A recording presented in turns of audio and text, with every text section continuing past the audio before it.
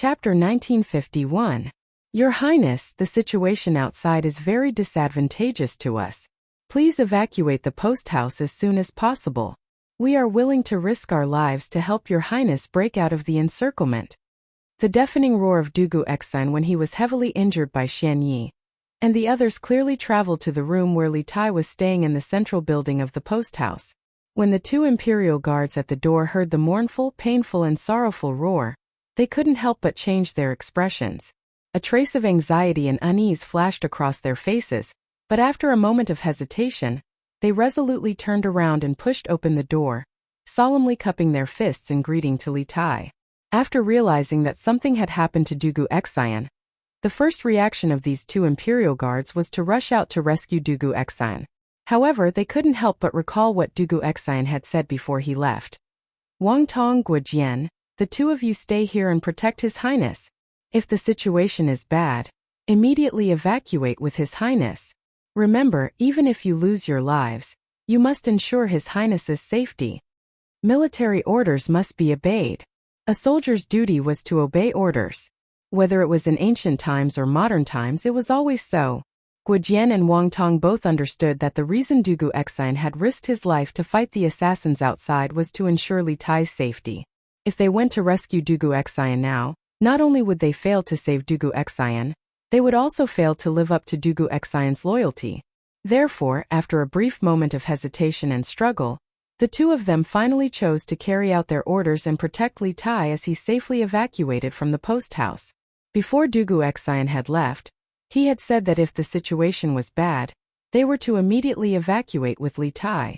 Dugu Exan's painful and mournful roar meant that the situation was not good.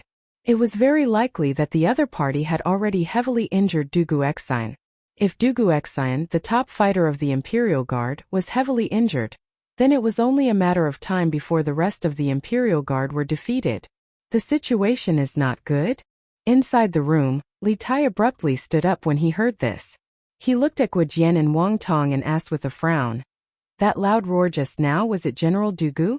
A trace of pain flashed across Guojian and Wang Tong's faces. Soon after, Guojian cupped his fists and replied, It's the generals. There must be a peerless expert among them.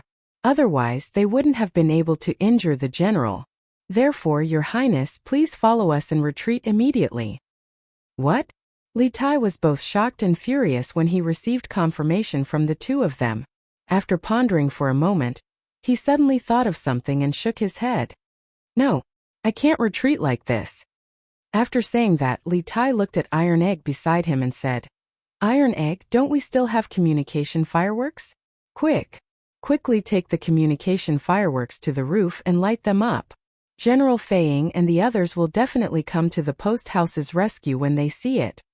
The teachers and students of Yanhuang College came to Taiyuan mainly to build a telegraph relay station. During the process, the teachers and students of the college couldn't stay together forever. After all, if they wanted to build a telegraph relay station as soon as possible, they had to work together. In order to prevent accidents from happening during the mission, Dugu Exan had given all the teachers and students of the college a communication fireworks before entering the city. This was to be used to call for help in an emergency. The reason why Li Tai didn't think of using the communication fireworks immediately was that tonight's attack was too sudden. Not only did he not think of it immediately, but Iron Egg and Dugu Exan also didn't think of it. "Your Highness, your body is priceless. How can you put yourself in danger?" Moreover, the general risked his life to fight the assassins despite his injuries in order to protect your safety. If you don't retreat, won't you be letting down the general's loyalty? Wang Tong's eyes were red as he cupped his fists to Li Tai and spoke in a rough voice. Iron Egg couldn't help but advise, "Qingke brother Wang is right. We won't be of much help if we stay here. Why don't we retreat first and then go to the provincial governor's mansion to get reinforcements? Otherwise, won't we be wasting General Dugu's efforts?" Li Tai shook his head resolutely. "No. I can't just watch General Dugu and these Imperial Army soldiers throw their lives away without doing anything. Moreover, there are still some teachers and students of our college staying in the post house. How can this prince abandon his teachers and classmates and flee alone?" Li Tai used to be very afraid of death, but after staying in the college for more than a year, The word righteousness had appeared in his mind. Leaving aside the fact that Dugu Xian had dutifully protected them all this time, a month ago, when the Tuju estate preceptor Wu Jie had snuck into the college to steal the secret files, if not for Dugu Xian's timely arrival with his troops, Wu Jie would have very likely massacred the college. If that had happened, the casualties that night would have been even greater. And the losses would have been even greater. Based on this point alone, the college owed Dugu Xian a great favor. Not to mention, Dugu Xian himself had a very close personal relationship with Li Zixuan, the Yamacho of Yanhuang College. Therefore, although Dugu Xian was only a subject of the house of Li, Li Tai couldn't bear to see him die like this. Iron Egg heard this and couldn't help but fall silent. In fact, how could he bear to see Dugu Xian and the rest of the Imperial Army soldiers die? But in the current situation they had to make a choice. No matter what, Li Tai couldn't have anything happen to him in Taiyuan City. Otherwise, more people would die because of him. Thinking of this, Iron Egg steeled his heart and quietly took a step back. Then, he prepared to chop Li Tai's back with his hand. Chapter 1952. Just as Li Tai was debating if he should stay behind and fight to the death with the Imperial Army and the Academy, Dugu Xian, who had been heavily injured on the east side of the courier hostel, finally could not hold on any longer. Facing forward, he fell straight to the ground. Dugu Xian felt his consciousness rapidly falling into darkness, and he gradually lost all feeling in his body. The dissipating power did not gather back. This time a miracle did not happen. Or rather, a miracle had never happened before. The previous time was merely a final burst of consciousness from the dying Dugu Xian due to his strong willpower and conviction. General. When the Imperial Army rushing over saw Dugu Xian fall straight from the roof, they could not help but widen their eyes in anger. They quickened their steps, ignoring the Turkic spies chasing after them, and ran even faster in the direction of Dugu Xian's fall. Bam! Fortunately, the Imperial Guards managed to catch Dugu Xian before he hit the ground. Unfortunately, the strong collision and impact had caused the two swords in Dugu Xian's back to sink 2 inches deeper into his flesh. General! General! Please wake up. Seeing the man who was usually invincible like a god of war now covered in blood and barely breathing, the Imperial Army's eyes were red with grief. Quick! You guys take the general and retreat first. Leave this to me and the other brothers. A middle-aged man with a round face and short beard, looking very dignified, ordered the Imperial Army around Dugu Xian. Yes. Commander Hu. The Imperial Army replied. Then they carefully pulled out the 2 swords on Dugu Xian's back, and prepared to leave with Dugu Xian on their backs. Old Hu. Don't worry about me. Quick, pull back the defense line and protect His Highness. We must hold on until Fei Ying and the others come back. At this moment Dugu Xian, who was lying on the back of an Imperial Army soldier, spoke with difficulty. His voice was very soft and could easily be drowned out in the chaos of the battlefield. However, the middle-aged man with a round face and short beard happened to be beside him and naturally heard what he said. Quick! Everyone, retreat immediately to Yiqing Pavilion and protect His Highness. The middle-aged general did not immediately reply to Dugu Xian's words. Instead, he shouted at the Imperial Army soldiers around him. The Yiqing Pavilion he mentioned was the name of the main building in the center of the courier station. It was also where Li Tai, Iron Egg, and the others were hiding. Yes. In the Imperial Army, Dugu Xian had the highest status, followed by Dugu Feng. Other than the 2 brothers, this round-faced short-bearded Hu general had the highest status. Thus, the Imperial Army would still respond to his orders. After giving the order, Hu Lang commanded the Imperial Army to continue evacuating with Dugu Xian. At the same time, he shouted to Dugu Xian, General, no matter what you say, our brothers will not abandon you. This old Hu's life was saved by you back then. Even if I have to die, this old Hu will die before you. We must protect His Highness, and this old Hu must also save you. Hu Lang straightened his neck, his face filled with stubbornness. Under his lead, Dugu Xian was swiftly brought away from the battlefield. While Xianye's Turkic spies had tried to stop them, they were all cut down by Hu Lang and his Imperial Army soldiers. The Imperial Army quickly pulled back their defensive line and retreated toward the main building of the courier station. Strangely, Xianyi and the others, who had severely injured Dugu Exan, did not intervene during this process. Instead, they stood on the roof and watched coldly. "Leader, why don't we pursue and kill Dugu Exan?" a Turkic spy asked in confusion. This was indeed the best opportunity to kill Dugu Exan. "There's no need." Xianyi shook his head and confidently said, "Dugu Exan is already dead. Moreover, our goal is about to be achieved." Chapter 1953. Okay, Brother Wang, Brother Gua, take care of yourselves. My master and I will definitely treat you to a drink after this. In the room of the Taiyuan post station, Iron Egg finally looked at Wang Tong and Guojian and said solemnly after a short hesitation and struggle, although he really wanted to have a big fight with this master who was at the peak of the chi-forming realm in front of him, because only through a real life and death battle could his martial arts improve faster. Just like when he fought against Ming Huan in Guan City. Not long after that battle, he broke through to the chi-forming realm. However, Iron Egg knew very well that this was not the time for him to show off his bravery. Protecting Li Tai's safety was the most important task at the moment.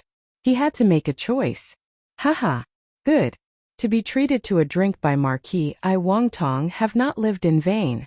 Brother Iron Egg. I'll remember what you said. Haha. I'll remember it too. Hearing this, Wang Tong and Guojian laughed heartily and said loudly. However, there was a trace of sadness in their laughter. Obviously, they both knew that if they wanted to successfully protect Li Tai and Iron Egg in front of them, they had to risk their lives. After this battle, there was a high chance that they would lose their lives. And the drink that Iron Egg promised was something they could only drink in their next lives. Humph! You want to leave? None of you can leave tonight. The conversation between Iron Egg, Wang Tong, and Guojian naturally fell into the ears of the masked man in black. He sneered and rushed directly toward Li Tai, who was standing at the back. Humph! Are you treating us brothers as if we don't exist? Seeing this, Wang Tong and Guojian both raised their mo swords and slashed at the masked man in black. A trace of contempt flashed in the eyes of the masked man in black. He raised his left sleeve slightly, and two flying daggers with cold light flew out from his sleeve. Then there were two ear-piercing sounds of metal colliding.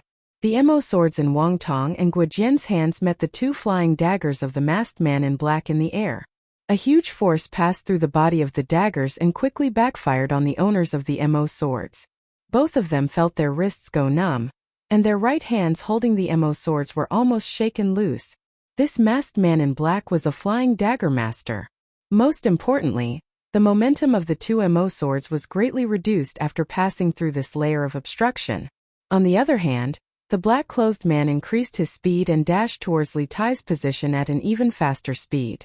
Based on Wang Tong and Guojian's current speed, it was impossible for them to stop the black-clothed man before he caught Li Tai.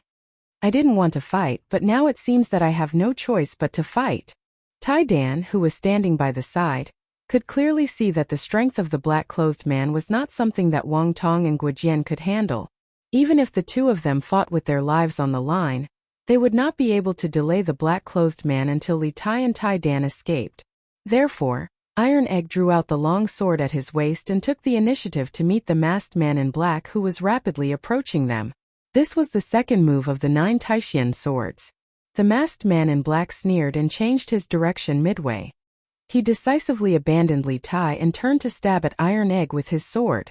It turned out that the previous move was just a cover to lure Iron Egg to take the initiative to make a move. In this way, he could find the flaw in Iron Egg's swordsmanship after Iron Egg hurriedly made a move and kill Iron Egg directly. At this critical moment, Iron Egg's eyes flashed. He raised the long sword he borrowed and changed his swordsmanship midway. His sword was like a magnet, firmly sucking Ming Huan's long sword. His whole body leaned back, forming a small angle with the ground. The 38th move of the Taiji swordsmanship, Phoenix Wings spread. Iron Egg's wrist moved slightly and twirled the sword twice.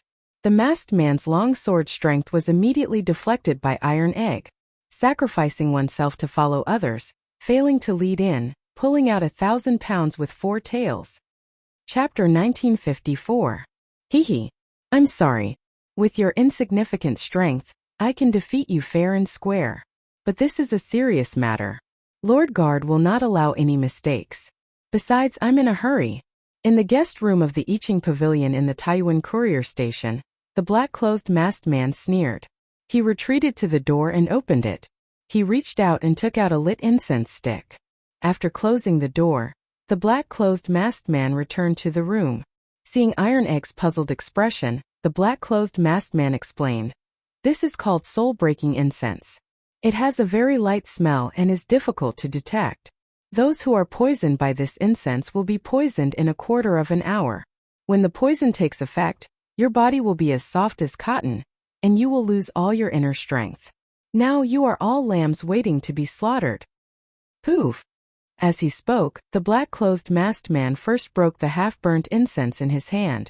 Then he thrust his sword forward and pierced Wharton's heart without missing a beat. With Wharton's current state, he was unable to dodge the black-clothed man's sword, so he could only watch as the long sword pierced his chest. Under the effect of the soul-severing incense, he didn't feel any pain at first, but when the sharp sword was about to touch his heart, he felt a trace of throbbing and intense pain, but in the next moment, all of his consciousness completely dissipated. Just as the masked man had said, at this moment Tai Dan, Li Tai, Guojian, and Wang Tong were like lambs that were waiting to be slaughtered, and the black-clothed masked man was the butcher that held the butcher's knife. When facing this butcher, the lambs could only wait for death and didn't have the slightest ability to resist. Brother Wang. Old Wang. Seeing that Wang Tong was killed, Iron Egg and Guojian's eyes were filled with anger. If looks could kill, the masked man in black would have been cut into countless pieces by their looks. "Hey, don't worry, it will be your turn soon." The black-clothed man sneered and pulled out his sword from Wharton's chest. He then turned to look at Guojian, who was closer to him. In the face of death, Guojian's face showed no signs of fear. He had already stabbed his saber into the ground to support his body.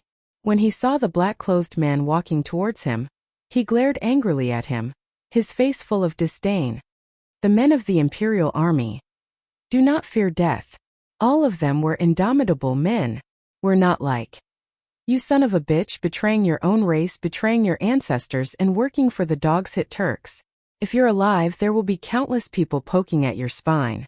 If you're dead, there will be countless people digging up your grave so that you'll never be able to rest in peace. Because of the absolute soul fragrance, Guojian was currently very weak.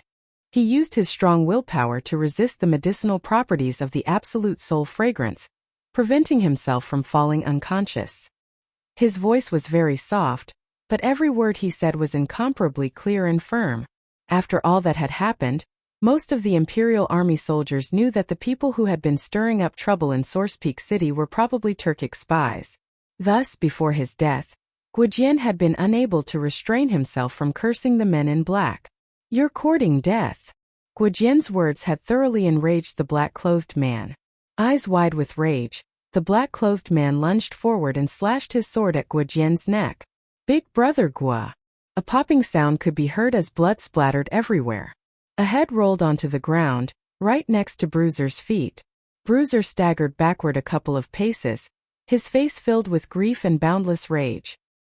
He couldn't stop himself from trembling, not from fear, but from rage that came from the depths of his heart. Seeing his companions mercilessly slaughtered by the black-clothed man one after another, Iron Egg's rage had reached a boiling point. But at this time anger was of no use. Not only could he not use any of his zhenqi, he also had to focus all his energy on resisting the effects of the absolute soul fragrance to keep himself awake. Without the absolute soul fragrance, even if he knew that he was no match for the black-clothed man, Iron Egg would have charged forward with his sword. Moreover, if it was a one-on-one fight, Iron Egg believed that he had a chance of winning. When Li Zishuan had just returned from Longhu Mountain, he was only at the late stage of qi refining. However, with the 9 Taishan swords and Taiji sword technique, he was able to defeat Snake King, who had been in the Grandmaster realm for many years. As a personal disciple of Li Zishuan, Iron Egg believed that with his understanding of these 2 sword techniques, he still had a chance to fight the black-clothed man head-on. Because the 9 Taishan swords and Taiji sword technique were supreme sword techniques that could allow one to surpass the level of an enemy. Moreover, these 2 sword techniques, one for offense and one for defense, could achieve unexpected results if used skillfully. Unfortunately, there were not so many ifs in this world. The absolute soul fragrance that the black-clothed man had lit before entering the room had already strangled all the ifs and uncertainties in the cradle. There was no suspense in this battle at this point. Humph! Little guy, it's your turn next. After killing Guijian, the black-clothed man glanced at Iron Egg, and then walked towards Iron Egg with his sword. Chapter 1955. Stop! In the room, although these two words were said very softly, they clearly reached everyone's ears. At the very beginning, the masked man in black even thought that he had misheard. But not long after, the same voice rang out in the room again. This made him believe that there was indeed someone shouting stop. He quickly became alert and used his eyes to look for suspicious people in the room. This room was not big. Other than him, Iron Egg, and the two fallen Imperial guards, there was only Li Tai in the room. But Li Tai had been poisoned by the soul-breaking incense and should have fainted. After all, he was the only one in the room who did not know martial arts. His resistance to the soul-breaking incense was definitely the weakest. If that was the case, then who was the person who shouted stop? The masked man in black coldly scanned every corner of the room. He even looked at the bodies of the two Imperial guards, but in the end, he found nothing. Finally, the masked man's eyes fell on the innermost corner of the room. Li Tai had been hiding in that corner since the beginning. But the masked man in black could not help but be shocked by what he saw. He saw that Li Tai, who had fainted, actually stood up shakily and strenuously. He faced the masked man in black and Iron Egg with a face full of anxiety and anger. Obviously, he was the one who had shouted stop earlier. In the face of the masked man in black, Li Tai and Iron Egg were both poisoned by the soul-breaking incense and had no ability to resist. Under such circumstances, would Li Tai's stop really work? Obviously not. A hint of a smile appeared at the corner of the black-clothed man's eyes. He said to Li Tai indifferently, "Your Highness, these people are just servants. If you kill them, then kill them. Why are you in such a hurry?" As he spoke, he retracted his gaze, raised his sword, and continued to slash at Bruiser's neck. Stop! In the room, although these two words were said very softly, they were clearly heard by everyone. At the very beginning, the masked man in black even thought that he had misheard. But not long after, the same voice rang out in the room again. This made him believe that there was indeed someone shouting stop. He quickly became alert and used his eyes to look for suspicious people in the room. The room was not big. Other than him, Iron Egg, and the two fallen Imperial guards, there was only Li Tai in the room. But Li Tai had been poisoned by the soul-breaking incense and should have fainted. After all, he was the only one in the room who did not know martial arts. His resistance to the soul-breaking incense was definitely the weakest. If that was the case, then who was the person who shouted stop? The man in black coldly scanned every corner of the room. He even examined the bodies of the two Imperial guards, but in the end, he found nothing. Finally, the man in black's eyes fell on the innermost corner of the room. Li Tai had been hiding there from the beginning. Just one look and the man in black could not help but be shocked.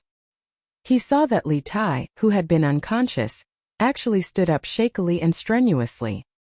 He faced the man in black and Iron Egg with a face full of anxiety and anger. Obviously, he was the one who had shouted stop earlier. In the face of the man in black, Li Tai and Iron Egg were both poisoned by the soul-breaking incense and had no ability to resist. Under such circumstances, would Li Tai's stop really work? Obviously not. A hint of a smile appeared at the corner of the black-clothed man's eyes. He said to Li Tai indifferently, "Your Highness, these people are just servants. If you kill them, then kill them. Why are you in such a hurry?" As he spoke, he retracted his gaze, raised his sword, and continued to slash at Bruiser's neck. Chapter 1956. The dagger in Li Tai's hand actually had a great history.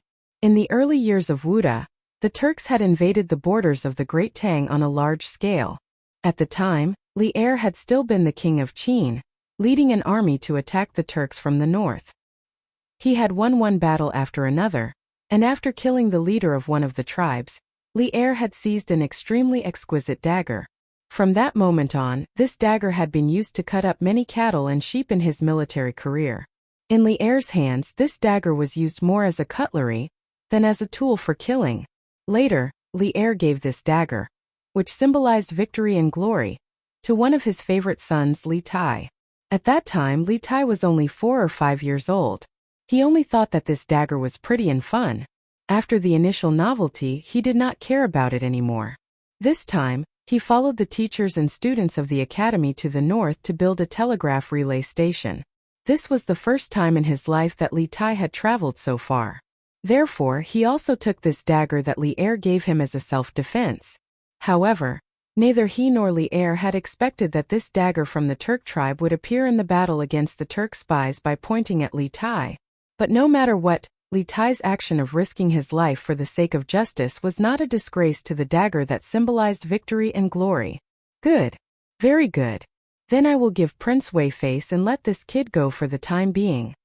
In the room, seeing that Li Tai was really going to threaten him with his life, the man in black did not dare to take the risk. He sneered and moved the long sword away from Iron Egg's head. Just as Li Tai had said, if they didn't have Li Tai as a hostage, once the Great Tang government's reinforcements arrived, all of them who had launched a sneak attack on the post house would have died here. Furthermore, even if they managed to evacuate the post house before the Tang Empire's reinforcements arrived, their mission would still be considered a failure if they failed to capture Li Tai alive. This was because Zhao Dian might have already fallen into the hands of the Tang Empire's officials. If they failed to capture Li Tai alive as a hostage, Zhao Dian's life would be in danger. The dagger in Li Tai's hand actually had a great history. In the early years of Wuda, the Turks invaded the borders of the Tang Empire. At that time, Li Er, who was still the king of Qin, led an army to attack the Turks from the north.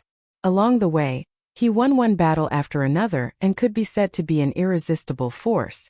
After killing the leader of a tribe, Li Er seized an extremely exquisite dagger. Since then, Li Er's military career, this dagger had been used to dissect many cattle and sheep. In Li Er's hands, this dagger was more used as a tableware rather than a tool to kill. Later, Li Er bestowed this dagger, which symbolized victory and glory, to one of his favorite sons, Li Tai. At that time, Li Tai was only 4 or 5 years old. He only thought that this dagger was pretty and fun. After the initial novelty, he did not pay attention to it anymore. This time, he accompanied the teachers and students of the academy to the north to build a telegraph relay station. This was the first time that Li Tai had traveled so far in his life. Therefore, he also took this dagger that Li Er had bestowed upon him as a self-defense. However, neither he nor Li Er had expected that this dagger from the Turks would appear in the battle against the Turk spies by pointing at Li Tai himself. But no matter what, Li Tai's act of risking his life to fight for justice today was not a disgrace to this sword that symbolized victory and glory. Chapter 1957. Silence. Outside Iching Pavilion, the Imperial Army and the Turkic spies had been locked in a fierce battle a moment ago, but with the roar of the man in black, the noisy courtyard instantly fell silent. Both sides turned their gazes to the man in black and Li Tai standing in front of him. Your Highness! Seeing that the man in black had taken Li Tai hostage, the Imperial Army was alarmed. Without needing Hu Longjiang's orders, the Imperial Army automatically changed their formation and completely surrounded the man in black and Li Tai. At this moment, the actions of the man in black and Li Tai were rather strange. Li Tai was holding a dagger, but the dagger was pointed at his neck. The man in black had placed his sword on Li Tai's shoulder, but for some reason, the sword was still some distance away from Li Tai's neck. At first glance, it seemed like the man in black did not want Li Tai to die. No matter how one looked at it, it was strange. It was like a robber holding a hostage. The hostage wanted to die, but the robber wanted to protect the hostage. It didn't make sense at all. However, such a thing that defied common sense had really happened. Protect His Highness. At this moment, Hu Longjiang reacted and shouted loudly. The Imperial Army pointed their swords at the man in black, who had just come out of Iching Pavilion. As for the Turkic spies behind them, they could no longer care about them.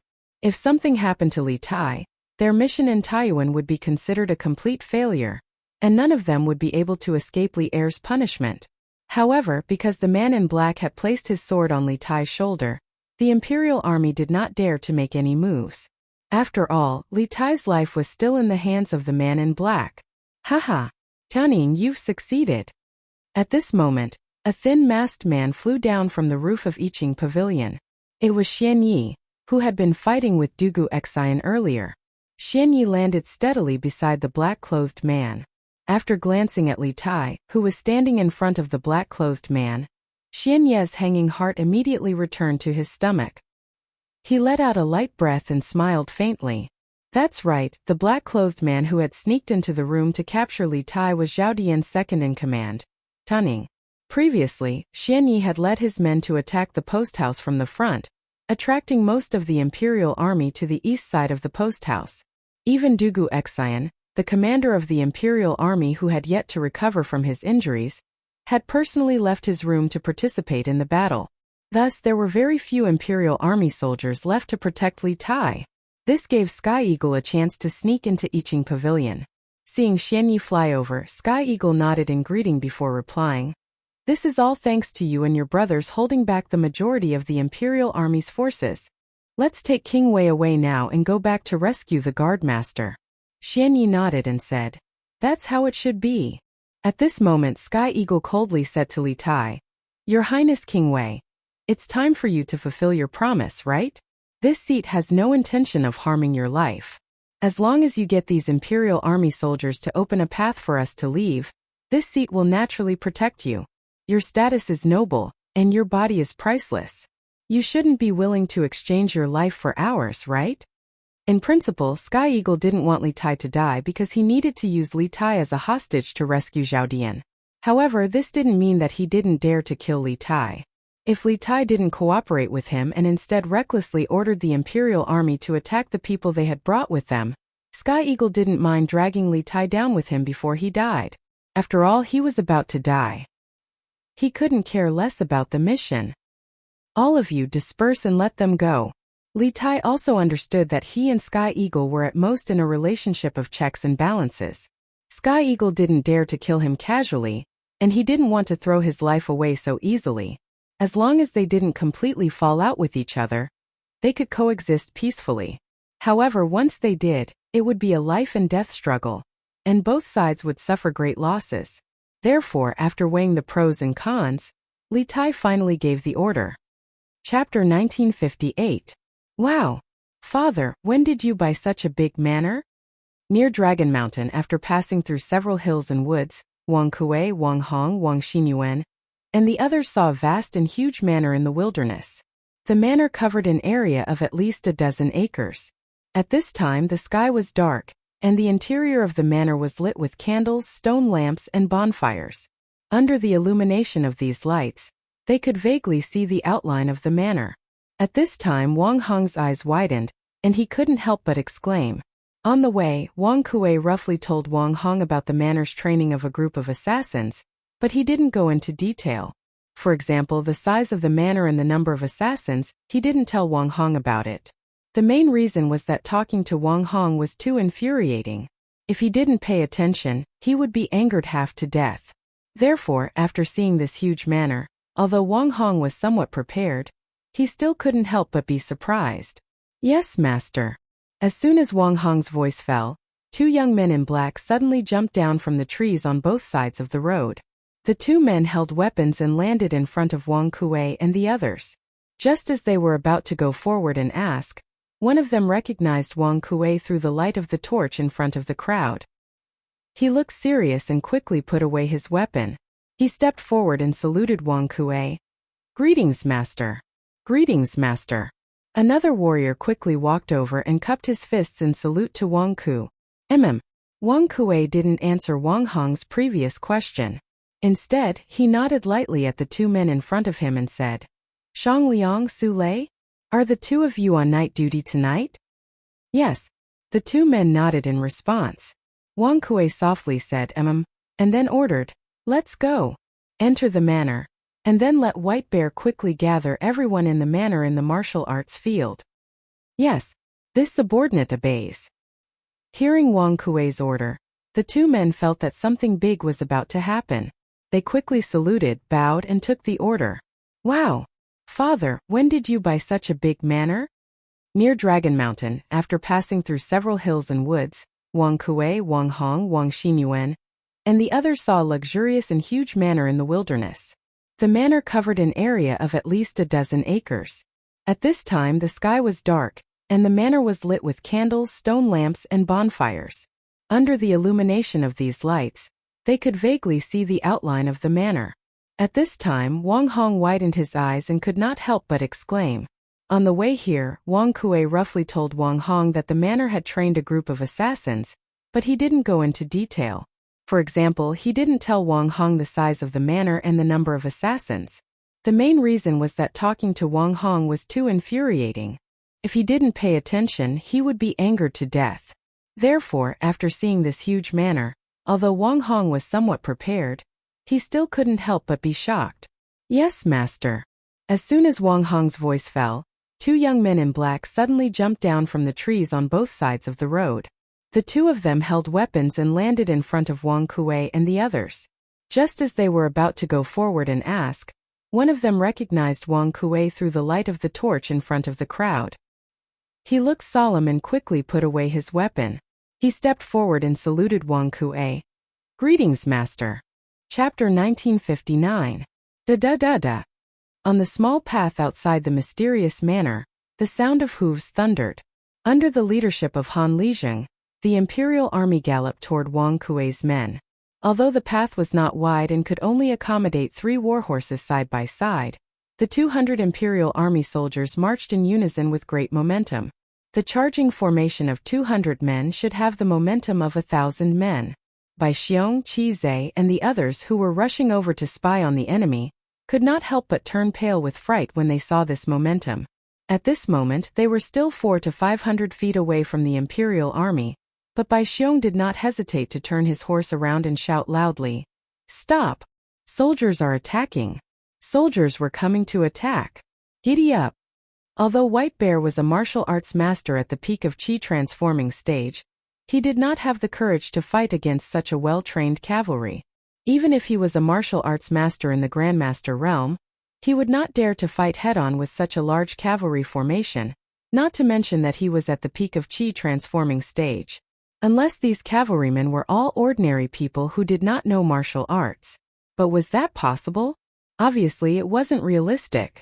Therefore, White Bear King did not hesitate to turn around and retreat when he saw this. Qi Zhe and the others beside him naturally did not continue to stay when they saw him retreat. They hurriedly turned their horses around and galloped towards Wang Kuei. "Soldiers? How could the soldiers have caught up to us so quickly?" Wang Kuei, who was not far away, couldn't help muttering to himself in confusion after hearing White Bear's loud shout. "Everyone listen up. Prepare to meet the enemy. For every soldier you kill, you'll be rewarded 100,000 yuan." At this critical moment, even though Wang Kuei was puzzled, he could only temporarily suppress the doubts in his heart. He waved his hand at the group of assassins and guards behind him and ordered loudly. At the same time, he, Wang Xinyuan, and Wang Hong quietly turned their horses around and walked towards the back of the group. As the leaders of this team, they naturally couldn't charge at the front. Kill. These people had been recruited by Wang Kuei from all over the country, and had been willing to work as assassins under Wang Kuei for so many years. They were people who recognized money but not fate. Now that they heard Wang Kuei say that they would be rewarded with 100,000 yuan for every soldier they killed, their eyes all turned red and they rushed forward with their knives without any regard for their lives. At this moment they didn't even have time to think about why there were soldiers here. Why would Wang Kai go against the government? Also, once they killed the soldiers, what would happen to them in the future? Of course, not everyone did not think about these problems. Some of the smarter ones had already predicted the current situation when Wang Kuei said on stage that he would lead them to build a career together. There was no war going on in the Great Tang, but Wang Kuei had said that he would lead them to make a name for themselves. In this situation, what else could they make a name for themselves besides rebellion? Although some people had expected this, they had been under Wang Kuei's strict training for a long time. They had long lost the concept of a country. Although they were a little surprised at first, they did not reject the idea of rebellion. After all, they were all from poor families. None of them wanted to return to the past and continue living in poverty. Kill.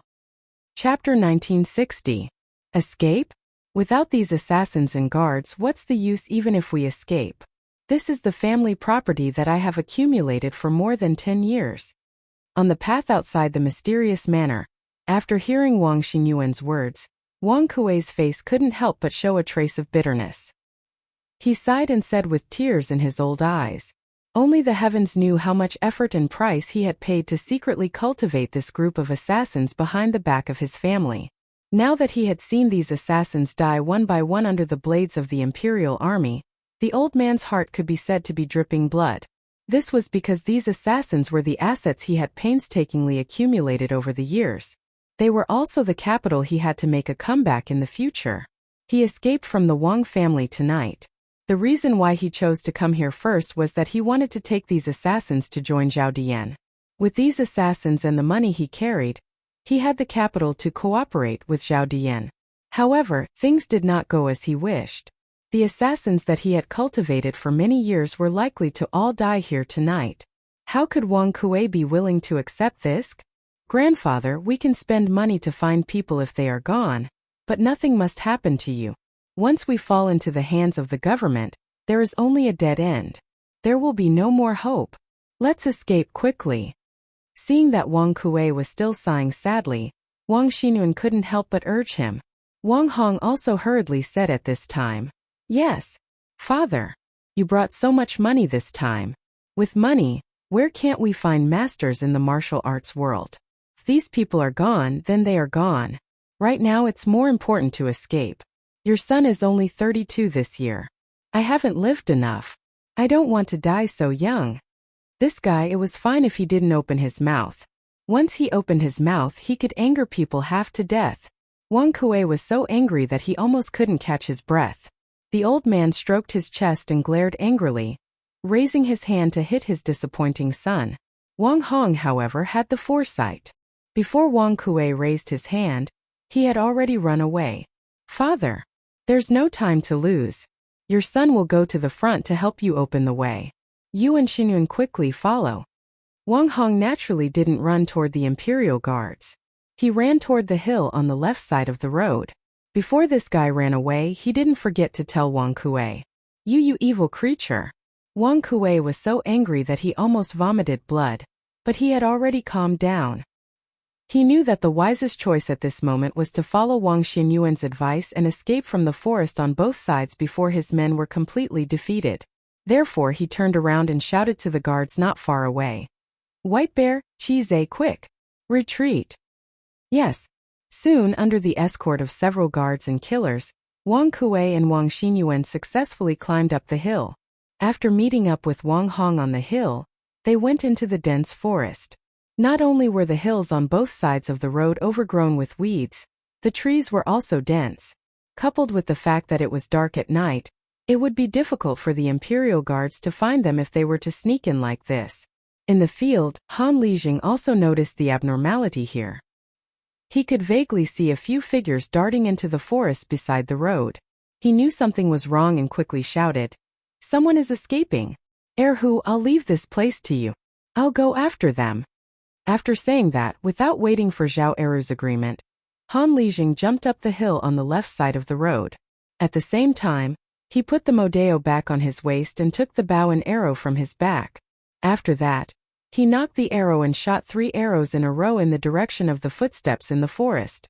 Whoosh whoosh whoosh. The sky was dark and the forest was dense. Han Lijing didn't care whether the 3 arrows hit their targets or not. He ran in the direction of Wang Kuei and others while continuing to shoot arrows into the forest from the quiver. Chapter 1961. Haha. I didn't think that the mighty king of Wei would end up as our prisoner. Lord Wei's schemes are as wondrous as Kongming's. On the streets to the north of Source Peak City, Sky Eagle and Xianyi were galloping wildly on their horses. Li Tai was riding on the same horse as Xianyi. Sky Eagle couldn't help but feel heroic as he looked at Li Tai on his horse. Before they came, they actually had a certain degree of suspicion towards Zhao Dian's plan. However, due to Zhao Dian's usual prestige, even if they had doubts in their hearts, they had to carry out Zhao Dian's plan. But now, their measly 100-some people had managed to capture Li Tai from the imperial army. Tianying couldn't help but admire Zhao Dian's plans. Xianyi held the reins with one hand while his other hand was on Li Tai's shoulder. preventing the latter from escaping or making any small movements. When he heard this, he nodded in deep agreement and said, Lord Guard's wisdom is indeed something that we are unable to fathom. However, Lord Guard's current situation is probably not good. We have to rush back to the inn as soon as possible and rescue Lord Guard. Tianying nodded and then turned around and shouted to the people behind him. Everyone, pick up the pace. We must return to the inn in 30 minutes. Yes. The Turkic spies running behind Xianyi and Tianying loudly replied. They had run here when they came, so naturally they had to run back when they went back. As for the warhorses Xianyi and Tianying were riding, they had taken 2 from the Imperial Army during the chaos when they left the relay station. The situation had been so urgent that they hadn't had time to find more warhorses, so only Xianyi and Tianying had been able to ride back. An inn? These Turkic spies are actually hiding in an inn? I just don't know which inn they are talking about in the city. Li Tai, who had his shoulder pressed down by Xianyi, could not move at all. He could not help but ponder to himself after hearing the conversation between Xianyi and Sky Eagle. From the moment he was captured until now, Li Tai hadn't cried out for help because he didn't think it was necessary. In this situation, there was no one in Source Peak City who could save him from Xianyi. Crying out for help would only be a waste of energy. He still needed to save his energy until he reached the lair of the Turkic spies and then find a chance to escape. They had run here when they came, so naturally they had to run back when they went back. As for the warhorses Xianyi and Tianying were riding, they had taken 2 from the Imperial Army when they were leaving the relay station. The situation had been so urgent that they hadn't had time to find more warhorses, so only Xianyi and Tianying had been able to ride them back. An inn? These Turkic spies are actually hiding in an inn? I just don't know which inn they are talking about in the city. Li Tai, who had his shoulder pressed down by Xianyi, could not move at all.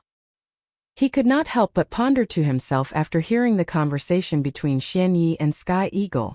From the moment he was captured until now, Li Tai hadn't cried out for help because he didn't think it was necessary. In this situation, there was no one in Source Peak City who could save him from Xianyi. Crying out for help would only be a waste of energy. He still needed to save his energy until he reached the lair of the Turkic spies and then find a chance to escape. Chapter 1962. Your Highness. This cry of Your Highness was tinged with shock. It was clear that the speaker had never imagined that he would run into Li Tai here. Looking in the direction of the voice, Li Tai was shocked when he saw the appearance of the leading knight. His eyes widened as he said with a face full of surprise, General Li? Why are you in Taiyuan City? This was none other than Li Junxian. After capturing Zhao Dian at Tongfu Inn, they had joined forces with Wang Changgu and his 100, some Wang clan shadow guards to escort Zhao Dian to the Bing Province Governor's residence. The Bing Province Governor's residence and Taiyuan Courier Station were both to the north of Taiyuan City, so Xianyi and Li Junxian's forces had run into each other. What? It's His Highness? Behind Li Junxian, Wang Chenggu couldn't help but be alarmed by their conversation. He hurriedly urged his horse forward and carefully looked. As expected, Li Tai was seated on the horse at the very front. He was both shocked and furious. Thus Wang Chenggu unsheathed his saber and shouted at Xianyi and the others, Li Tai, you're the first prince of the Tang dynasty. Which scoundrel dares to kidnap His Highness? If you know what's good for you, immediately release His Highness and dismount.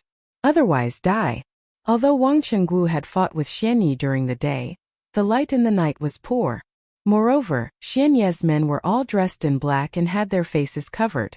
Without fighting, it was very difficult to identify them. Otherwise die. The moment these words were spoken, the Wang clan shadow guards behind Wang Chenggu and the Tensum cavalry led by Li Junxian unsheathed their weapons and began to confront Xianyi's men. Heh, Commander Wang? Commander Wang, I hope you've been well since we last met. Wang Chenggu didn't recognize Xianyi, but Xianyi recognized Wang Chenggu. Xianyi couldn't help but feel happy. He immediately took 2 steps forward and looked at Wang Chenggu with a smile that wasn't a smile. Your Highness? This Your Highness was filled with great surprise. Clearly, the person who spoke had never expected to meet Li Tai here. Looking in the direction of the voice, Li Tai was shocked when he saw the face of the leading knight.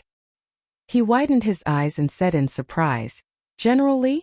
Why are you in Taiyuan City?" It was none other than Li Junxian. After capturing Zhao Dian at Tongfuan, they had joined up with Wang Chengwu's 100, some Wang clan hidden guards to escort Zhao Dian to the Bing province governor's residence. The Bing province governor's residence and Taiyuan courier station were both to the north of Taiyuan City, so Xian Yi and Li Junxian's forces had met halfway. "What? It's your highness?" Behind Li Junxian, Wang Chengwu couldn't help but be alarmed by their conversation. He hurriedly urged his horse forward and carefully looked. As expected, Li Tai was seated on the horse at the very front. He was both shocked and furious. Thus Wang Chengwu unsheathed his saber and shouted at Xian Yi and the others, "Li Tai, you're the first prince of the Tang dynasty. Which scoundrel dares to kidnap His Highness? If you know what's good for you, immediately release His Highness and dismount. Otherwise die." Although Wang Chengwu had fought with Xian Yi during the day, the light in the night was not good. Moreover, Xian Ye's men were all wearing black robes and had their faces covered. Without fighting, it was very difficult to tell who they were. "Otherwise die." The moment these words were spoken, the Wang clan hidden guards behind Wang Chengwu and the 10-some cavalry led by Li Junxian unsheathed their weapons and began to confront Xian Ye's men. "Heh, Commander Wang?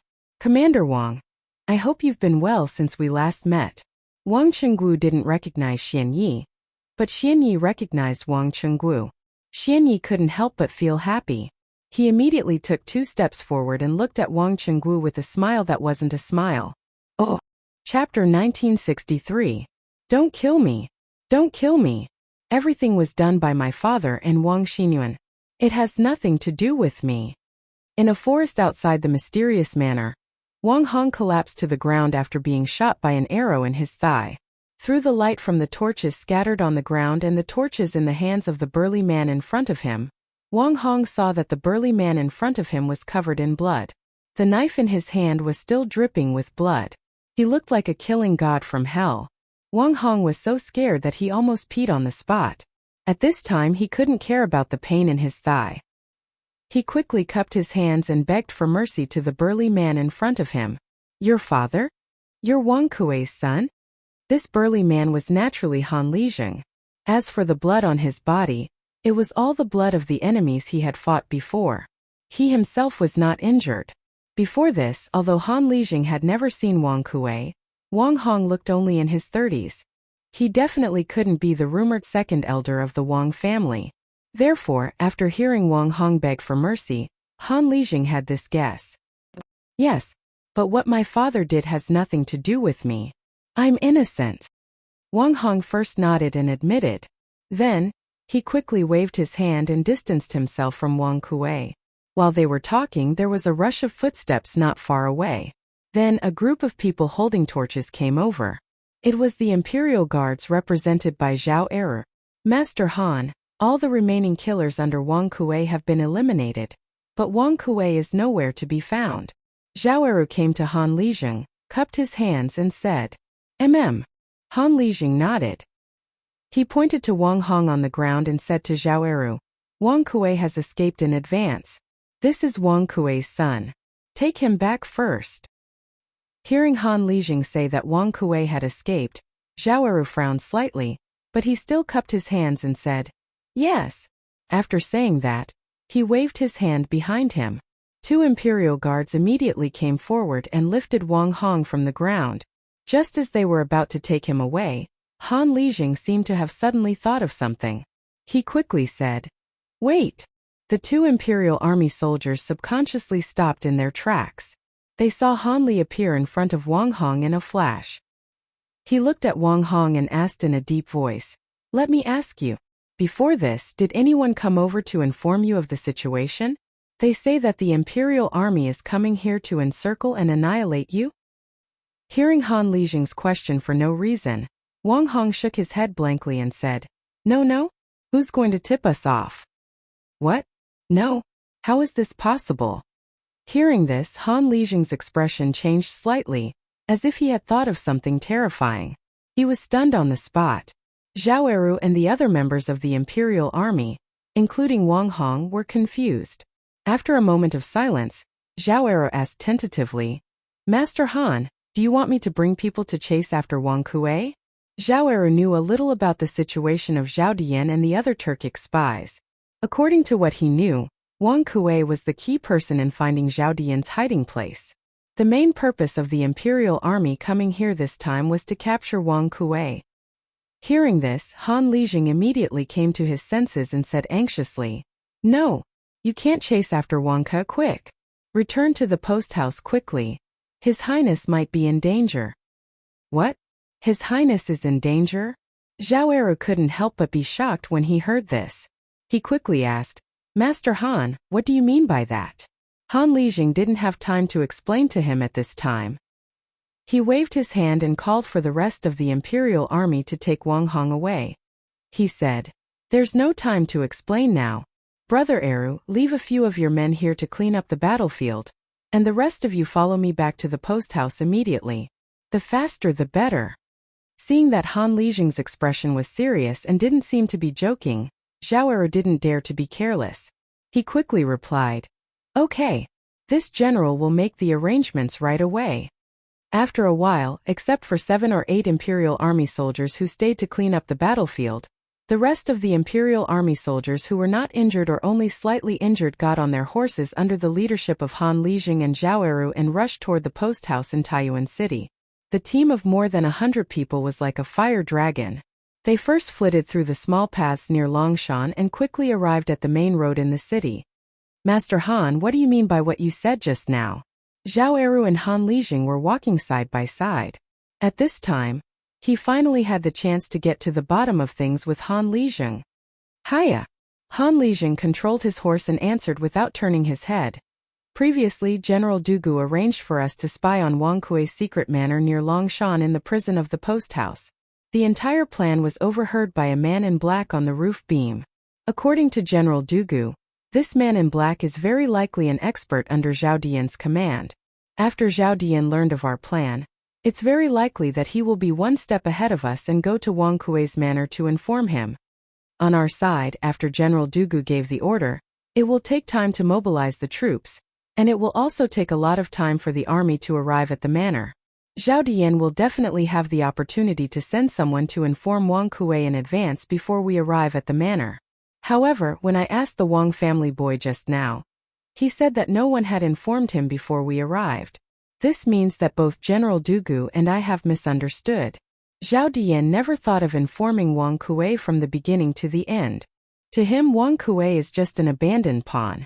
Tonight, he will very likely take advantage of the time when we go to Wang Kuei's manor, and the rear is empty to launch a sneak attack on the post house. What? Zhao Dian and the others might launch a sneak attack on the post house?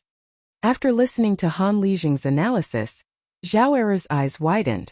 A thick layer of fear and uneasiness quickly covered his face. Zhao Eru took 2 deep breaths and said anxiously, "This matter should not be delayed. Why don't you let me choose a group of light cavalry and hurry back to the post house? Nothing must happen to His Highness." In a place like the city where the terrain was not open, the marching speed of a group of 100 cavalry was definitely not as fast as that of a group of 10 cavalry. Therefore, Zhao Eru wanted to choose another small group of people to go back to the post house first. Han Lijing was also a veteran who had been on the battlefield and obviously understood this point. He nodded and said, "This old man will also go with you. I hope everything is not too late." The distance from the post house to Wang Kuei's manor near Longshan was actually not close. Even if they rode fast horses, it would take a long time to make the trip. Not to mention that the Imperial Guards had also spent a lot of time fighting with Wang Kuei's killers outside the mysterious manor. Han Lijing now had a very bad premonition in his heart. It was very likely that something had happened at the post house. Chapter 1964. Wang Clan Ancestral Home Main Hall. Wang Bing, Wang Yu, Princess Tongan, and the Wang clan's 3rd, 4th, and 5th elders were all gathered in the main hall. Usually, they would have returned to their rooms to rest. But today, Wang Kuei's sudden escape had brought the entire Wang clan to the brink of death. The slightest carelessness could plunge the Wang clan into eternal damnation. Thus, all the core members of the Wang clan, including Wang Bing, were waiting in the main hall for news from Wang Chenggu. The atmosphere in the main hall was extremely oppressive. The maids and servants standing to the side didn't even dare to breathe too loudly. At this moment, a middle-aged steward walked in and whispered into Wang Yu's ear. "Master, the people we sent to Tongfuan have returned." "Oh, let Chenggu in." Wang Yu, who had been faintly fatigued, was jolted awake. He hastily sat up straight and said to the steward. His voice was rather loud, such that everyone in the main hall heard him. Wang Bing, Princess Tongan, and the other 3 Wang clan elders all turned their gazes in Wang Yu's direction. The steward had an awkward expression on his face. He first clasped his hands towards everyone in the room, then said, "My apologies. Commander Wang did not return. Only half of the people who went came back." "Only half came back? What's going on? Could Wang Chenggu have been ambushed at Tongfuan?" Wang Yu frowned and asked subconsciously. He knew that Wang Chenggu had brought over 200 of the Wang family's hidden guards to investigate the situation at the Tongfuan, but only half of them had returned. This meant that it was very likely that the other half had encountered some mishap. For over 100 Wang family's hidden guards to encounter mishap, it could only mean that a powerful force had set up an ambush for Wang Chenggu in the inn. The steward hurriedly shook his head. "No, that's not it. The mission this time went very smoothly. Commander Wang took the other half of the people to carry out another mission. I heard from the people who came back that they had a pleasant surprise and captured an extraordinary person." "Oh? Captured an extraordinary person? Quick! Have someone come in and tell me what's going on." Hearing this, Wang Yu's eyes brightened. The worry on his face disappeared and was replaced with joy. Not only him, but the rest of the people in the main hall also secretly heaved a sigh of relief after hearing the old butler's words. "Yes, master," the old housekeeper responded and then walked to the door. He opened the door and shouted outside, "Wang Quan, come in." "Yes." As soon as he finished speaking, everyone in the room heard the sound of hurried footsteps that were getting closer and closer. Soon, an ordinary-looking young man in a tight suit walked in. He clasped his fists and bowed to everyone in the room. "Greetings, family head, princess, grand elder, and third elder. At this time there's no need to be so courteous. Quickly tell me who you caught at Tongfuan?" Before Wang Quan could finish his greeting, Wang Bing, who was sitting at the head of the table, waved his hand impatiently, interrupting him. "Yes, grand elder." Wang Quan bowed as he received his orders, and then he didn't waste his breath and directly started narrating. "An hour ago, Commander Wang led us to surround Tongfuan. We originally intended to capture the manager and owner of the inn, yet we never imagined that we would actually encounter 2 groups of people in battle there." Chapter 1965. Commander Wang, and this generally, if you don't open a path, then don't blame the sword for having no eyes. On the streets to the north of Taiyuan City, Xian Ye's men were locked in a tense standoff with the men led by Li Junxian and Wang Chenggu. After hearing Zhao Dian's words, Xian Yi clenched his teeth, a vicious light in his eyes. He pushed his dagger a little deeper into Li Tai's neck as he spoke to Wang Chenggu and Li Junxian. Just as Zhao Dian had said, as long as Li Tai was in his hands, Wang Chenggu and Li Junxian wouldn't dare to do anything to Zhao Dian. To Xian Yi, being able to directly save Zhao Dian in this situation was the best outcome. After all, Zhao Dian was their leader. If Zhao Dian couldn't return to the grasslands safely, then only death would await them. But it was clear that they couldn't win against more than 100 people. And this wasn't even considering the fact that Wang Chenggu and Li Junxian were 2 grandmaster experts. Whether it was one-on-one or in a group battle, they were no match for them. Thus, Xian Yi could only act shamelessly and use Li Tai's life to threaten and hold down Wang Chenggu and the others. "You dare!" Wang Chenggu was furious when he saw this. He raised the saber in his hand and pointed it at Xian Yi. Saber intent suffused the air, and a shapeless gust of saber wind directly slashed apart the air between Wang Chenggu and Xian Yi. Fortunately, there was no one standing in front of Xian Yi, otherwise, this gust of saber energy would have been able to heavily injure them. Xian Ye's brow creased. He hadn't expected Wang Chenggu to attack him in this situation. Did Wang Chenggu not care about Li Tai's life? At this critical moment he didn't have time to think. He hurriedly raised his true qi, tapped his feet lightly, and dodged to the side with Li Tai. "You!" Xian Yi was just about to say something when his voice abruptly stopped. because the saber aura that Wang Chenggu had just sent out had stopped abruptly when it was about to approach the position where he and Li Tai were standing. It was clear that Wang Chengwu's saber intent had been extremely restrained. He had no intention of harming Xianyi, retracting and releasing at will. Wang Chengwu's control over saber intent actually reached the level of freely withdrawing and releasing. Humiliation. Xianyi felt humiliated. He recalled his actions just now. He was like a clown being toyed with by Wang Chenggu. Do you really think I don't dare to kill him? A cold glint flashed across Xianyi's eyes. He tightened his grip on the dagger in his hand and shouted angrily at Wang Chenggu. Wang Chenggu looked at Xianyi with a mocking expression, pretending to be relaxed as he said, "If you really dared to make a move, you wouldn't have taken His Highness out of the way just now." You? Xianyi was furious, but he was rendered speechless by Wang Chengwu's words. "Commander Wang, General Li, don't worry about me. As a prince of the Great Tang, I will never lower my head to a Turkic spy." Li Tai felt a slight pain on his neck, but he didn't cry out in pain. The children of the royal family matured early. Moreover, after studying under Li Zixuan for more than a year, his mind had matured a lot. Li Tai knew very well that the weaker he appeared now, the more savage his enemy would be, and the more disadvantageous the situation would be for him. Thus, he followed Wang Chengwu's words and shouted loudly. Chapter 1966. On the northern streets of Taiyuan City, Wang Chenggu and Li Junxian had failed to take back Li Tai from Xianyi, and the two sides were once more in a stalemate. However, Wang Chenggu and Li Junxian's actions had thoroughly infuriated Xianyi. Xianyi had grabbed Li Tai by the neck and lifted Li Tai off the ground. His face was red and he was having trouble breathing. It was clear that he wouldn't be able to last for much longer. The situation was extremely dire. Perhaps just a moment ago, Xianyi didn't have any intention of taking Li Tai's life. After all, in this current situation, Li Tai could be said to be their protective talisman. If Li Tai died, not only would Zhao Dian die, but they would also be unable to leave Source Peak City. But now, after witnessing Wang Chenggu and Li Junxian's speed, Xianyi truly did want to take Li Tai down with him. He understood that if he didn't act decisively in the face of two top-class experts like Wang Chenggu and Li Junxian, the two of them might seize the chance. At that time, not only would Li Tai be rescued, they would all die. Gallop! Gallop! At this moment, a flurry of hooves came from the northwest. From the sound of it, there were quite a few people coming. Wang Chenggu and Li Junxian couldn't help but frown. Could it be the other Turkic spies in the city coming to reinforce Xianyi? Xianyi's expression changed, and he looked towards the northwest with vigilance. He knew that other than the people by his side, the only people left in the city were those who were captured by Wang Chenggu with Zhao Dian. The cavalry that suddenly appeared in the northwest was definitely not one of them. Whoosh!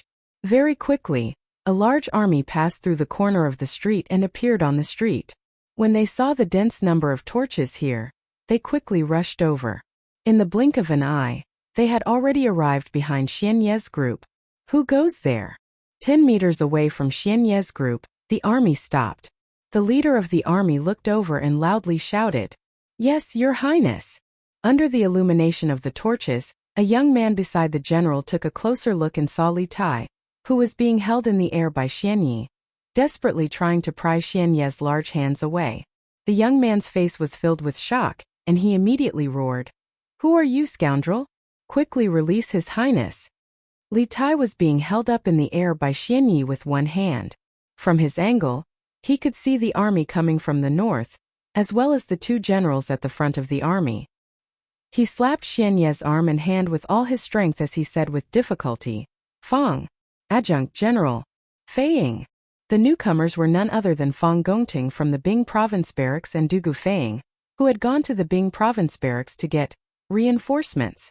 On the streets to the north of Taiyuan City, Wang Chenggu and Li Junxian had failed to take back Li Tai from Xianyi, and the two sides were once more in a stalemate. However, Wang Chenggu and Li Junxian's actions had thoroughly infuriated Xianyi. At this moment, Xianyi had grabbed Li Tai by the neck and lifted Li Tai off the ground.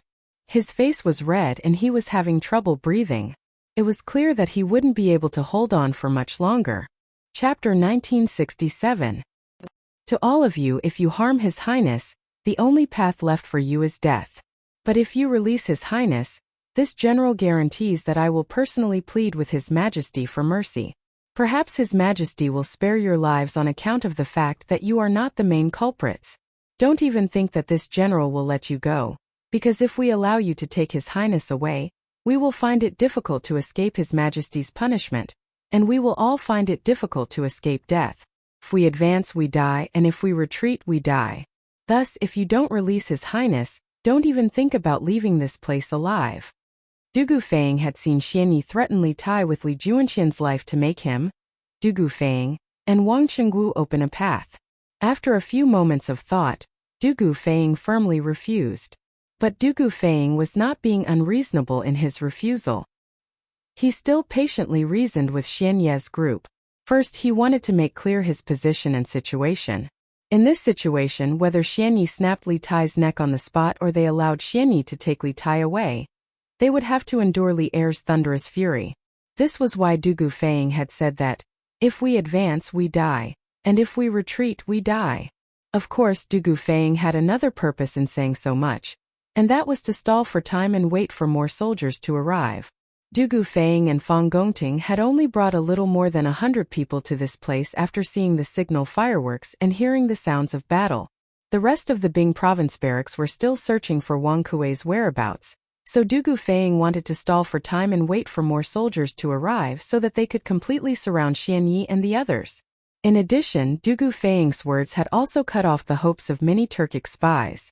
Before this, most of the Turkic spies by Xianyi's side believed that as long as Li Tai was still in their hands, the authorities would definitely let them leave. However, they had overlooked one problem. Anyone who dared to let them leave with Li Tai would be punished by Li Er, and it was very likely that they would not be able to escape death. In this case, their plan to take Li Tai hostage and leave safely would be for naught. A pensive look appeared on Xianyi's face. It was clear that he also felt that Du Gufang's words were reasonable. In this situation, both sides were in a deadlock where they would either die if they advanced or retreated. This one does not care if you live or die, but this one can swear on my life that as long as you prevent us from leaving and do not harm our Lord Guard, we will not harm a hair on King of Wei's head. Once we safely leave this place, we will King Emperor Tang this. This way, you will be able to report to the Emperor of the Great Tang. General Dugu, what do you think? Otherwise, I'll snap King Wei's neck right now. That way, we'll all be buried together with King Wei. After a few moments of silence, Xianyi raised his head and shouted at Du Gufang in the north. Although Du Gufang had said that if they released Li Tai, he would plead with Li Er for mercy, and perhaps Li Er would spare their lives because they were not the main culprits, Xianyi did not want to rely on Du Gufang's vague promise. He wanted to take back the initiative. This time it was Du Gufang's turn to fall silent. His words earlier had been to show that they were in a desperate situation. As the saying went, the unreasonable feared the reckless, and the reckless feared the reckless. People in desperate situations had no scruples, and such people were the most difficult to deal with. Xianyi's words seemed to be taking a step back and giving Du Gufang and the others a path to survival. But in reality, this was not the case. After all, who knew how trustworthy Xianyi's oath on his life was? What if Li Tai met with misfortune in their hands? Who would be able to bear the responsibility for this? A bunch of traitors who betrayed their ancestors. No matter how heavy their oaths are, they can't be trusted. Li Junxian coldly snorted as he mercilessly jeered. At the same time, he made his stance clear. He did not want to release Du Gufei. Upon hearing Li Juanxian's voice, Du Gufang finally realized Li Juanxian's existence. In Chang'an, he had met Li Junxian a few times, but the two of them weren't very familiar with each other. However, he had heard that this mysterious commander of 100 cavalry was extremely skilled in martial arts. In the younger generation, only Li Zishuan could contend against him. With Li Junxian holding down the fort, it was no wonder Xianyi and the others had been unable to escape. Du Gufang said to himself, this one has already said what needs to be said. Both of us serve our own masters, so why make things difficult for each other and fight to the death? Xianyi turned to Li Junxian and chuckled. If General Li doesn't believe me, then there's nothing I can do. But I will count to 5. If you don't open a path, This one will immediately send His Highness King of Wei on his way. If you don't believe me, you can try." After saying this, Xianyi shot a glance at the pale and heavily injured Celestial Eagle. Celestial Eagle understood and hastily waved his hand. A group of Turkic spies immediately surrounded Xianyi. This way, even if Li Junxian, Wang Chenggu, and Dugu Feiying launched another sneak attack, these meat shields would give Xianyi enough time to kill Li Tai. Upon seeing Xianyi's intentions, Li Junxian, Wang Chenggu, and Dugu Feiying grimaced. They understood that Xianyi was about to get serious. If they didn't get out of the way, Li Tai's fate really did look grim. 1, 2. As Li Junxian, Wang Chenggu, and Dugu Feiying hesitated, Xianyi extended a finger and began to count. All of the Imperial Army soldiers, cavalrymen, and soldiers from the Bing province barracks held their breaths and stared nervously at their leader, waiting for the latter's order. Then they would immediately charge with their weapons in hand. But none of Li Junxian, Wang Chenggu, or Dugu Feiying dared to give such an order, because none of them were confident that they could save Li Tai before Xianyi did. 3, 4. But Xianyi seemed to have made up his mind, and he began to count faster and faster. Xianyi was about to reach 5, and his hand was already on Li Tai's head. Everyone's hearts were in their throats, because there was a high chance that Li Tai's neck would be snapped and he would die. "Stop!" Li Junxian and Dugu Feiying both shouted at the same time. Xianyi raised his head, glanced at Dugu Feiying, and then at Li Junxian and silently waited. Dugu Feiying clenched his teeth and finally made a difficult decision. Just when he was about to speak, Li Junxian spoke first. "Release His Highness and this general will let you leave." Chapter 1968. Release His Highness and this general will let you leave. Li Junxian's words alarmed everyone. Not only were Wang Chenggu and Dugu Feiying alarmed, even the Turkic spies led by Xianyi flabbergasted. No one had expected Li Junxian to agree to let Xianyi and the others go. One had to know that anyone who dared to give such an order would not have a good ending. Even if Li Tai was saved, Li Er would not show mercy to the one who had given the order. Thus, with these words, Li Junxian was essentially cutting off Li Junxian's future prospects. But just when Xianyi's hand was about to snap Li Tai's neck, Li Junxian had no choice but to say these words. As the person of the highest status here, he couldn't just let Dugu Feiying say these words, could he? "General Li." Dugu Feiying's face trembled in shock, and he looked at Li Junxian with 30% surprise and 70% gratitude. Just a moment ago, he had been about to say the same thing, but Li Junxian had spoken first. By saying this, Li Junxian had taken the risk for him. "In this place, do your words count?" Xianyi's eyes flashed as he quickly recovered from his shock, and indifferently asked Li Junxian. In truth, he still didn't know who Li Tai was. All he knew was that Li Tai and Dugu Feiying had both called him General Li. Li Junxian coldly and proudly said, "This general is Commander Li Junxian of the Great Tang's 100 Cavalry Division. My words naturally count. Today this general will let you leave, but I hope that you can keep your promise. If you break your oath, this general will definitely burn Zhao Dian to the ground." After saying this, Li Junxian threw his sword to the side. Swish! The sword stabbed into the ground an inch in front of Zhao Dian's feet. Zhao Dian was just a scholar, and though he was skilled in schemes, he was never as courageous as a martial artist. He was immediately frightened into taking 2 steps back. Commander of the Great Tang's 100 Cavalry Department, Li Junxian. Xianyi and the others were startled. They realized that they had nearly kicked a metal plate. If the Imperial Army was an elite force, then the 100 Cavalry was the elite of the elite. The commander of the 100 Cavalry Department was an existence that ordinary people could not hope to reach. How could Xianyi and the others have imagined that they would encounter the mysterious and incomparably elite cavalry in Source Peak City? Impossible. How could Baichi appear in Source Peak City? Xianyi subconsciously thought. This was because ever since Zhao Dian had led them into Source Peak City, they knew the daily happenings in Source Peak City like the back of their hands. It was impossible for them to not have received any news about 100 riders entering the city. Although he didn't quite believe it, Xianyi could see that Wang Chenggu, Dugu Feiying, and the others were completely unperturbed by Li Junxian's report. It was clear that Li Junxian was not lying. Xianyi knew that this was not the time to delve into Li Junxian's identity. What was important was that he take Li Tai and leave this place as quickly as possible. Okay. Since that's the case, General Li, please have your men open a path. This way, this one's previous promise will still stand. Now that he had made his decision, Li Junxian had no reason to hesitate. He waved his hand and ordered, "Everyone, stand to the sides and let them leave." Oh. Chapter 1969. The relay station was ambushed by bandits. My brother was in charge of the station, but His Highness was kidnapped. My brother is probably heavily injured, so this one must return to the relay station as quickly as possible. I'm afraid that I cannot accompany Advisor Fang in escorting Zhao Dian. After making some simple arrangements, Dugu Feng clasped his fist to Fang Gongting and Li Junxian, an apologetic look on his face. Dugu Feng was clearly aware in his heart that unless he had no other choice, it was impossible for his brother to watch as Li Tai was kidnapped by Xian Yi and the others. Now that Li Tai had fallen into the enemy's hands, it meant that Dugu Xine had very likely suffered a mishap. After all, Dugu Xine had already been heavily injured, and the rear of the relay station had been left defenseless. Dugu Xine would have found it very difficult to resist the ambush of Xian Ye's men. Therefore, at the moment he saw Li Tai being captured, Dugu Feng had already realized that something might have happened to Dugu Xine. However, rescuing Li Tai was more important at that time, so he could only temporarily put aside the worries in his heart. Now that Xian Yi and the others had already left with Li Tai, his feelings of urgency to return to the inn grew.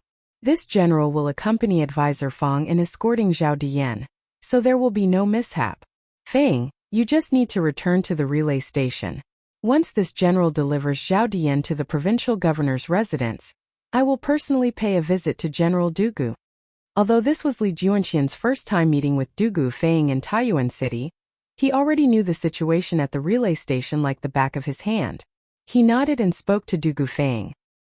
Okay, then this one will take his leave. Dugu Feng gave Li Junxian a grateful glance before turning to leave. As for Li Junxian and the others, they wasted no time, hurriedly escorting Zhao Dian back to the provincial governor's residence. Advisor Fang? You are. After passing through 2 streets, Li Junxian and Fang Gongting ran into a group of men. After some initial wariness, the leader of the group quickly recognized Fang Gongting in the light of the torches. Calling out in alarm, he rushed over and clasped his fist in greeting. Constable Feng. This group of people was the bailiffs of the provincial governor's residence, led by Constable Feng. Dugu Feng had gone to the provincial governor's residence and the Bing province army camp to pass on Li Tai and Li Junxian's orders, ordering Wang Liayuan and Fang Gongting to search the city overnight for Wang Kuei's whereabouts. Constable Feng had personally led his men to search the city. He had just heard from his subordinates that there were sounds of fighting on the streets to the north of the city, so he had hurried over. He had not expected to run into Fang Gongting's group. As for Li Junxian and the others, they wasted no time and quickly escorted Zhao Dian to the provincial governor's residence. Adjunct Fang? You guys are. After passing through 2 streets, Li Junxian and Fang Gongting encountered a group of men.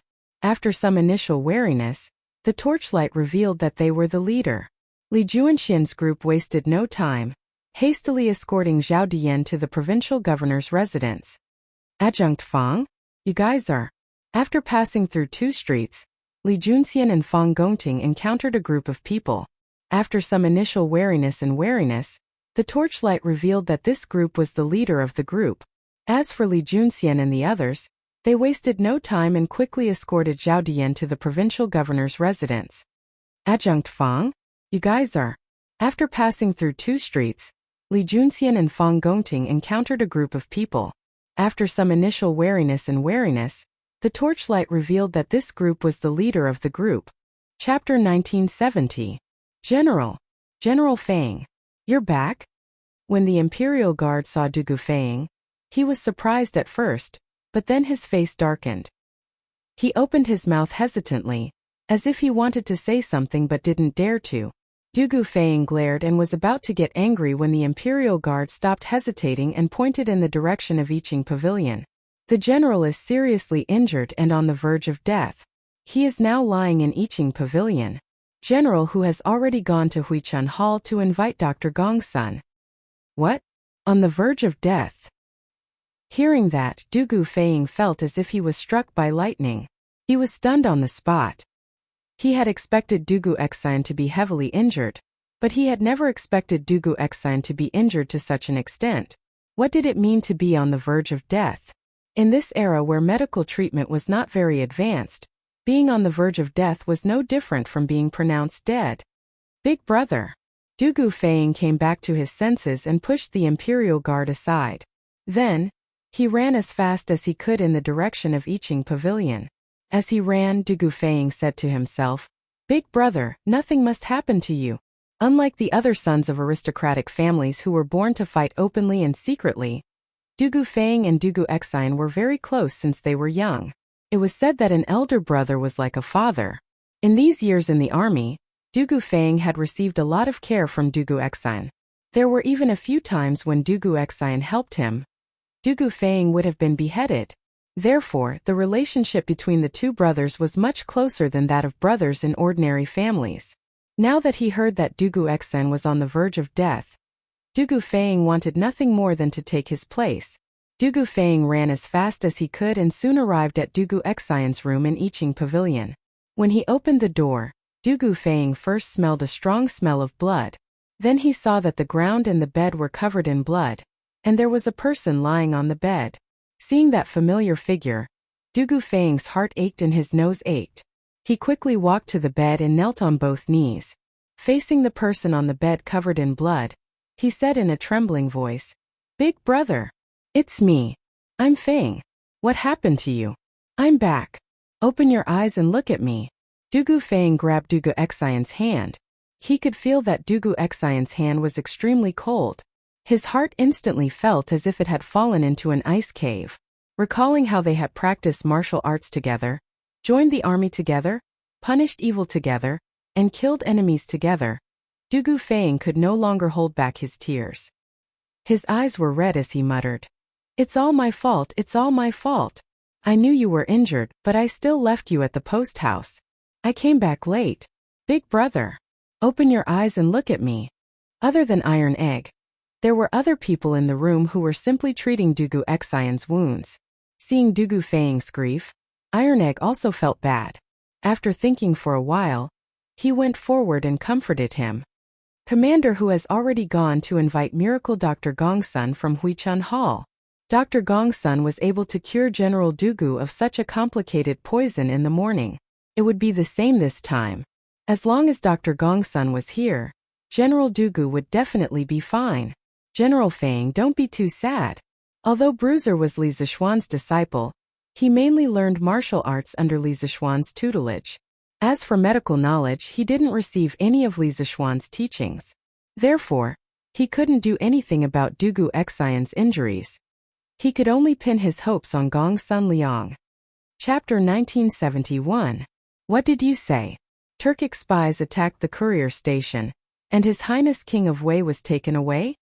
In the back hall of the Bing provincial governor's mansion in Taiyuan, Wang Liaoan was sitting in front of a table, anxiously waiting for the news of the bailiffs who had gone to the city to look for Wang Kuei. Unexpectedly, he received such a bad news. Wang Liaoan was so shocked that he stood up immediately.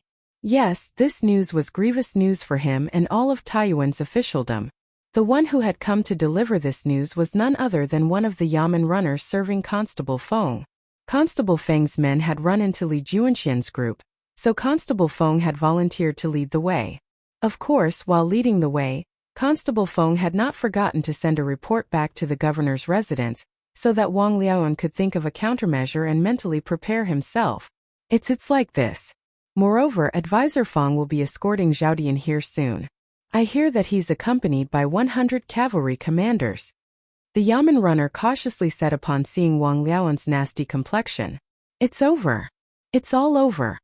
Wang Liaoan's face was ghastly pale, and it was no exaggeration to say that he looked like he had lost his parents. A middle-aged man dressed as a scholar standing next to him began to console him. "My lord, there is no need to be so pessimistic.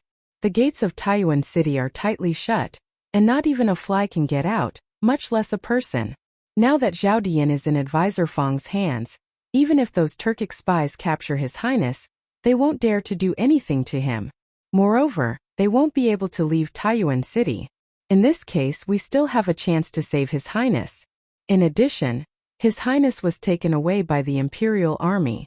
Even if His Majesty blames you, he won't be able to blame you. My lord has not made any major contributions in your administration, but neither have you made any minor mistakes. This Wu is confident that His Majesty will not punish you too harshly. Shut your mouth. The first half of the middle-aged scholar's words had been reasonable, but the second half had taken a turn for the worse.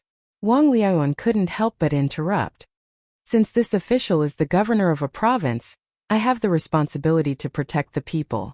Now that something has happened to the King of Wei under this official's jurisdiction, how can this official escape punishment? Besides, apart from His Highness the Crown Prince, His Highness Wei Wang could be considered His Majesty's most favored prince. If something were to happen to His Highness in Taiyuan City, no one in Taiyuan City would be able to avoid censure. Right now, the most important thing is to think of a way to rescue His Highness and not push the responsibility away. Since the Turkic spies were able to kidnap the King of Wei from the Imperial Army, this means that the Imperial Army must have suffered heavy losses tonight. If we push the blame to the Imperial Army, this official's conscience will not be at ease. Although Wang Liaoyuan was a conservative official and could be a bit stubborn sometimes, he still had the spirit of a scholar and a sense of justice in him. Provincial Governor, you are right. I have misspoken. The middle-aged scholar blushed at Wang Liaoyuan's words. He cupped his fists and apologized profusely. Wang Liaoyuan was just about to say something when a clamor came from the front yard of the provincial governor's residence. He sternly said, "It should be Advisor Fang. Let's go. Follow this official to the front yard." Yes, the people in the room replied and followed Wang Liaoyuan to the front yard. Oh, Chapter 1972. These Turkic thieves are so bold. Not only did they attack the post house, they even kidnapped His Highness King of Wei. They are truly lawless. In the Wang clan ancestral home, Wang Yu and the other upper echelons of the Wang clan were first shocked when they heard the news brought back by Wang Qinggu, and then they slapped the table and stood up in anger. Wang Bing's face was as calm as water. He furrowed his brows and said in a deep voice, "These Turkic spies are truly scheming. Taking advantage of the fact that the Imperial Army is searching for second brother in the city, and the rear of the post house is empty, they launched a sneak attack on the post house. This timing is perfect. If this plan came from Zhao Dian, then this Han man called Zhao Dian cannot be underestimated." Princess Tong'an couldn't help but say, "But according to Wang Chenggu, this Zhao Dian has already been escorted to the provincial governor's residence, and their leader has been captured. What do these Turkic spies have to fear? With so many guards in the city, no matter where they hide, they will be found." Wang Bingqing snorted softly and said, "Perhaps this Zhao Dian also thinks the same way. We thought that after capturing him, the other Turkic spies would not dare to act rashly. But in his eyes, since your Highness has fallen into his hands, we also do not dare to act rashly. Even if we find the hiding place of the Turkic spies, it will be very difficult to rescue His Highness from their hands. Zhao Dian is certain that we won't dare to risk His Highness' life. Previously, most of his men went to attack the post house while he took a small group to guard the inn. Now that I think about it, he wanted to use His Highness as bait to delay the 100 cavalry. This person's schemes are profound and his methods are ruthless. They are all different from ordinary people, and cannot be underestimated." Wang Yu nodded and said, "Father's words are correct. Finding the hiding place of the Turkic spies is not difficult for the Wang clan and the provincial governor's residence, but the difficulty lies in the fact that they will threaten us with His Highness' life. Zhao Dian is just a lackey under Xieli. If he dies, then so be it.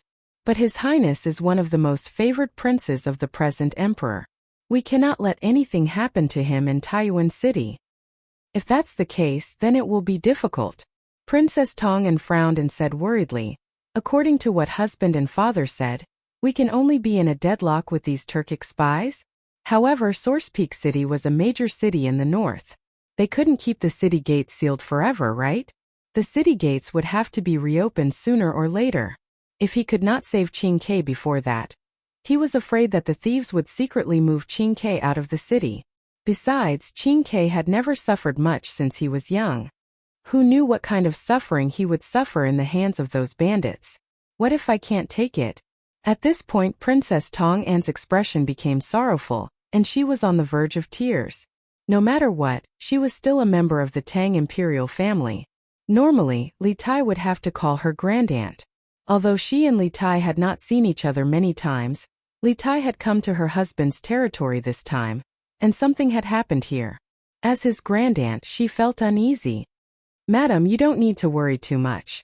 This old man has heard about His Highness in recent years.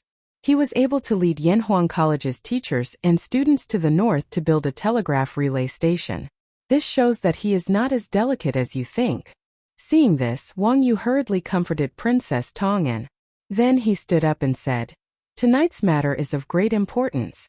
Whether it is for public or private reasons, the Wang clan cannot stay out of it and watch with folded arms. This old man must now make a trip to the provincial governor's residence to discuss the matter of rescuing the Prince of Wei with Provincial Governor Wang." Oh. Chapter 1973. This old man had clearly told him not to use martial arts for 7 days, but it hasn't even been a day yet. Not only did he use martial arts, but he also injured himself all over. He doesn't know how to take care of his own body. This old man will not save this kind of patient. Even if I save him, it will be in vain. Within Rejuvenation Hall, after hearing Hu Longjiang's complaints and pleas, Gong Sunliang's face darkened and he angrily rebuked. In the morning, he had made an exception for Dugu Xine out of respect for Wang Yu, but now Dugu Xine had disobeyed his doctor's orders and used force on others. As a doctor, he was naturally furious. After all, no doctor liked patients who disobeyed their doctor's orders, and Gong Sunliang was no exception. Secondly, Gong Sunliang, who lived a very disciplined life and never stayed up late, had already fallen asleep, but he was woken up by Hu Langjiang and the others. Furthermore, Hu Langjiang wanted him to treat Dugu Xine again, so how could he possibly give Hu Langjiang a good look? He was already being extremely courteous by not ordering his subordinates to drive Hu Longjiang's group out of the clinic. "Dr. Gong Sun, there is something you do not know. Tonight, a group of bandits attacked the courier station, wanting to harm His Highness King of Wei. There were several top-class experts among the bandits, and General could not bear to see our ordinary soldiers slaughtered by these experts. With no other choice, he endured the pain and forced himself to fight. But he had never imagined that the enemy would outnumber him, and all of them were extraordinarily skilled. Although General fought without retreating in the end, his 2 fists were outnumbered, and he was heavily injured. This who is a crude man and does not know how to speak pretty words, but in Source Peak City, only Dr. Gong Sun has the ability to treat General. If Dr. Gong Sun can save General's life, this whose life will be yours." Hu Langjiang once more cupped his fists. Although they were completely capable of kidnapping Gong Sunliang and taking him back to the courier station, regardless of whether Gong Sunliang agreed or not, they would have thoroughly offended Gong Sunliang. If that happened, Gong Sunliang would be even less willing to treat Dugu Xine. Thus, unless there was no other choice, Hu Langjiang did not want to use such extreme methods. "Dr. Gong Sun, please treat our general." As Hu Longjiang's voice fell, the 4 Imperial Army soldiers behind him hurriedly cupped their fists to Gong Sunliang. There was one thing that Hu Longjiang was right about. Dugu Xine was willing to go out and fight despite his injuries, because he didn't want these ordinary soldiers to be slaughtered by a top-class expert like Fang Xianyi. This was true love for the soldiers, and the Imperial Army would remember this affection deeply in their hearts. Seeing this scene, Gong Sunliang could not help but feel a little moved.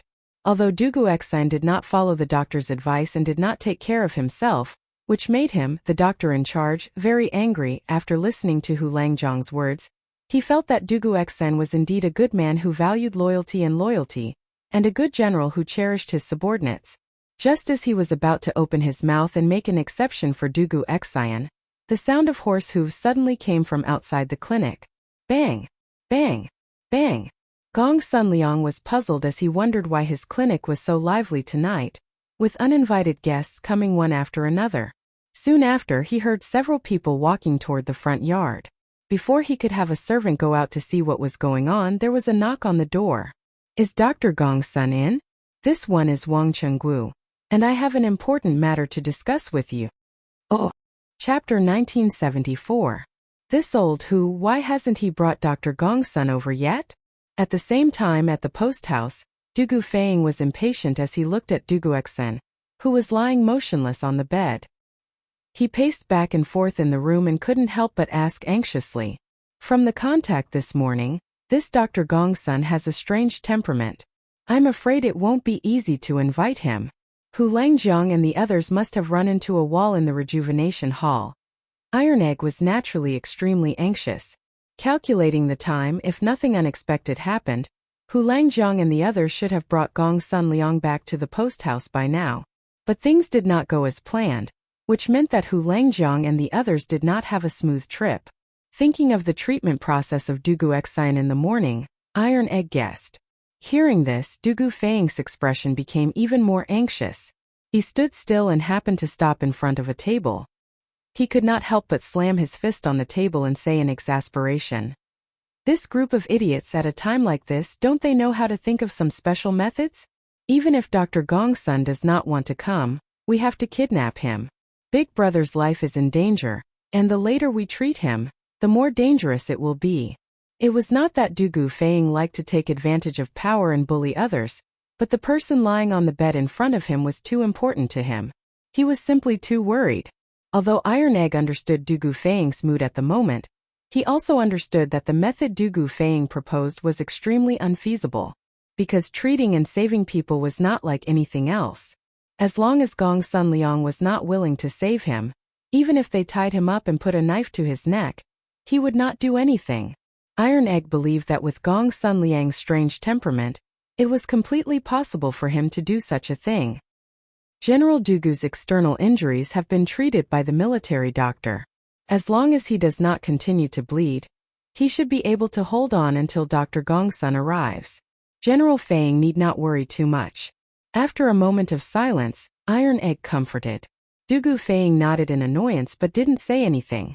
At this time, the two of them had no other choice but to wait because Gong's son Liang was the best doctor in Source Peak City. Moreover, in Source Peak City, only Gong's son Liang could cure the poison on Xianye's hidden weapon. "Stop! Who are you?" At this moment, a shout came from the gate of the courier station. The courier station had just experienced a fierce battle. The commander was injured and unconscious, and Li Tai had also been captured. Morale was at its lowest, and the courier station was at its quietest. At the same time, the Imperial Army was at its most vigilant. Dugu Feng and Iron Egg, who were in the room, heard the shout clearly. Dugu Feng's face flashed with vigilance. He frowned and said to Iron Egg, "Brother Iron Egg, please take care of my big brother for me. I'll go out and take a look." Subconsciously, he thought that someone had come to sabotage the post house again. He couldn't help but wish that it was the same group of Turkic spies from before. Then he could directly avenge Duguxin. No problem. General Feng, be careful. Although Iron Egg was very curious about who had come, he understood that Duguxin could not be left alone. Therefore, he did not hesitate and nodded in agreement. "Yes." Dugu Feng replied with an then pushed open the door and went straight out. Oh. Chapter 1975. According to Li Tai's plan, there were 2 groups of 8 people left in Taiyuan City to gather supplies for the teachers and students on Dragon Mountain. There were 4 teachers and 4 students in the 2 groups. Of course, Iron Egg and Li Tai were not included. They were both members of the same group. After tonight's incident, Mo Chue felt that it would be safer to settle all the students of the academy in Dragon Mountain. He had gone up Dragon Mountain to take a look. The terrain there was easy to defend and hard to attack. The Imperial Guards had placed numerous open and hidden sentries on the mountain path. It was impossible for the Turkic spies to kill their way to the top of the mountain without 1,000 or 800 soldiers. In comparison, although the post house was located in a bustling city, the Imperial Army couldn't defend against the sneak attack of over 100 experts tonight. This was because the walls surrounding the post house weren't tall, and couldn't stop an expert like Xianyi. If the other party wanted to sneak in, it would be very difficult for the several hundred Imperial Army soldiers in the post house to stop them. Therefore, Mo Chue wanted to move all the students to Dragon Mountain tomorrow. Firstly, it was safer there. Secondly, The Imperial Army could arrange most of their forces on Dragon Mountain, and did not have to continue to disperse their forces. As for the safety of himself and the other teachers, Mo Chui could not care less about it now. These students with unlimited potential were the future of Yanhuang College, and the future of the Tang Empire. He could not watch them get into trouble here. This was also what Mo Huai, Li Gang, Yen Silu, and the others had repeatedly told him before he left Dragon Mountain. No matter what, the safety of the students of the academy had to be the top priority. Since Mr. Mo has made up his mind, I will personally escort the rest of the students to Dragon Mountain tomorrow morning. Du Gufeng looked deeply at Mo Chui. Seeing the latter's firm and resolute eyes, he paused and clasped his hands solemnly. He understood that Mo Chui had already made up his mind. There was no need for him to persuade him. It was impossible to persuade him. Mr. Mo Chui. Bruiser opened his mouth, but when he met Mo Chui's gaze, he swallowed the words that were already at the tip of his tongue. Li Junxian could see all their actions and expressions, and he was filled with admiration for this pure teacher-student relationship and selfless devotion. But he had not forgotten his goal. Glancing at the motionless Du Guexen, he stepped forward and sternly asked, "Brother Feng, can I examine Brother Dugu's injuries?" Hearing this, Du Gufeng hurriedly turned sideways and extended his hand. "Of course, General Li, please." Even though Li Junxian wasn't a famous doctor, not even a physician, he was still a supreme expert of the Grandmaster realm. Perhaps he could use his Jinqi to regulate his meridians and alleviate Du Guxian's injuries? Li Junxian nodded. With a grave expression, he stepped forward and sat on the edge of the bed. He extended his right hand and placed it on Du Guxian's pulse. A gentle stream of Jinqi flowed through the meridians on Du Guxian's wrist and into his body. It was like a gentle spring rain that silently moistened the body. Just as Du Gufeng had thought, Li Junxian was no physician, nor had he read any medical books. But since ancient times, medicine and martial arts had always been closely related. Those who practiced martial arts mostly knew how to treat simple external and internal injuries. And a martial arts expert of his level was naturally much more capable of saving lives than ordinary martial artists. Oh. Chapter 1976. Just now this old man heard that someone wanted to kidnap me from Rejuvenation Hall. Young General truly has the authority of an official. In the guest house, Gong Sunliang did not appreciate Du Gufeng's warm welcome. His face was cold as he mocked Du Gufeng as he walked into the room. No matter how fearless Du Gufeng was, he didn't dare to act recklessly in front of the old man in front of him. This was because this old man was related to the life and death of his brother. "Mr. Gongsun, you've misunderstood. I was just worried about my brother's injury. That's why I spoke without thinking. Please be magnanimous and don't hold it against me." Who would have thought that the usually reckless Du Gufeng would lower his head to an old man? If the Imperial Army soldiers outside saw this, their eyes would probably pop out of their sockets. Today all of you are good people. Only this old man is a bad person. Someone wanted to kidnap this old man. And someone wanted to use Wang Situ to pressure this old man. Could it be that in your eyes, this old man is a cold-blooded and heartless person who would watch someone die? Gong Sunliang ignored Du Gufeng's apology, and as he walked toward Du Guxian's bed, he grumbled to himself. This old man was naturally referring to the actions of Hu Langjiang and Wang Chenggu in Rejuvenation Hall. And who else could this Wang Situ? He spoke of but Wang Bing. Sir, of course not. Du Gufeng instinctively wanted to say no, but fortunately, he reacted quickly and stopped the carriage. Otherwise, if he said yes, the old man might have just turned around and left. If an old man like you isn't a heartless person who would watch someone die, then no one is. Although Du Gufeng was all smiles, he couldn't help but mentally curse.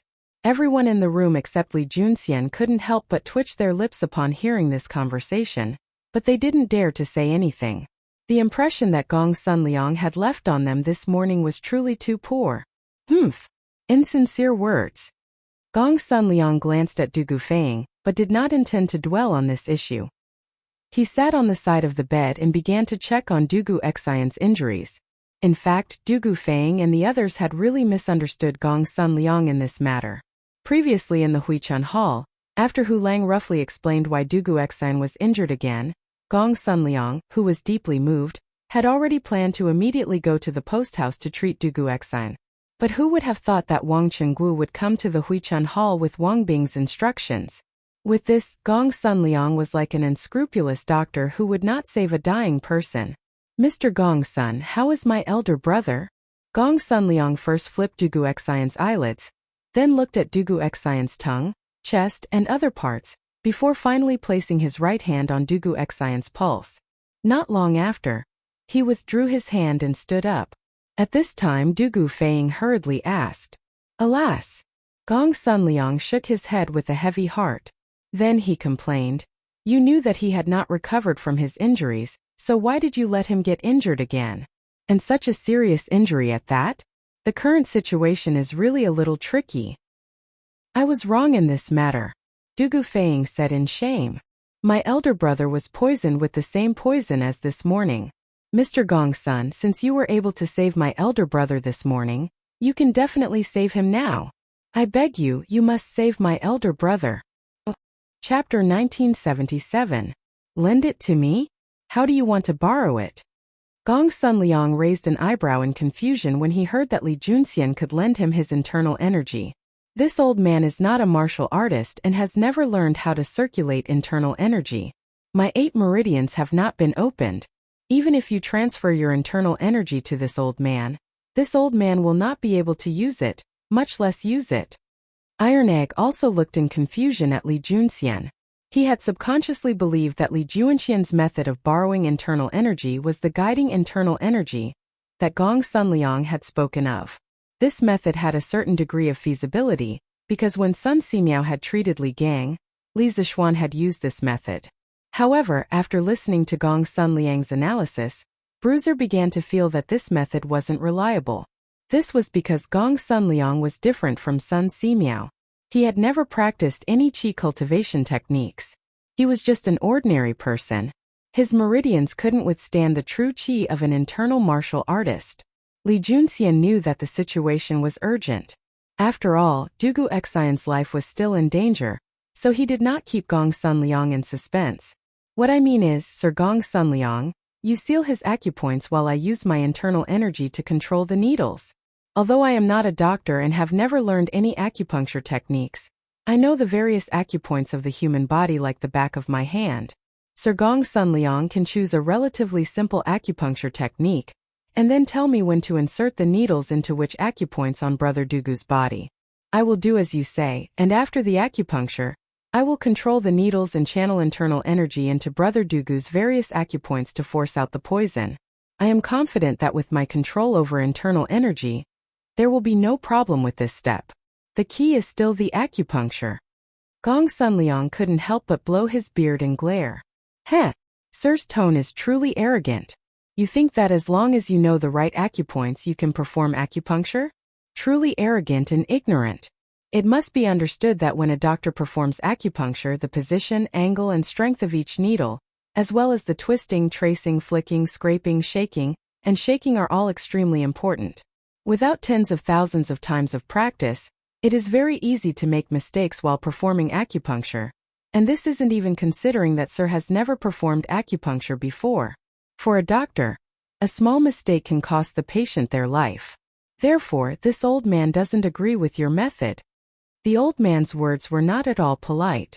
After all, Li Junxian was the commander of 100 cavalry. Not only did no one in Chang'an dare to offend him, even the provincial governors of other provinces did not dare to speak rudely to him. But this Gong Sunliang was not even willing to give him any face, leaving him with cuts and bruises all over. And this was under the condition that Gong Sunliang had no idea who Li Junxian was. Of course, even if he had known Li Junxian's identity beforehand, he would not have shown any mercy. After all, the method Li Junxian had proposed just so happened to be within his field of expertise. He would not allow anyone to touch his bottom line in his field of expertise. The atmosphere in the room suddenly froze. Dugu Feiying gave Li Junxian an apologetic glance. After all, he was the one who had invited Gong Sunliang, and Li Junxian had good intentions. There was no reason for him to suffer Gong Sunliang's rebuke. Li Junxian did not notice Du Gufei's apologetic gaze. He stared at Gong Sun Liang and sternly said. He looked straight at Liang Liang and sternly said, "When using needles, a doctor truly should be extremely careful and not make the slightest mistake. I fully agree with this. But in Brother Dugu's current situation, only by using needles to force out the poison can we save his life, and there is no time to lose. I presume that Sir Gong Sun agrees with this." Gong Sun Liang expressionlessly nodded, clearly agreeing with Li Junxian's view. Seeing this, Li Junxian continued, "But the problem lies in the fact that Taiyuan City does not have a doctor who understands acupuncture, and also has the energy of the inner sect. What this general said just now was merely a temporary measure. Although it is somewhat risky, I will do my best to follow Sir Gongsuan's instructions and use every needle. Moreover, there is no better method. If we leave Brother Dugu alone, he's doomed." Du Gufei couldn't help but deeply frown. Just as Li Junxian had said, there was no better method than this. If they didn't make a decision soon, Dugu Xian's last hope of saving him would be snuffed out. Gong Sun Liang scowled. Sophistry. Great general's suffering today is fate. This old man's needles are only used to save people, not to kill. Then will Sir Gongsun just watch his brother Dugu is poisoned to death? At this point, Li Junxian stopped being polite and harshly said, "Sir Gongsun has practiced medicine and saved countless lives over the years, earning the reverence of all the people of Taiyuan City. This general can understand why Sir Gongsun is unwilling to bear the stain of treating people to death. This general can understand, but this general cannot just watch his brother Dugu dies. Today, as long as Brother Feiying nods his head and is willing to accept this general's treatment method, this general is willing to do everything in his power. If an accident occurs, this general will bear the crime of treating someone to death. When the time comes, if Brother Feiying wants to kill me or torture me, I, Li Junxian, will do as you please." Hearing this, Gong Sun Liang's face flushed red and he flew into a rage. This was because Li Zishuan's words had indeed hit the nail on the head. As a doctor, and the most respected doctor in Source Peak City at that, he did not want a case of someone dying from his treatment. This would not only ruin the reputation of the Rejuvenation Hall, but it would also ruin his, Gong Sun Liang's, reputation. Gong Sun Liang pointed at Li Junxian and was about to curse him when Du Gufei hastily said, "General Li's words are too serious. We are both clear about my brother's current situation. The situation is critical and urgent. Although General Li's method is not the best method, it is indeed the best and only method at the moment. I am willing to make this decision for my brother. I hope that General Li and Mr. Gongsun can abandon the prejudice in terms of the rescue method and cooperate with each other to make full use of our strengths. Feiying is not an unreasonable person. Whether or not my brother is cured, the two of you will not need to bear any responsibility. On the contrary, the entire Dugu clan will be grateful to the two of you for saving him. I beg of you." Du Gufei solemnly clasped his fist at Li Junxian and Gong Sun Liang. He knew that these two had their own difficulties and positions, and he also knew that Dugu Xian's condition could not be delayed any longer. He had to treat him as soon as possible.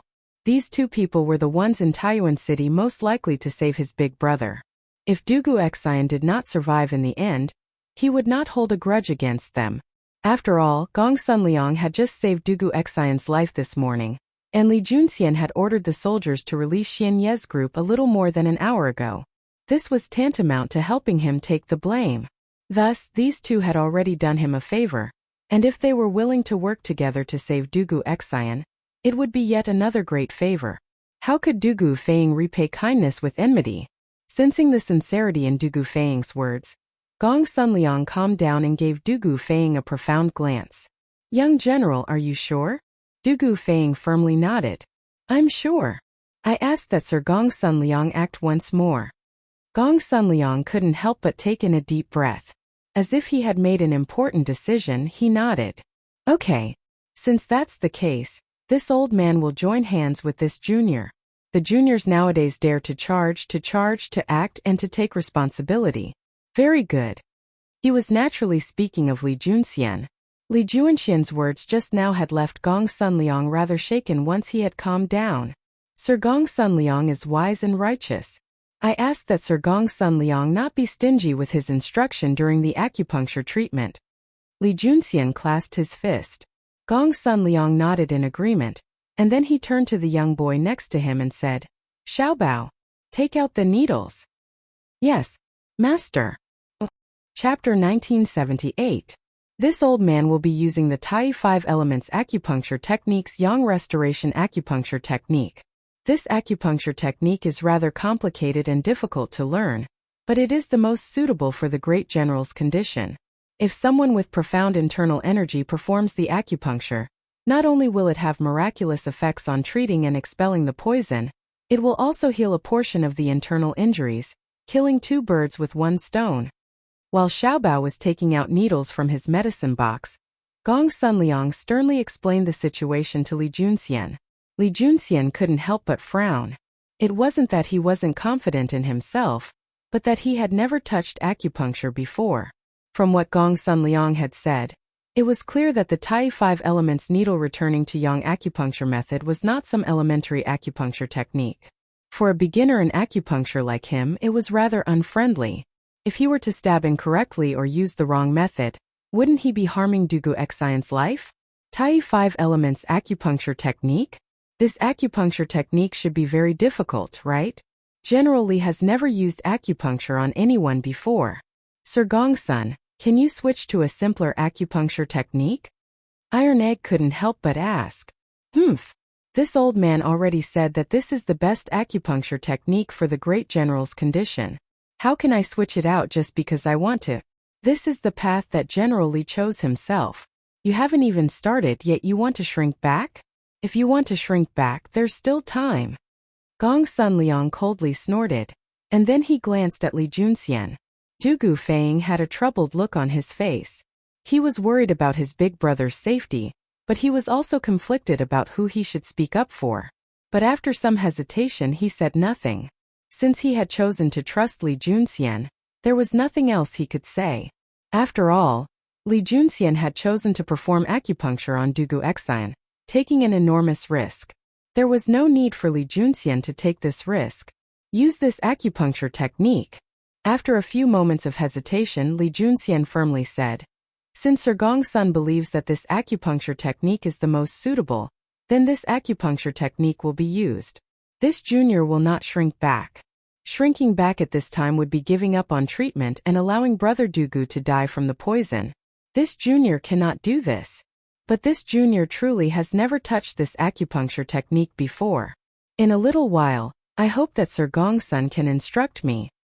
Good. What a loyal and righteous junior. Gong Sunliang couldn't help but look at Li Junxian with a hint of praise in his eyes. At this time the boy took out the needles and handed them to Li Junxian. Li Junxian naturally took them, but Gong Sunliang turned to the boy and said, Xiaobao, take out another set of needles. Your master wants to use them. Ah? Master, aren't you? Oh, okay, wait a moment, master. When Xiaobao heard this, he was puzzled at first, but when he met Gong Sunliang's eyes, he quickly corrected himself. Gong Sunliang nodded, then turned to Dugu Feng, who had the same confused expression, and said, Little General, quickly send someone to the kitchen to get a large piece of pork for this old man. This old man will need it later. Ah, pork? Hearing this, Dugu Feng couldn't help but be stunned. However, he quickly regained his senses and hurriedly nodded. Good. I'll go to the kitchen and get it for you. Saying so, Dugu Feng directly used his light movement skill and left the room. He was actually going to personally fetch the pork for Gong Sunliang. Everyone in the room was confused, except for Gong Sunliang and Li Junxian. Gong Sunliang had a confident look on his face while Li Junxian had a pensive look on his face. Many thanks. After a few moments, Li Junxian's eyes flashed as he seemed to understand something. He clasped his fist at Gong Sunliang in gratitude. Gong Sunliang silently smiled. As he spoke, the door was pushed open from the outside. Following that, everyone saw a blurry figure rush in from outside. After the figure stood still, everyone focused their eyes and realized that it was actually Dugu Feng who had just gone to the kitchen to get the pork. How could he be so fast? Everyone couldn't help but be alarmed. Iron Egg even suspected that Dugu Feng hadn't gone down the stairs at all.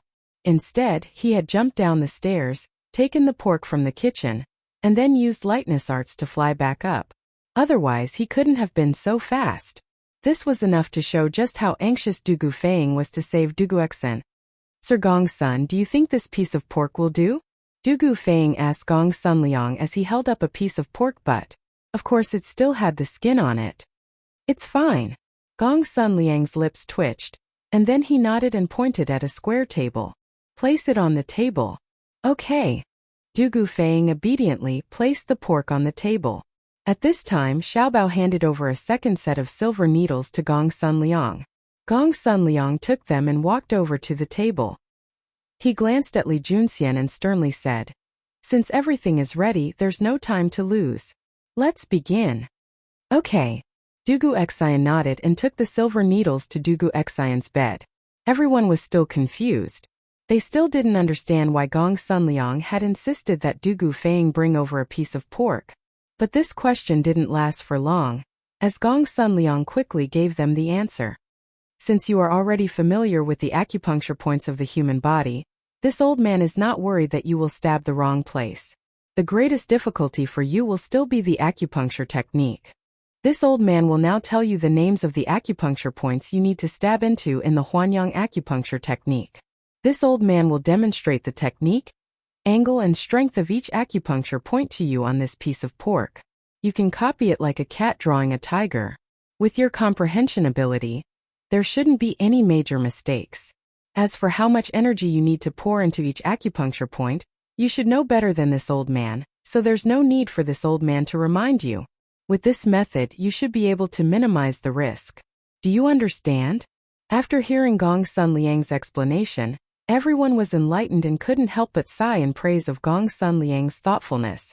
To be more precise, he had fully utilized Li Juanxian's strengths, and then used his personal teachings to make up for Li Juanxian's greatest weakness. In this way the risk was truly minimized. I understand. Let's begin. Li Junxian nodded and opened the cloth bag containing the silver needles.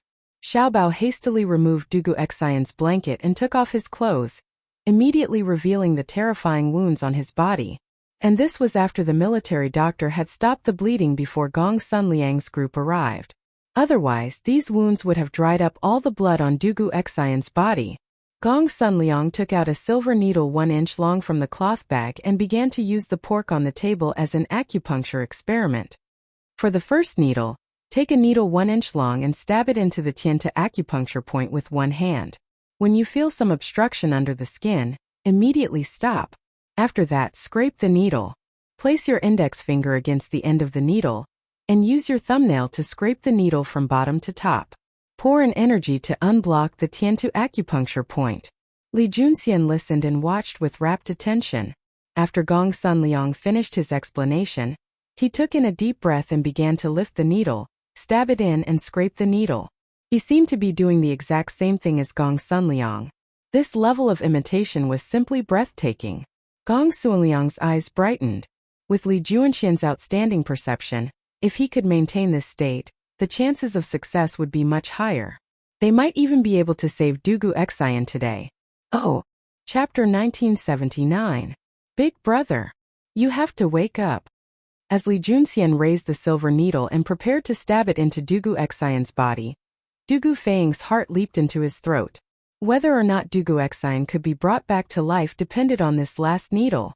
At the same time, Du Gufeng couldn't help but pray that Li Junxian would make a mistake with this last needle. Otherwise, everything would be for naught. Under the eager gazes of the crowd, Li Junxian focused his mind and stabbed the silver needle into Du Guexan's tai point. Then he lifted the needle and rubbed the handle, performing a series of acupuncture techniques in a single breath. He was no longer as unfamiliar as he had been at the start. He was like a veteran doctor who had practiced medicine for many years. What came next was the most crucial step. Li Junxian took in a deep breath and gathered all the remaining energy in his body into his right arm. At this moment, Li Juanxian's right arm was like a vast and turbulent river. His right palm was like a dam on the river, and on the dam were many sluice gates that controlled the flow of the river. What Li Junxian needed to do now was to control these 18 sluice gates, and use the 18 needles to precisely irrigate the 18 acupuncture points on Du Guexan's body. This was no simple task, as the 18 acupuncture points all required different amounts of true energy. Li Junxian had to divert a portion of his energy, according to the amount of true energy required by each acupuncture point. If he wasn't a grandmaster, he would have never been able to control his true energy so precisely. With a buzzing sound, the 18 silver needles on Dugu Xian's body began to vibrate at different frequencies. It was as if 18 dancers were dancing on Dugu Xian's body. Not only did they have different postures, but they also had different postures. They began to dance gracefully on Dugu Xian's body. After 10 seconds, Li Junxian began to feel that his energy was running out. He groaned as beads of sweat appeared on his forehead. Due to gravity, these beads of sweat rolled down his face and dripped to the ground. But Li Junxian had no time to worry about such things. He was completely focused on controlling his true energy, and had no time to worry about anything else. In 10 seconds, Li Junxian had run out of true energy, and so had his psychic energy. After all, he did not have the transcendent psychic energy of Li Zixuan. Multitasking and pouring 18 streams of true energy into the needles was extremely taxing on his mind and psychic energy. Dugu Feng, Iron Egg, and the others were also worried. They could naturally see that Li Junxian was struggling, but they could only worry. If they recklessly interfered, not only would they interrupt the treatment, they would also cause Li Junxian and Dugu Xian to suffer a backlash of true energy. Li Junxian gathered what little energy he had left in his body and poured it into the needles. Suddenly, he tasted something sweet in his throat and almost vomited blood. Fortunately, he swallowed the blood back down, or else he really would have been discouraged. Li Junxian grunted and decided to make a desperate bet. He poured all the remaining energy in his body into the 18 acupuncture points. If he could force out the poison in Dugu Xian's body, that would be for the best. If he couldn't force it out, then Dugu Xian would be powerless to reverse the situation. Generally, how are you? Fuish. After pouring all the energy in his body into the 18 meridians, Li Junxian put down his right arm, his body swaying as he staggered backward. Dugu Feng swiftly rushed forward to support Li Junxian. But at this moment, the unconscious Dugu Xian suddenly sat up, vomited black blood, and then fell back to sleep. I'm fine. Li Junxian waved at Dugu Feng, and then he turned in surprise to Dugu Xian. Dugu Feng had naturally noticed what was going on, and his eyes were wide with both anxiety and anticipation. Gong Sunliang walked up to the bed and took Dugu Xian's pulse. After a few moments, he nodded and stroked his beard. The poison in Great General's body has been purged, and his life is not in danger. But his injuries are too severe, so he has yet to wake up.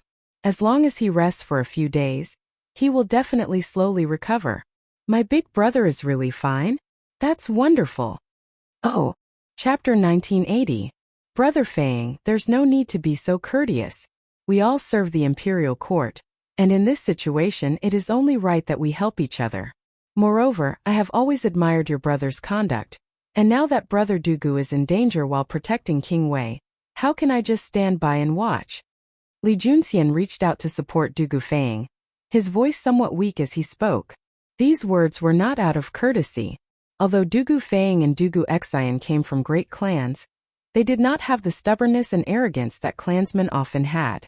On the contrary, they were rather chivalrous, and in the Tang dynasty, the wanderers had flourished for a time.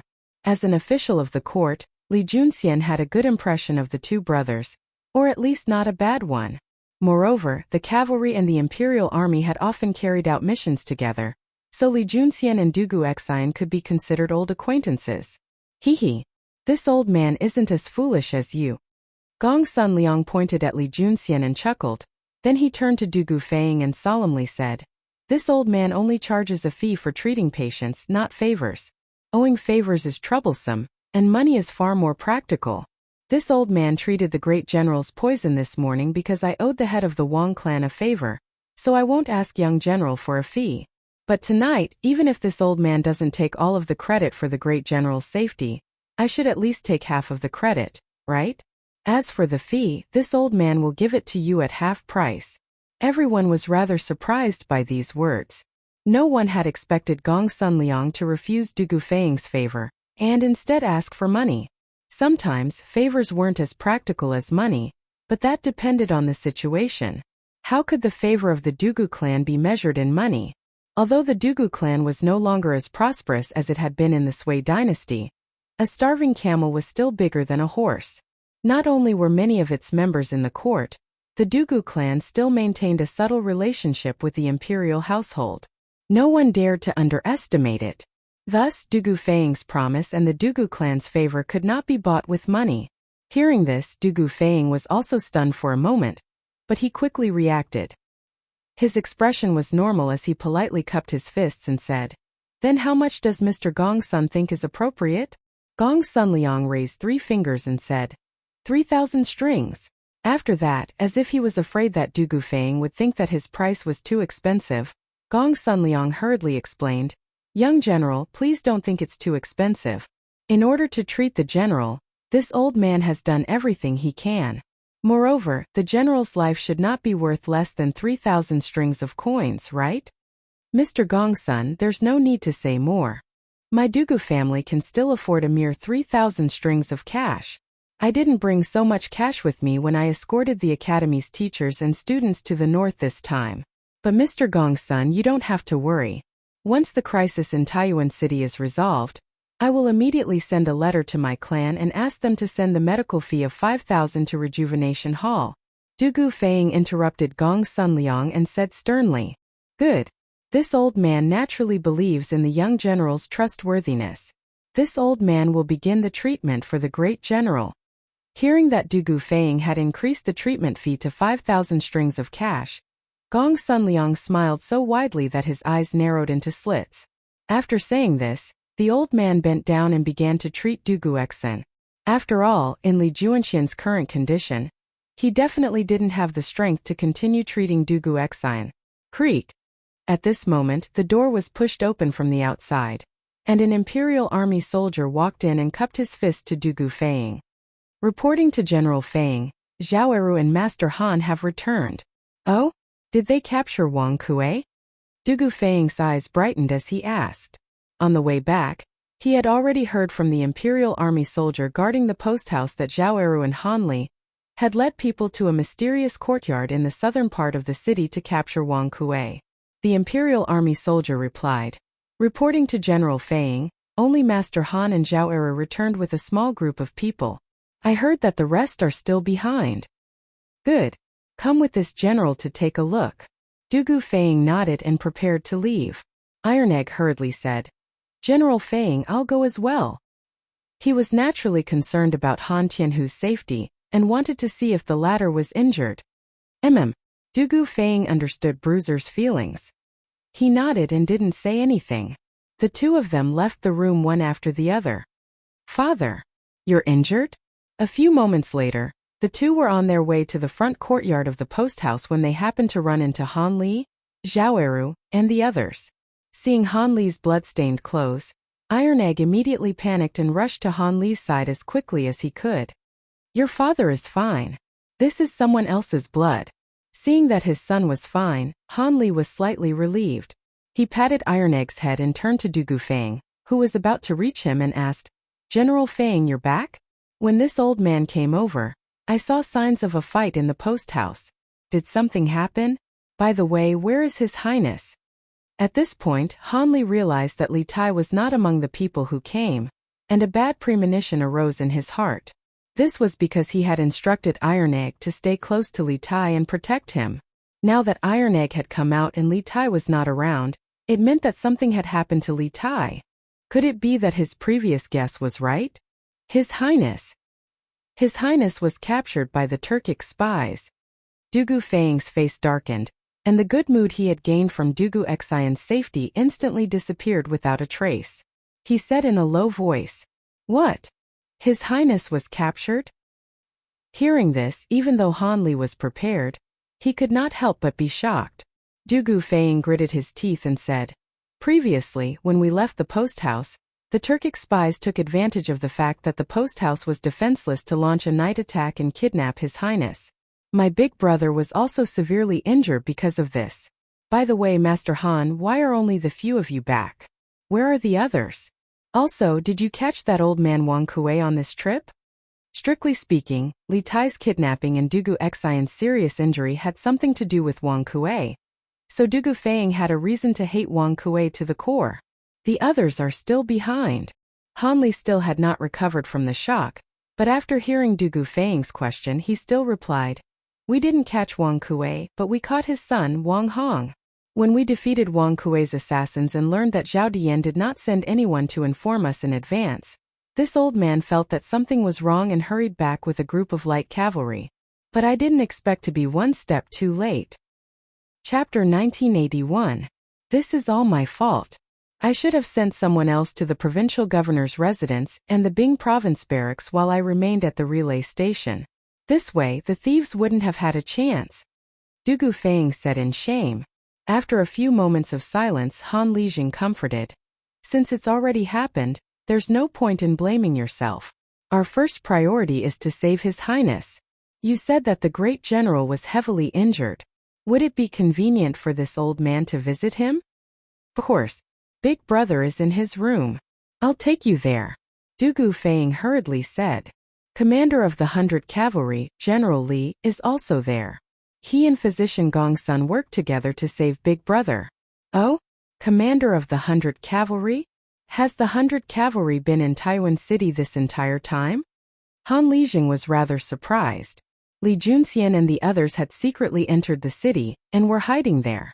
Very few people knew about them, and Han Lijing had only entered the city this afternoon, so he naturally didn't know. As the two of them spoke, they were about to make their way to Yiqing Pavilion when they heard a clamor in the front yard of the relay station. An Imperial Army soldier rushed over. Reporting to General Feng, Provincial Governor Wang and the head of the Wang clan have arrived. Provincial Governor Wang and the head of the Wang clan have arrived. Dugu Feng and Han Lijing glanced at each other and said, "They must have come because of King Wei. Let's go. Let's go and see." Han Lijing nodded and the two of them made their way to the front yard. Iron Egg hesitated for a few moments before following. In truth, he had been blaming himself this entire time, and when he saw Han Lijing, he felt an indescribable sense of guilt and self-reproach. After all, protecting Li Tai was the mission his father had given him, and now that Li Tai had been taken away, he was safe and sound, and he felt that he had once more disappointed his father. Provincial Governor Wang, Wang clan head, why have you come? Please come in. Wang Liaoyuan and Wang Yu happened to be walking in through the gates of the relay station. Dugu Feng and Han Lijing hurriedly went up to welcome them, clasping their fists and greeting them. We're here to. This should be the father-in-law of the Marquis of Yong and brother Han, right? Wang Yu responded. Just as he was about to explain the purpose of his visit, he noticed Han Lijing standing beside Dugu Feng. His heart skipped a beat as he recalled the information he had received earlier and asked. Although he had met Li Zishuan when he went to Chang'an, he had never met Li Zishuan's father-in-law. Naturally, he didn't know Han Lijing. That's me. Thank you for your concern, Wang family head. Han Lijing cupped his fists and said politely. He knew the identity of the person in front of him. Of course, he also knew that his son-in-law had a good relationship with the Wang family. Haha, brother Han is too polite. Wang Yu nodded. He also knew that now was not the time to reminisce, so he said, "Come, let's go in and discuss how to rescue His Highness." Yes, everyone knew that the most important thing now was to save Li Tai, so they didn't say much and followed Dugu Feng to the front hall. "Feng, how are your big brother's injuries?" Before they had even taken a seat, Wang Liaoan couldn't help but ask. He had originally wanted to ask where Li Junxian was and how the mission was going, but he had already received news that Dugu Xian was also injured. As the chief official of Taiyuan City, if he didn't ask now, he would appear far too unreasonable. Oh. Chapter 1982. These were the two Wang clan shadow guards that Li Junxian had sent to follow Xian Ye's group after Li Tai had fled with Xian Ye's group. He had not sent the 100 horsemen because the 100 horsemen were already very few in number. Moreover, Li Junxian had been escorting Zhao Dian to the provincial governor's residence with Fang Gongting, so he naturally didn't want to split up his remaining strength. Moreover, Xian Ye's group had so many people that investigating where they were staying would be a piece of cake for the Wang clan shadow guards. What? These fellows still dared to stay at Tongfu Inn? Li Junxian couldn't help but blurt out in alarm after hearing the Wang clan shadow guards report. Xian Yi and the others clearly knew that the 100 cavalry had captured Zhao Dian at Tongfu Inn, and that they were likely to be followed on their way back, but they still dared to choose Tongfu Inn as their lodging place. They really didn't know if they should be praised for their courage, or if these people didn't know the immensity of heaven and earth. Yes, we saw it with our own eyes. The Wang clan shadow guard clasped his fist and said, because we were worried that they would change their location, this subordinate came back to report. Zhao Da is still keeping an eye on them near the inn. If they do anything strange, he will immediately report back to General Li. Li Junxian nodded in satisfaction. Good. The two of you have done very well. You're dismissed. The Wang clan shadow guard breathed a sigh of relief and hastily clasped his fist. Yes, this subordinate will withdraw. As a shadow guard of the Wang clan, although Wang Yu had never said a single word to him, when he heard the words very good from Li Juanxian's mouth, he knew that he had completed his mission. He might even be rewarded when he returned to the clan. After all, anyone with a bit of intelligence could see the Wang clan's current situation. Tongfu Inn. It seems like these Turkic spies are determined to eat us. This old man suspects that they sensed that we were following them on their way back, but they still chose to stay at Tongfu Inn. They are certain that we don't dare to risk His Highness King of Wei's life, so we won't dare to do anything to them. Wang Yu frowned as he spoke. These two Wang clan shadow guards were the two Wang clan shadow guards that Li Junxian had sent after Xian Ye's group had fled with Li Tai. He had not sent the 100 cavalry because they were already very few in number. Moreover, Li Junxian and Fang Gongting had been escorting Zhao Dian to the provincial governor's residence, so Li Junxian naturally did not want to split up his remaining forces. Moreover, Xian Ye's group had many people, and investigating their base would be a piece of cake for the Wang clan's shadow guards. What? These fellows dared to stay at Tongfu Inn? Li Junxian couldn't help but be alarmed. Li Junxian couldn't help but ask. Xian Yi and the others clearly knew that the 100 cavalry had captured Zhao Dian at Tongfu Inn, and that they were likely to be followed on their way back, but they still dared to choose Tongfu Inn as their lodging place. They really didn't know if they should be praised for their courage, or if these people didn't know the immensity of heaven and earth. We saw it with our own eyes. That Wang family shadow guard cupped his fists and said, because I was worried that those people would change their lodgings, I came back alone to report. Zhao Da is still keeping an eye on them near the inn. If they make any strange movements, he will immediately return to report to General Li. Li Junxian nodded in satisfaction. Good. The two of you have done very well. You're dismissed. The Wang clan shadow guard sighed in relief and hurriedly clasped his fist. Yes, this subordinate will withdraw. As a shadow guard of the Wang clan, although Wang Yu had never said a single word to him, when he heard the words very good from Li Juanxian's mouth, he knew that he had completed his mission. He might even receive a reward when he returned to the clan. After all, anyone with a bit of intelligence could see the Wang clan's current situation. Tongfu Inn. It seems like these Turkic spies are determined to eat us. This old man suspects that they sensed our people following them on their way back, but they still chose to stay at Tongfu Inn. They are certain that we don't dare to risk His Highness King of Wei's life, so we won't dare to do anything to them. Wang Yu frowned as he spoke. Oh. Chapter 1983. In the main hall of the relay station, as Li Zixuan spoke, Iron Egg took notes on paper. He did not have Li Zixuan's monstrous psychic energy, which allowed him to translate Li Juanxian's words into code while listening, so he could only obediently take notes. Although he also cultivated the Taishan Sutra, he was far from Li Zixuan's level. Moreover, Li Zixuan had transmigrated his soul, so his psychic energy was far superior to ordinary people's. Coupled with the buff provided by the Taishan Sutra, Li Zixuan's psychic energy was unparalleled. Wang Liaoyuan and Wang Yu were both rather worried as they listened to Li Juanxian's report. One of them was worried that Li Er would be punished for dereliction of duty after reading this telegram, and the other was worried that Li Er would punish the entire Wang clan for Wang Kuei's actions, causing the Wang clan to be exterminated. Of course, Wang Yu still had a sliver of hope. He hoped that Li Junxian would highlight the contributions the Wang clan had made in capturing Zhao Dian in the telegram he sent to the imperial court. This way, he could make up for his mistakes in front of Li Er. But even after Li Junxian finished reading the contents of the telegram, Wang Yu's hopes were still not fulfilled. Although Li Junxian had mentioned in the telegram that Wang Qingguo and the other hidden guards of the Wang clan had assisted him in capturing Zhao Dian, he had only stated the facts as they were, and had not emphasized them. This left Wang Yu a little disappointed, but overall it was better than nothing. Okay, that's all for now. I'll have to trouble Brother Iron Egg to send this news back to Chang, and as quickly as possible.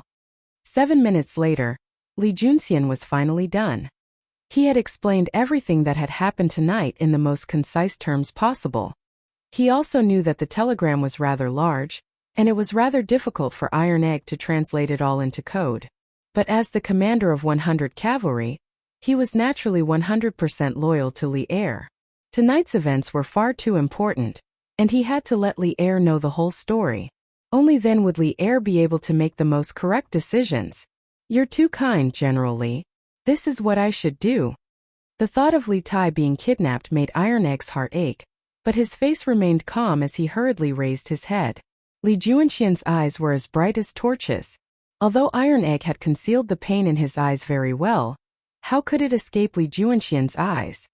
He sighed, patted Bruiser's shoulder heavily, and said in a deep voice, "Don't worry, Brother Iron Egg. I've heard about the matter between you and His Highness from Mr. Inkchui. You've already done your best, and this is also His Highness's choice. You can't be blamed. Don't worry, I will definitely save His Highness." Iron Egg froze. He turned to Li Junxian and firmly said, "General Li, when you save Qingke, please take me with you." "All right." After staring at Iron Egg for a moment, Li Junxian finally agreed to Iron Egg's request. Iron Egg turned around and began to translate Li Junxian's instructions into code, so that he could send it back to Chang. At this moment there was a rush of footsteps outside, and a few moments later, an armored soldier walked in. This was none other than Zhao Eru, who had led the army to the secret estate in the southern part of the city to capture Wang Kuei. Reporting to General Feng, a provincial governor Wang clan head, "You're also here?" Zhao Eru quickly walked in and was just about to report to Dugu Feiying when he realized that Wang Liaoyuan and Wang Yu were also present. Besides these two, there was another person in the room that he had never seen before. Li Junxian. When he saw that Li Junxian was seated at the head of the table, he guessed that his status was extraordinary, so he didn't dare to ask. But now, he wasn't sure if he should continue reporting to Dugu Feiying. "If you have something to say, just say it." Dugu Feiying could see the worry in Zhao Eru's eyes and asked, "I heard from Lord Han that while you weren't able to capture Wang Kuei, you managed to capture his son, Wang Hong. Where is he? Did you bring him back?" "We brought him back. We brought him back," Zhao Eru hurriedly said. This subordinate was just about to ask General how to settle Wang Hong down. "I originally wanted to put him in prison, but this fellow thinks that the prison is too dirty and refuses to go in. General, what do you think?" Zhao Eru awkwardly scratched his head.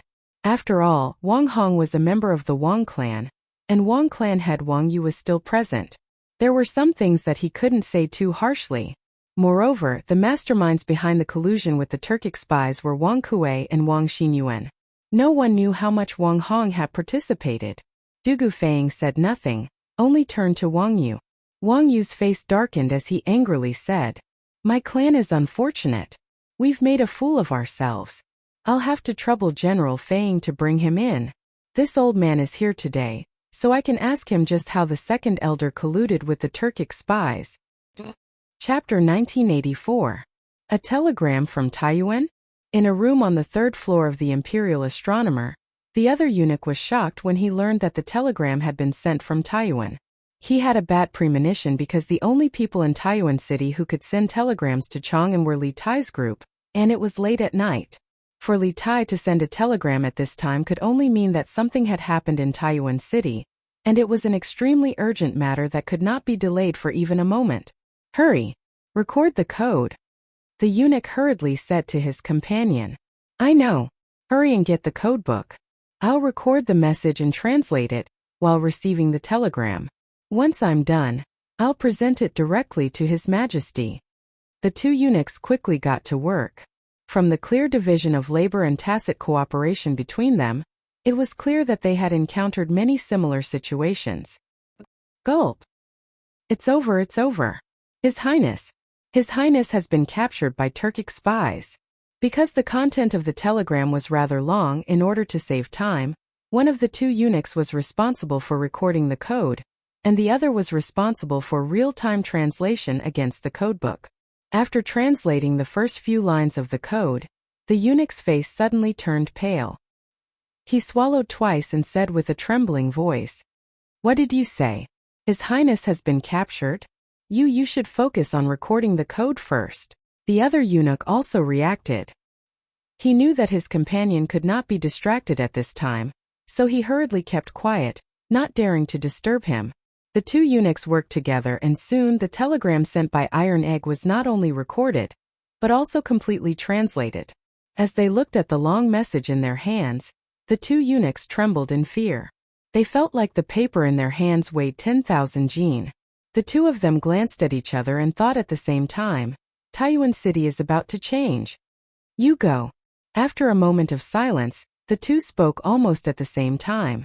Obviously, they all understood that the next job of sending the telegram would definitely be a tough one. Not to mention that Li Er should be asleep now. Even if he wasn't asleep, after Li Er saw the contents of this telegram, he would definitely be furious. At that time, whether the person who sent the telegram would be implicated or not, only God knew. Therefore, neither of the two eunuchs were willing to send the telegram. Qingfeng, go quickly. His Highness is in a critical situation right now. Don't delay the important matter. The eunuch who was in charge of recording the code couldn't help but ask. But I was the one who delivered it last time. Logically speaking, it should be your turn this time, right? How can you be so calculative at a time like this? I have to stay here and guard the telegraph machine. If there's another telegram from Taiyuan, I have to write it down first. I can remember it too. But you're not as skilled as I am. If there's a mistake, can you bear the responsibility? All right then. After a short confrontation between the two, the eunuch who was responsible for translating the code took the message and ran out in a hurry. He ran towards the backyard of the harem. Your Majesty, Your Majesty! General Li has sent an urgent message. In the west court of the Imperial Palace, Lijiang Palace, Empress Zhongxuan's bedroom, Zhao Song held the telegram sent by the eunuch in his hand. He leaned slightly against the door and carefully called out to Li Er, who was already asleep inside. Disturbing Li Er's sleep in the middle of the night was something that even Zhao Song wasn't willing to do. But since he had encountered it, he had to intervene. Especially after seeing the contents of the telegram, he couldn't sit idly by. Otherwise, if the eunuch were to call out recklessly here, something big might happen. He had only said that General Li has sent an urgent message. There was a great deal of attention to this. He didn't specify which General Li it was, and he didn't directly say that something had happened to Li Tai. Otherwise, Empress Zhongxun, who was already in poor health, might be mentally affected and faint. At that time, who could say what kind of crazy things Li Er would do after suffering the double blow of his son being kidnapped and his wife fainting from shock? This was also the main reason why Zhao Song wanted to personally help the eunuch deliver the message. As Li Er's subordinate, Zhao Song knew what Li Er cared about. It could be said that Empress Zhongxun was the most important person in Li Er's heart. What urgent message? In the bedroom, it was quiet for a while before Li Er's voice was heard. Your Majesty, this. Zhao Song purposely paused for a while. Li Er, who was in the room, instantly woke up and returned to his senses. He coughed lightly and said, Wait a moment, I will come out immediately. Don't disturb the Empress' rest. After saying that, there was a rustling sound in the room. Zhao Song's hearing was amazing. Even if he didn't intend to eavesdrop on the movements in the room, he could still vaguely hear whispers such as don't worry, and go, come back. Empress Zhongxun must have been awakened by the commotion just now, and Li Er was comforting her to sleep. After a while the door opened.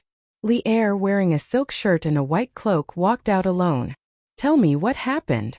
Li Er asked softly as he led Zhao Song forward. In fact, Li Er already had a bad premonition in his heart. He could feel this from Zhao Song stammering earlier. Your Majesty, something happened in Taiyuan. General Li sent an urgent message saying that a group of Turkic spies attacked the post house tonight. The Imperial Army suffered heavy losses, and His Highness King Wei was kidnapped. Zhao Song looked around vigilantly, then whispered to Li Er. You said that Qing Ke was kidnapped? Hearing this, Li Er raised his eyebrows, and a dazzling light shot out from his tiger-like eyes. At the same time he stood still and his muscles tensed. He was like a lion about to go berserk, ready to rush out and tear his enemies and prey into pieces at any time. Your Majesty, please calm down. This is a telegram from Commander Li from Taiyuan. It records in detail what happened before and after Her Highness was kidnapped. Your Majesty, please take a look. Zhao Song trembled. From Li Er's plain words, he could feel the endless anger in Li Er's chest. He held the telegram in his hand in his palm and handed it to Li Er.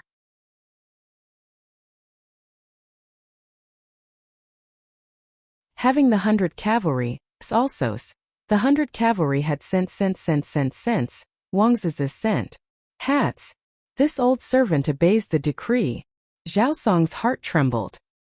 He knew that Li Er was truly furious, so he hurriedly clasped his hands in acknowledgement. In truth, when Li Junxian had learned of the contents of the secret letter that Han Lijing had intercepted, he had immediately sent a messenger pigeon to the 100 Cavalry Department in Chang'an, requesting their assistance in investigating Zhao Dian's identity. However, messenger pigeons could not keep up with the speed of telegrams. If the 100 Cavalry Department wanted to receive Li Junxian's message, they would have to wait until the second half of the night or until the next morning. Based on Li Junxian's telegram, Dugu Xian is heavily injured and almost dead. The Imperial Army has suffered grievous losses, and Li Junxian has emerged from the shadows into the light.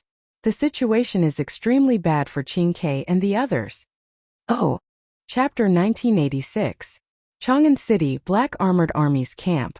After inspecting the camp, Li Zishuan discussed with Sun Jiping and the other generals about the martial arts competition tomorrow.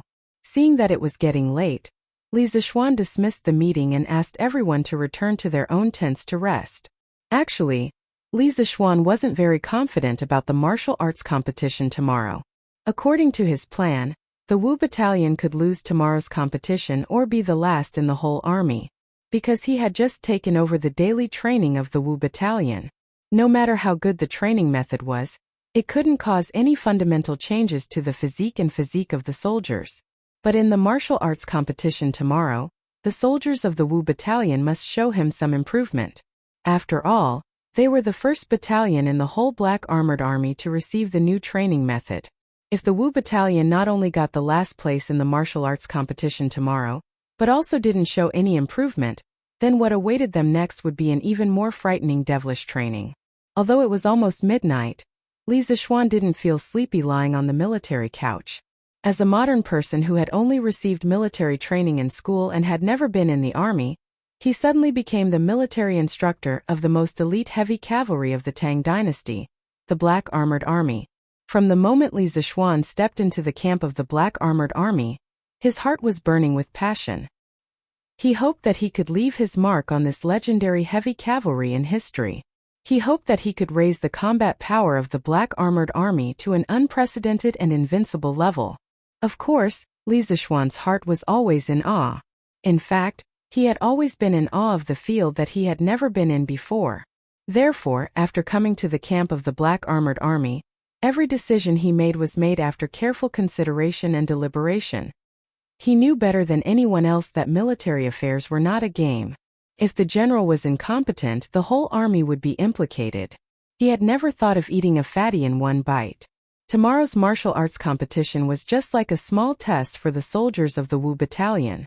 Although it was not important to the overall situation, it would be able to test the results of the training of the soldiers in the previous phase. Beep beep, beep beep beep.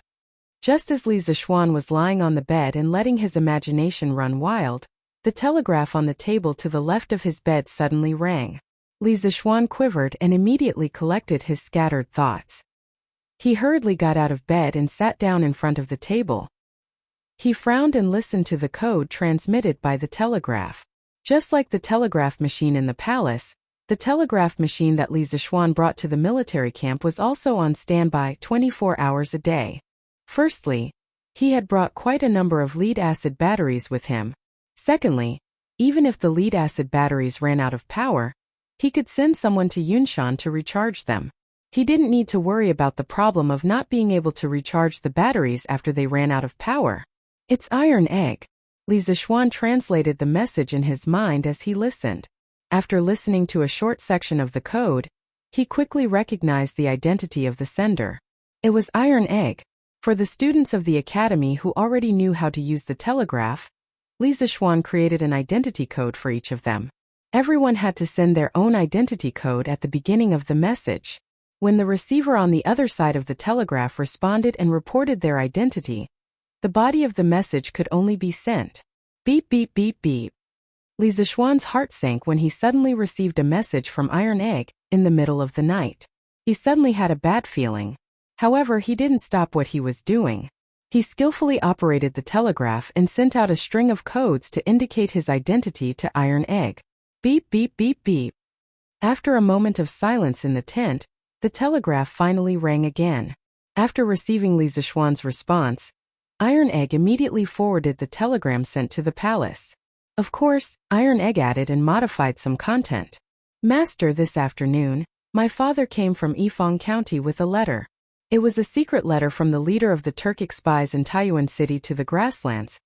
In the telegram, Iron Egg not only told Li Zixuan everything that had happened in Taiyuan City tonight, but also briefly told him that Han Lijing had come to Taiyuan in the afternoon with Zhao Dian's secret letter. Although Li Tai had already sent a telegram to Li Zixuan, he hadn't told Li Zixuan about it. Therefore, Iron Egg had to tell Li Zixuan again. In the tent, Li Zixuan had his arms crossed in front of his chest, as he quietly listened to the codes transmitted by the telegraph. On the surface, he looked very leisurely, as if he was listening to the radio. However, this wasn't the case. His brain was working rapidly. With the support of his powerful psychic power, he began to translate the codes while listening to them. Moreover, his translation speed wasn't any slower than Iron Egg's. As for Chang Chumo and Yuchi Baolin in the tent, they had already fallen asleep. After a day of arduous training, the sound from the telegraph wasn't enough to wake them up. Gradually, Li Zixuan's expression began to change. There was a group of powerful Turkic spies in Taiyuan City. They assassinated Dugu Exine during the day and attacked the courier station at night, directly kidnapping Li Tai. Chapter 1987. Li Zixuan did not expect that the teachers and students of the academy would encounter such a big crisis in Taiyuan City. He expected that the Turks would interfere after knowing the purpose of the academy's journey to the north. But according to his expectation, the Turks would most likely take action in Yunzhou. After all, it was at the border of the Tang Empire and the emperor was far away. But he never expected that the Turks would directly throw out the trump card in Taiyuan City. Shouldn't they first test the situation in Taiyuan City, and then launch the fatal blow in Yunzhou? The series of actions of the Turk spies were not logical, but it was precisely because of this that they caught everyone off guard.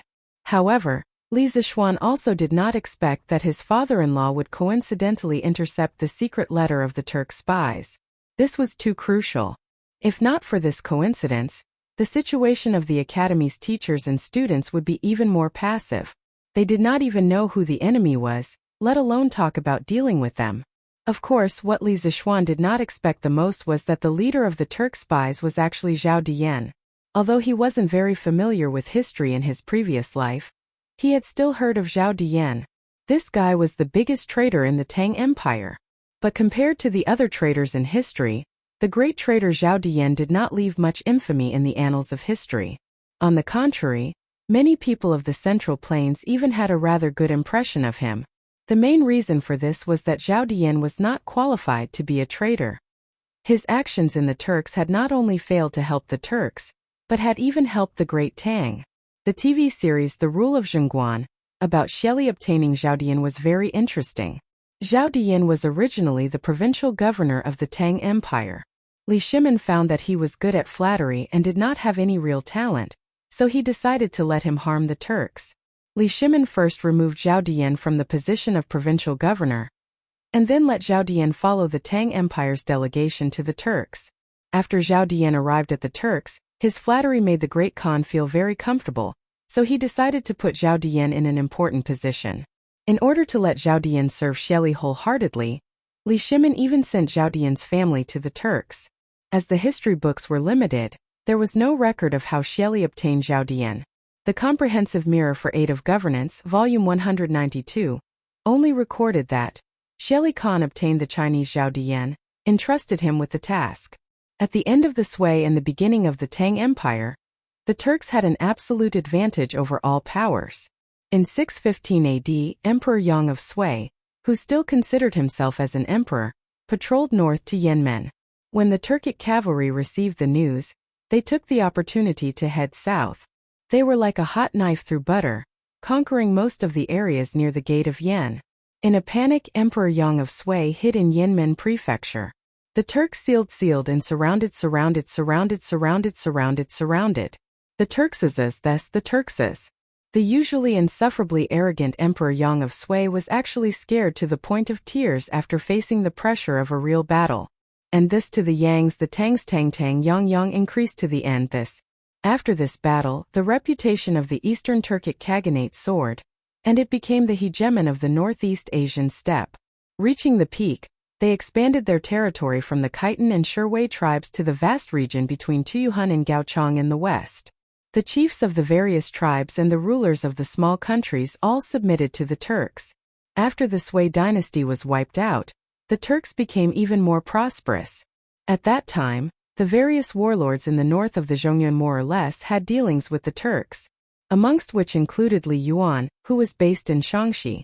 He even submitted to the Turks so that when he attacked Chang'an, he could borrow 500 Turk cavalry. Through this method of borrowing, the tigers might to give the opponent a great deal of psychological pressure. The power of the Eastern Turks was growing stronger by the day, and they even seemed to have the ability to threaten the Great Tang and aspire for the throne of the Central Plains. But to the Khan of the Eastern Turks, Shelley, there had always been a worry in his heart. He longed for supreme authority like Li Yuan and Li Er. When the Turks started, their rule was really simple. The other nobles under the Khan also had a lot of power. In their own tribes, they kept their original laws and were not interfered with by the Khan. The emperor of the Central Plains had the right to control the life and death of his subjects, but for the Turkic Khans, this was only a dream. Hence, Shelley appointed Zhao Dian, who had escaped to the grassland, to carry out a huge political reform. Shelley hoped to use this to strengthen his power and unify all the tribes that had autonomy. Zhao Dian, who was appointed, did not fail his mission. He had brought the methods of ruling the Central Plains dynasty to the grassland without any changes. Hence, the Khan forced the Turks to carry out a Han-style reform. At that time, the Zhongyuan dynasty had a very advanced country management system. For example, 3 provinces and 6 departments, the prefecture and county administrative system, etc. This system was much more advanced than the Turks' administrative system. The crux of the problem was that this advanced system was suitable for China, which focused on agriculture, but not for the nomadic Turks. It was like how a strict personnel system was suitable for big companies but not for small private enterprises. Shelley did not understand this theory, so he gave Zhao Dian full authority to push forward the Turks' administrative system reform. However, the Turks were used to the simple, violent, and effective administrative system. They had a lot of resistance towards Zhao Dian's reform. To push forward the reform smoothly, Zhao Dian used the power given by Shelley to suppress the Turks who were against the reform. Zhao Dian's reform was pushed forward in the face of heavy resistance, causing the Turks to be unhappy with Shelley. This matter was recorded in the Aid of Governance Tongjian, Volume 192. The original text was, "Virtuous words have their own power and fortune, changing the old customs much, the government decrees are cumbersome, the people are beginning to be displeased."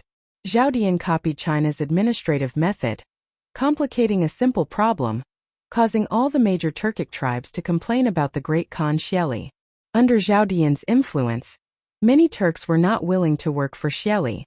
The tribes that had the conditions and the chance started to think of ways to break away from Shelley's control. Some even went to the Tang dynasty. For example, the Khitan tribe leader a few months ago led his tribe to defect to the Tang dynasty. A large part of the reason was that Xieli had started to become disloyal on the grassland. So, to a certain extent, even though Zhao Dian was a big traitor, he was a big traitor who had made great contributions to Li Er. Oh. Chapter 1988. I have already predicted what would happen tonight. You should rest well and don't act rashly. I have already made arrangements for the rescue. Qingke will definitely be fine. Taiyuan Post Station Front Hall. Iron Egg looked at the newly translated message on the rice paper. For a moment, he could not help but feel a surge of emotions. He even had the urge to cry. Ever since Li Tai was captured by Sky Eagle, he had fallen into deep self-blame. In his opinion, Li Tai had voluntarily surrendered to save him. He naturally wanted to rescue Li Tai, but he knew in his heart that it was impossible for him to rescue Li Tai by himself. If he had the strength of Li Zishuan, perhaps it would be possible. However, he was only at the Qi transformation realm. He could not even defeat Sky Eagle, let alone Xianyi. How could he save Li Tai? Therefore, Iron Egg's heart had been in a torment of anxiety and self-blame since Li Tai was captured nearly 2 hours ago. Li Zishuan's comforting words were like timely rain and the best chicken soup for the soul to him. It instantly calmed him down. Li Zishuan's words reassured him. Although Li Zishuan did not say what the specific arrangements were and how to rescue Li Tai, since Li Zishuan said that Li Tai would be fine, then Li Tai would definitely be fine. Iron Egg always believed that his master was omnipotent. For a moment he even felt like crying. He was like a helpless child who had gotten into big trouble. And Li Zishuan was the teacher who had been standing behind him and had the ability to clean up his mess. He had turned the tide and helped him get rid of his self-blame so that he would not have any regrets for the rest of his life. Brother Iron Egg, does His Majesty have any orders? On the side, Wang Yu and the others were nearing the end of their interrogation of Wang Hong. Just as Wang Yu and Wang Bing had guessed, Wang Hong had not participated in the matter of Wang Kuei colluding with the Turkic spies, and the information he knew was extremely limited. He didn't even know where Wang Kuei and Wang Xinyuan were. Seeing this, Li Junxian was in no mood to continue listening to Wang Yu's interrogation. At this moment he saw Iron Egg staring blankly at a piece of paper. Thinking that the Imperial Palace had sent back a telegram, he hurriedly got up and walked over to Iron Egg. Ah? Hearing this, Bruiser quivered and immediately came back to his senses. He hurriedly placed the translated message on the table face down and replied, No, there hasn't been any news from the palace yet. I reckon we'll have to wait for a while. Yes. Li Junxian nodded, thinking that this was true. The Imperial Astronomical Observatory was some distance away from the western courtyard, and Li Er was probably asleep by now. It would take a lot of time.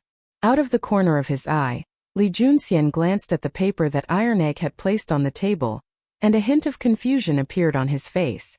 Since there was no news from the Imperial Palace, why was Iron Egg translating the telegram just now? Seeing Li Junxian looking at the message on the table, Iron Egg appeared a little embarrassed. After a few moments of hesitation, he decided to tell the truth. Just now, after I sent the telegram to the Imperial Palace, I also sent the situation here to Master. Li Junxian was alarmed by these words and blurted out, What? You also sent a telegram to Marquis just now? He had only asked casually, but Iron Egg mistakenly believed that Li Junxian was blaming him for acting on his own. He hurriedly explained, I wanted to ask Master how to save Qingke. Master just sent this telegram. Generally, I was worried about Qingshua's situation, so I acted on my own. Even if you want to punish me, please wait until after I save Qingke.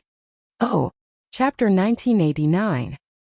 His Majesty has decreed that all officials and generals in Taiyuan City are under Li Junxian's control for the time being, and Li Junxian is granted the authority to act first and report later.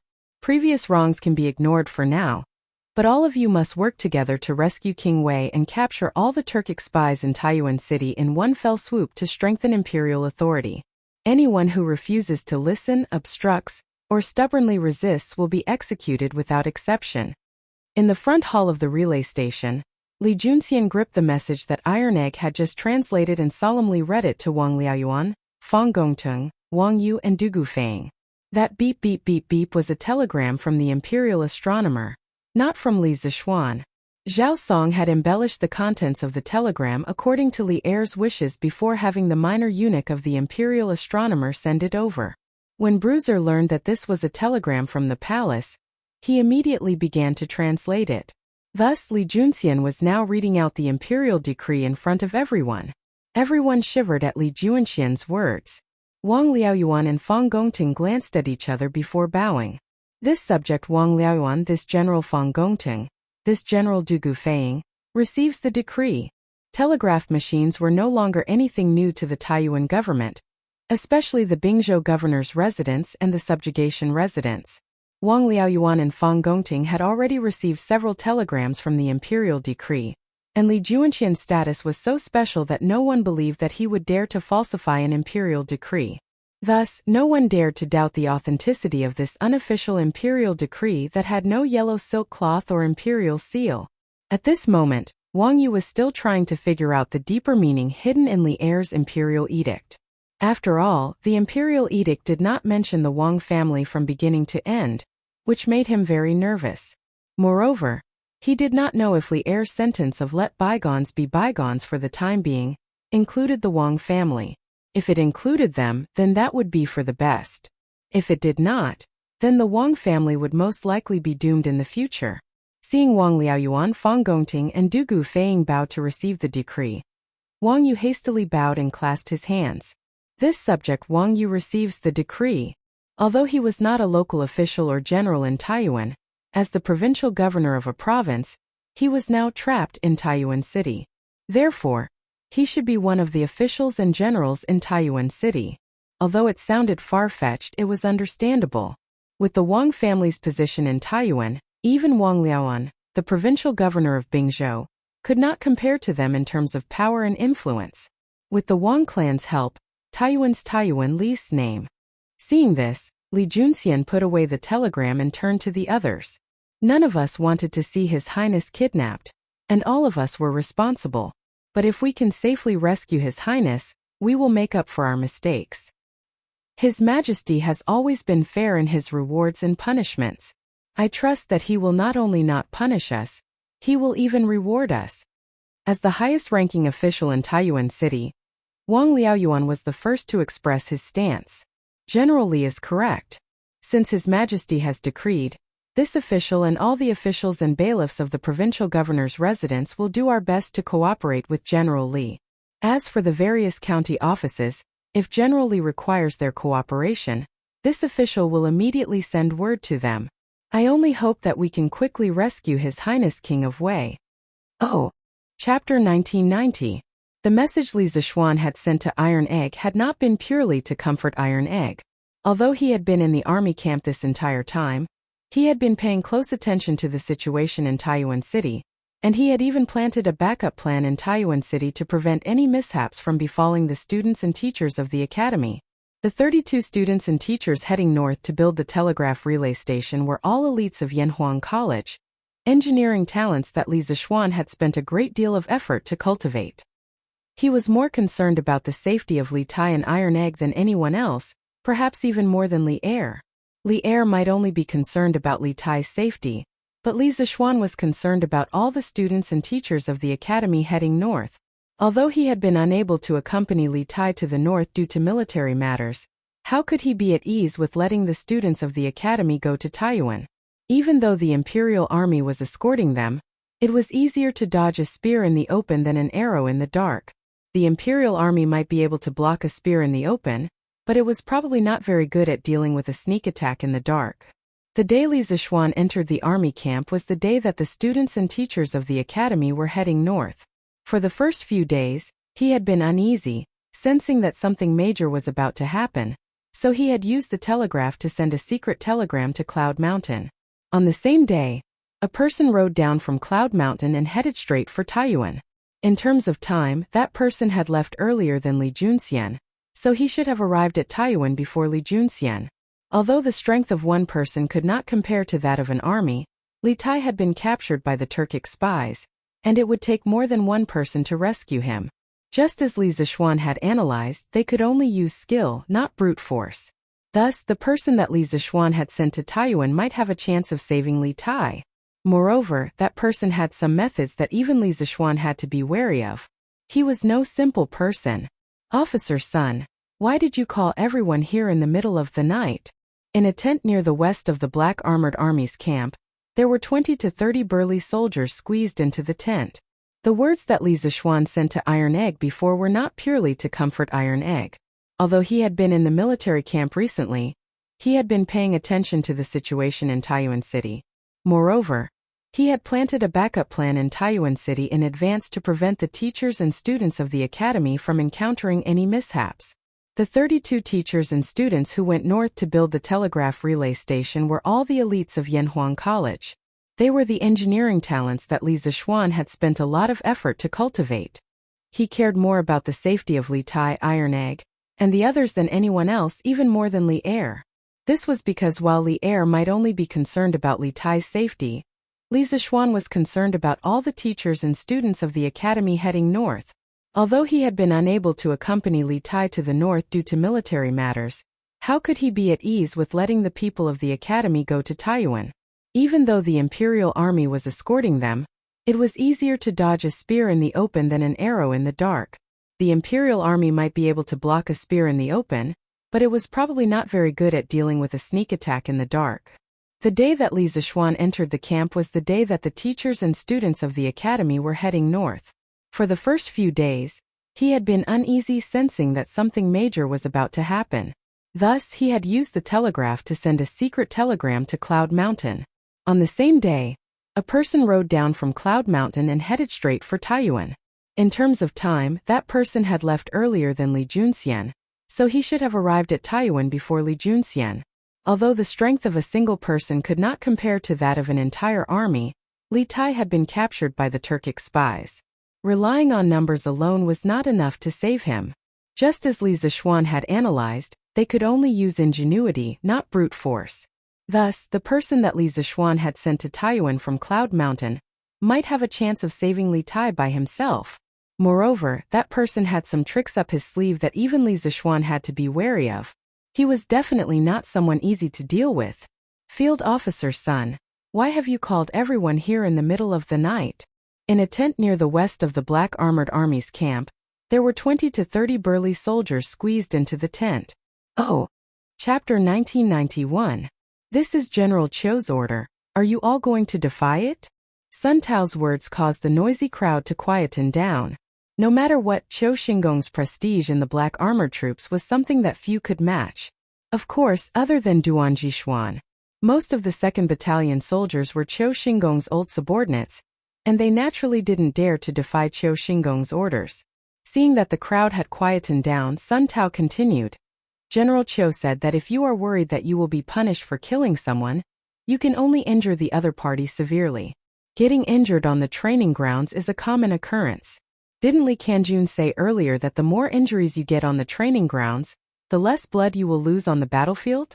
All you have to do is follow General Chou's instructions, and even if Li Kanjun thinks that we did it on purpose, he can only swallow this loss in silence. Hearing this, the crowd looked at each other, not knowing how to make a decision. But compared to before, they were obviously moved. After a moment of silence, Sun Tao didn't wait for the crowd to express their opinions. He crossed his arms and said, I have already passed on General Chou's words. As for what to do, you all know. That's enough. It's getting late. Disperse and go back to your tents to rest. After saying that, Sun Tao didn't waste any more time and walked out of the tent. In fact, he was not too willing to do this mission that Chou Xingong had given him. Although he, Sun Tao, could not be considered a hero, he was definitely not a treacherous person. He had his own bottom line. If it was in the past, he would definitely despise this kind of underhanded action. But now it was different from the past. During the day, although the words that Chou Xingong had said to him were a little harsh, he couldn't help but admit that those words made some sense. If the 2nd Battalion really lost the competition 2 days later, then Chou Xingong would completely withdraw from the Black Armored Troops' center of power. Once Chou Xingong withdrew to the second line, his situation in future would be worrying. Firstly, Chou Xingong's withdrawal meant that Li Zixuan would take over. When that time came, the 2nd Battalion would most likely fall into Li Zixuan's control. When that time came, as an old subordinate of Chou Xingong, How would he have a good time? Who knows, maybe Li Zixuan would directly send a trusted aide to replace him. Secondly, even if Li Zixuan still wanted him to be the lieutenant of the 2nd Battalion, he might not be up to it. The reason why he had been able to suppress the arrogant soldiers in the past was mainly because he relied on Qiu Xingong's prestige. Once Qiu Xingong fall, his ability and reputation in the black armored troops would not be able to suppress these old soldiers. At that time, Li Zixuan would have even more excuse to send someone to replace him. It was because of all these reasons that Sun Tao ultimately chose his future when faced with the choice between conscience and future. The night was as cold as water. Even though it was the end of the 7th month, it was already late at night. A gust of cold wind blew and Sun Tao could clearly feel the chill. He couldn't help but tighten the cloak on his body and turned back to look at the tent. Seeing his subordinates coming out of the tent one after another, he couldn't help but feel a tinge of worry. Because from tonight's incident, he could see that Qiu Xingong's prestige in the hearts of the soldiers was not as good as before. If it was in the past, the soldiers would have obeyed Qiu Xingong's orders without any hesitation. But today 1,000 Li Dike would collapse because of an ant's nest. Sun Tao didn't know when the rift between Qiu Xingong and the lower-ranked soldiers started. Nor did he know how long Qiu Xingong's prestige in the hearts of the soldiers would last. But he felt that what he had done today was just drinking poison to quench his thirst. Even if he used this method to win the competition, Qiu Xingong and he wouldn't go far. Because if he did too many dirty deeds, his reputation would be tarnished and his prestige would slowly decline. The army was different from the officialdom. Here, strength and military achievements spoke louder than words. Treacherous and cunning people would definitely not go far in the army. Chapter 1992. Sky Eagle was only at the peak of qi condensation, so his hearing naturally couldn't compare to the Grandmaster Xian Ye's. Moreover, they had been so focused on fleeing with Li Tai that all he could hear was the clattering of hooves and footsteps. He had no time to notice if anyone was following them. If he had known that someone was following them, he would have turned around and killed that person. Moreover, he wouldn't have chosen to stay at Tongfuan, because that was where Li Junxian had captured Zhao Dian. You can kill the people they sent to follow us on the surface, but what about the people hiding in the shadows? How could you kill them all? Xianyi indifferently glanced at Sky Eagle and callously said, "Don't forget that we're in Taiyuan City. Don't forget that we are in Taiyuan City right now. Even if we are not staying in this inn, as long as we are in the city, no matter where we are, it is impossible to hide from the eyes of the Wang family and the authorities. Rather than wasting our energy by hiding here and there, it's better to settle down at Tongfuan. In any case, with King Wei in our hands, the authorities won't dare to make any strange moves. Moreover, this place is very close to the southern gate. Once the reinforcements sent by the Kagan arrive, we can immediately seize the gate and work together with the reinforcements from the inside." Sky Eagle first frowned when he heard this, and then his brows eased up and he said, "You're right, I agree with your way of thinking. But before the reinforcements arrive, we must guard against the Great Tang authorities trying to secretly rescue their King Wei." Xian Yi nodded. "Correct. Moreover, I feel that it's a dark and windy night, so they might try to make a move. Thus, we need to have people stand guard around the inn to prevent them from attacking while we're sleeping. I'll personally take care of this matter. You should take him back to his room and keep an eye on him." Sky Eagle said indifferently. Then he turned to look at Li Tai. That gaze was as if he was looking at a peerless beauty, causing Li Tai to have goosebumps. Fortunately, Sky Eagle quickly withdrew his gaze. Otherwise, Li Tai would definitely start cursing. A moment later, Sky Eagle led several dozen experts out of the inn. Li Tai guessed that they should have gone to set up defenses outside the inn. He could not help but feel a little disappointed.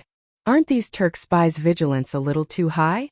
When he had first been captured, he had hoped that Li Junxian and the others would be able to save him tonight, but after hearing Xian Yi and Tianying's plan, he immediately felt that his chances of being saved tonight were very slim.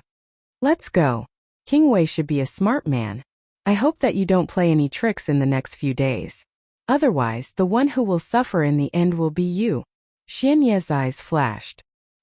He turned around and pretended to make an inviting gesture to Li Tai while threatening him with a spear in his hand.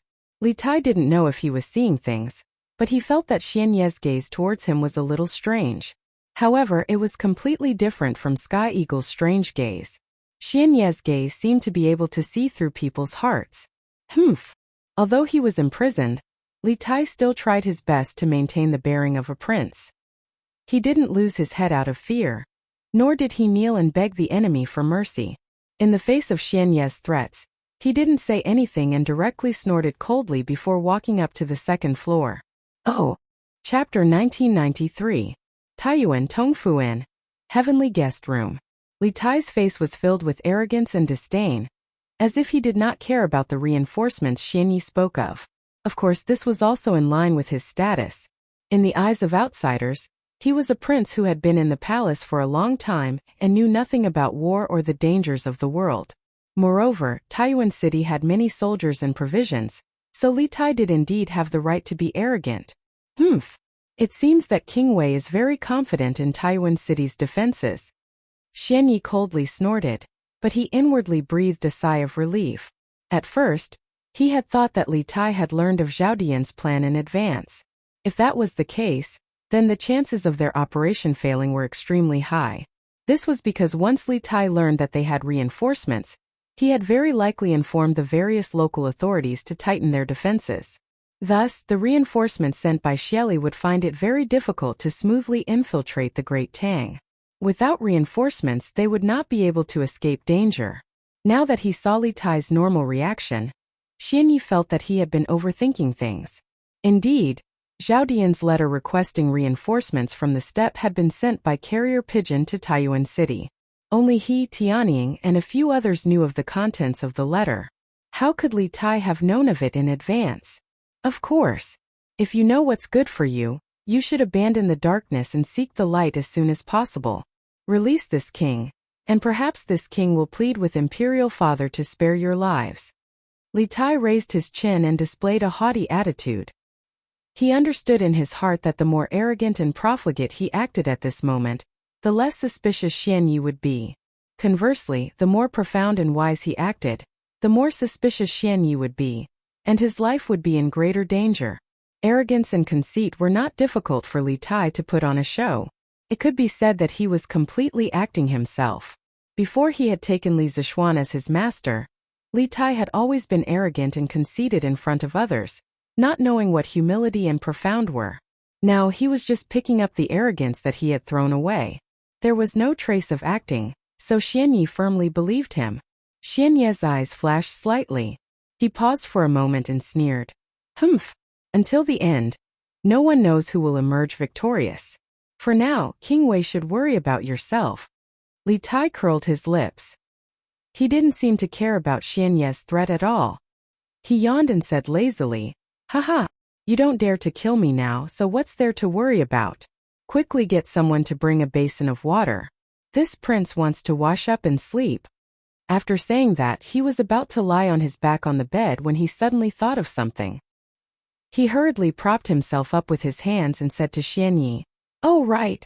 I forgot to tell you, this prince is not used to sleeping in the same bed as others, so you should sleep in the outer room tonight."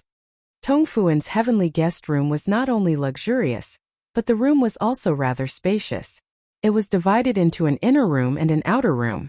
The outer room was usually for the servants and maids of the guests. When Li Tai said this sentence, his heart was actually in a mess.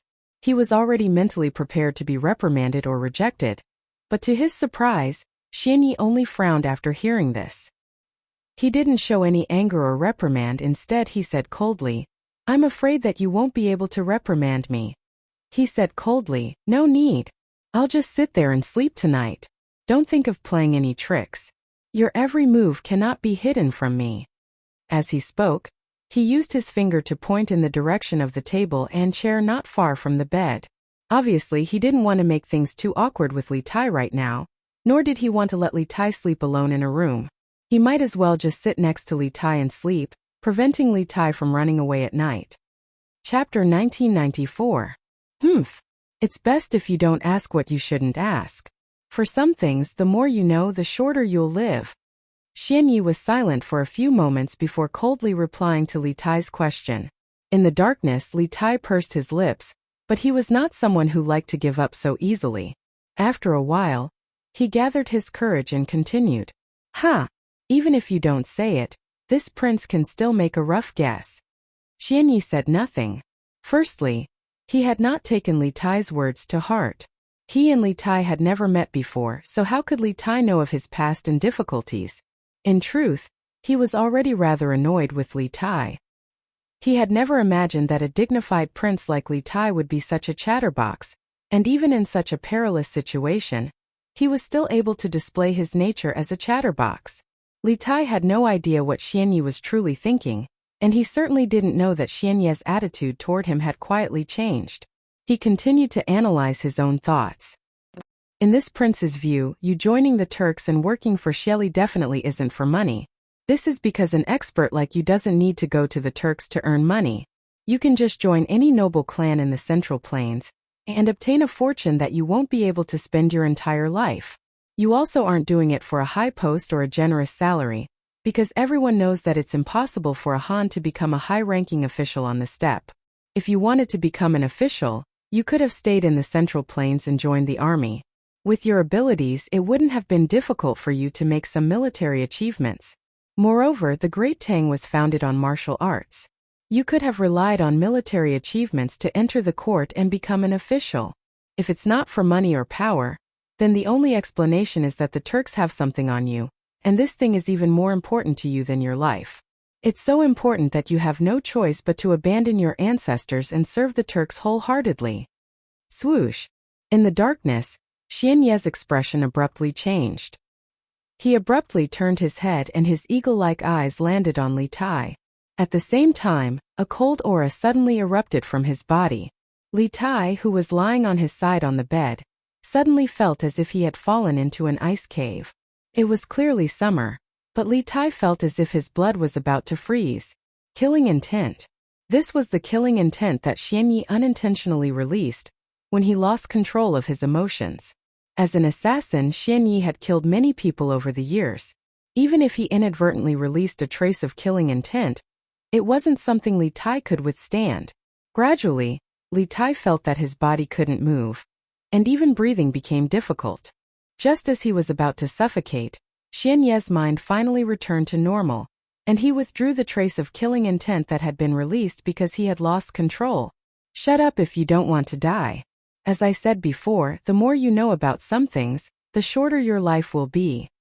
Although he had retracted his killing intent, Xianye's gaze was still as cold as ever. However, due to the dim lighting in the room, Li Tai couldn't see his cold gaze. However, Li Tai could feel the anger and killing intent in Xianye's voice, but Li Tai wasn't frightened by Xianyi. On the contrary, Xianye's overreaction just now proved that his guess was correct. This made things much easier. To him, Xianyi had been invulnerable before, but now that he had seen through Xianye's weakness, he had a chance to understand him better. It would be best if he could persuade him to join his side. Chapter 1995. No one spoke to him, and no one was willing to listen to him. Li Tai quietly lay on his bed, his thoughts running wild. Soon, he was overcome by drowsiness and fell asleep. After all, he had truly been busy the entire day. During the day, he had been busy constructing the telegraph relay station, and at night, he had gone through a deadly adventure. But this had been hard on Xianyi. He had already been asleep, but Li Tai's words had left his mind in complete disarray, making it impossible for him to sleep. Although Li Tai's words were all based on analysis and conjecture, without any real evidence, some of them had struck at Xianye's heart. The room returned to silence once more, and only the sound of Li Tai's breathing could be faintly heard. Xianyi leaned back on the chair and was lost in thought. Now, so long as he closed his eyes, Li Tai's words would resound by his ears. Especially the last sentence. If you can be a man, who would be willing to be a dog? It gave Xianyi the greatest impact and the deepest feeling he had. After a while, the flustered Xianyi stood up and walked out of the room. In any case, he wouldn't be able to sleep for a while, so he wanted to go out and see how Tianning was doing with the defenses around the inn. As for Li Tai, he wasn't worried that the little fatty would sneak away. Tonight would be a sleepless night for the majority of them. After all, they had just kidnapped the Great Tang's King of Wei. And the authorities would definitely do everything in their power to rescue Li Tai. Thus, Tongfuan needed to be heavily fortified to prevent the authorities from sneaking in at night. But Xianyi and Tianying had not expected Li Tai's counterintuitive logic. The authorities and the Bingzhou barracks would not send anyone to Tongfuan to rescue Li Tai. On the contrary, they had all gone to bed. The next day, the officials had rested for the entire night and were in good spirits. On the other hand, the Turkic spies had been on high alert for the entire night and could be said to be completely exhausted. In this way, Li Juanqian's men would have a better chance of rescuing Li Tai. In truth, not everyone in Taiyuan courier station was asleep. Iron Egg stood alone in the corridor of Yiqing Pavilion, his eyes gloomy as he looked toward the southeast. Tongfuan was in that direction. The night was as cold as water. Tai Dan was only wearing a single piece of clothing, but he did not feel cold at all. At some point, a tall middle-aged man had walked up behind him. Seeing Tai Dan's bleak and lethargic figure, he slowly walked forward and placed his hand on Tai Dan's shoulder. He asked in a low voice, "What happened? Foul brat, are you still upset about His Highness' capture?" "Father." It was Han Lijing. When Tai Dan heard the voice, he quickly turned to look at Han Lijing. Then he paused and asked instead of answering, "Father, you've been working hard for a day. Why don't you rest early?" "Ha! Foul brat. How could your father be so delicate? Back then, forget it. I won't talk to you about these things. I presume that you've already grown tired of hearing them." Han Lijing jokingly scolded and was about to tell Iron Egg about his heroic deeds. But when he saw that Iron Egg was in low spirits, he knew that now was not the time to chat. He sighed and changed the topic. This old man was worried that you would do something foolish and run off to the Turk's lair to rescue His Highness. So I looked everywhere for you, but I couldn't find you. In the end, you were hiding here and slacking off." Han Lijing had already heard about the details of Li Tai's kidnapping from Du Gufeng and the others. Although Iron Egg seemed fine on the surface, no one knew him better than his father. Han Lijing knew that Iron Egg must be full of self-blame. Earlier in the front hall of the courier station, Li Junxian had asked everyone to rest well tonight and save Li Tai tomorrow. At that time, Han Lijing had caught a glimpse of Iron Egg clenching his fists and his eyes flashing with eagerness. At that time, he had been worried that Iron Egg would act on his own at night and sneak into the Turk's lair alone to rescue Li Tai. Thus Han Lijing had been keeping an eye on Iron Egg. Tonight, he had been staying in the same room as Iron Egg. He had only gone out to fetch a basin of water, but when he returned, the Iron Egg had disappeared. Han Lijing immediately panicked. He left the room and searched for Iron Egg all over the courier station, but he couldn't find him. In the end, he went to the top floor of Yiqing Pavilion, but to his surprise, the Iron Egg was here. "Father, you worry too much." Sensing the concern in Han Lijing's voice, Iron Egg's heart warmed. He turned to Han Lijing and earnestly said, "If I hadn't received Master's telegram, I really might have done as you said and gone to Tongfuan alone to rescue Qin Ke. After all, Qin Ke was captured because of me. In that situation, if she hadn't used her own life to threaten me, I would have already died to that person's saber. At first, I thought that if I could use my life to exchange for Qingqua's life, it would be worth it. After all, my life was saved by her. But later, Master sent me a telegram telling me not to act rashly. Moreover, Master had already predicted what would happen today, and had already made arrangements. Thus, I dispelled the idea of going to the inn alone. I believe in Master. If he says that Qin Ke will be fine, then Qin Ke will definitely be fine. I'm afraid that if I act on my own, it will disrupt Master's plan. At that time, not only will I lose my life, but Qin Ke will also not be saved.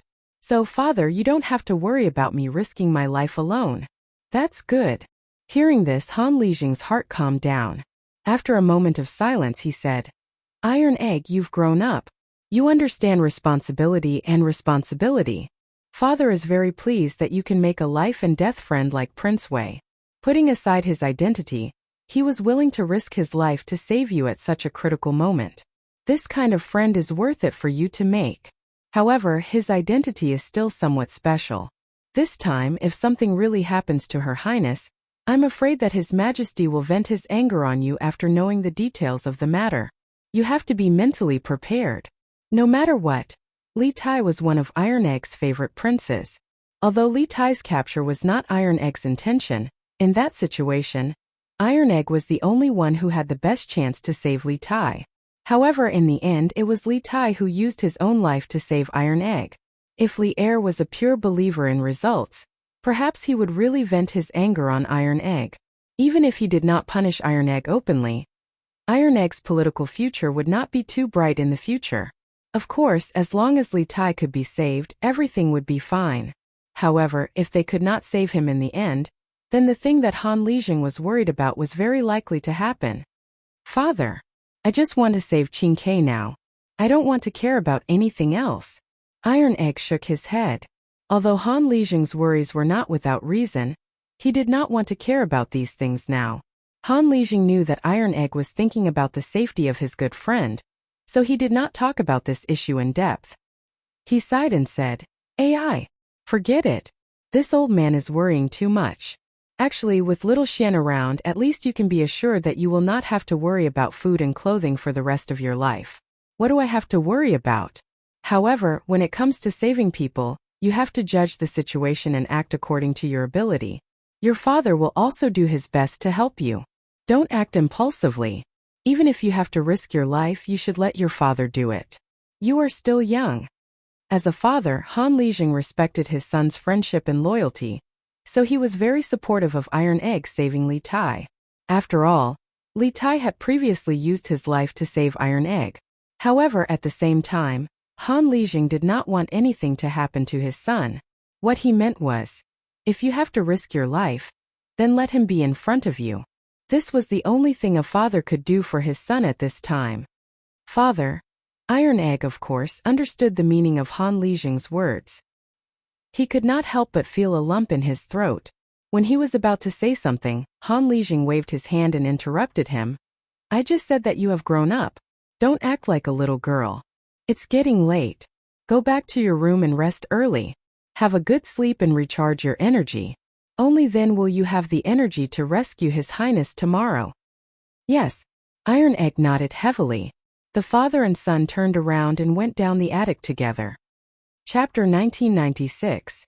Steppe, Eastern Turkic Royal Court. At this time the land was quiet. The tents were wrapped in the dreams of countless people of the steppe. Outside the tents, bonfires burned, and the occasional patrolling Turkic soldier passed by. Other than the sound of footsteps, there was no other sound. At this time the vast majority of people had already fallen asleep. On a small slope to the west of the palace, there was a person lying on the ground. It was a middle-aged man in a black robe with a stocky build. He had his arms behind his head and was lying on the ground, looking at the dark night sky. He was in a daze and did not move at all. He had been in this position for more than 2 hours, and if one didn't look carefully, they wouldn't even notice that there was someone here. It was as if he had become one with the earth. If an ordinary person had been in this position for more than 2 hours, their limbs would have gone numb long ago, perhaps even completely unconscious. But this man was clearly not an ordinary person. Even though he had been lying there for more than 2 hours, there was no pain or discomfort on his face. Perhaps he had already lost all sense of the outside world. Who am I? Where did I come from? Where do I want to go? The black-robed man's mind was filled with these 3 questions. To other people, these questions were filled with philosophy. Ordinary people were always busy working to make a living, and no one had the time to think about such things. But to this man, these questions were not purely philosophical, but things that he truly wanted to know. Upon closer inspection, one would discover that this was the mysterious Turkic state teacher, a martial grandmaster expert, Wu Jie. Earlier in the tent, he and Ashina Shuyan had parted on bad terms, and he had left the tent to lie down alone. When it came to Ashina Shuyan, he really did love this woman. It was a strange and unforgettable love. This sounded very contradictory, but it was also the truest feeling in his heart. The past was like a painting, and Wu Jie couldn't help but recall that when he first opened his eyes, the first person he saw was Ashina Shuyan. It was love at first sight. It wasn't that Ashina Shuyan's beauty was enough to cause the downfall of nations and make anyone fall in love with her at first sight, but rather, Wu Jie felt that this woman gave him a very familiar feeling, as if she was his lover from his previous life. Even if he had forgotten everything, That unforgettable feeling was something he would never forget. It was not a philosophical thought, but something he really wanted to know. Taking a closer look at this man's face, he was actually the mysterious Tujua Empire's imperial teacher, a martial grandmaster level expert, Wu Jie. Previously in the tent, he and Ashina Shuyan had a conversation and parted on bad terms. He then left the tent and lay down here alone. As for Ashina Shuyan, he really did love this woman. It was a strange and unforgettable love. It sounded contradictory, but it was the truest feeling in his heart. Memories of the past flashed through Wu Jie's mind like a painting. When he first opened his eyes, the first person he saw was Ashina Shuyan. It was love at first sight. It wasn't that Ashina Shuyan's beauty was enough to cause the downfall of nations and make anyone fall in love with her at first sight, but rather, Wu Jie felt that this woman gave him a very familiar feeling, as if she was his lover from his previous life. Even if he had forgotten everything, that unforgettable feeling was something he would never forget. Chapter 1997. After becoming the imperial teacher of the Eastern Turks, Wu Jie's taciturn personality did not change. He still did things his own way, and besides Ashina Shuyan, he didn't even give a damn to Great Khan Shelley. Back then, Shelley had been so angry that he almost went berserk. However, at the time Wu Jie was already a martial grandmaster, and even though Shelley was unhappy, he could only endure, because a martial grandmaster was a force that could not be ignored for any faction. At that time, the tribes of the prairie were not as united as a monolith, and Shelley needed Wu Jie as a martial grandmaster. To those tribes that did not submit to him, Wu Jie was the greatest deterrent.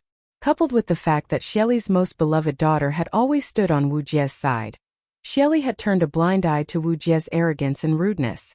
This directly led to Wu Jie's status in the Eastern Turks becoming more and more transcendent. He only needed to listen to Shelley's orders. Cough cough. Although there were times when he ignored Shelley's orders, he had still helped Shelley a great deal on important matters. Therefore, although Shelley was occasionally annoyed by Wu Jie's disobedience, he still relied heavily on Wu Jie. His status was high, he stood above all, and he had a beautiful woman to accompany him. Wu Jie's life on the prairie seemed very happy, but he was not happy at all. This was because he knew nothing about his past. He didn't even know who he was. He didn't even know where he came from.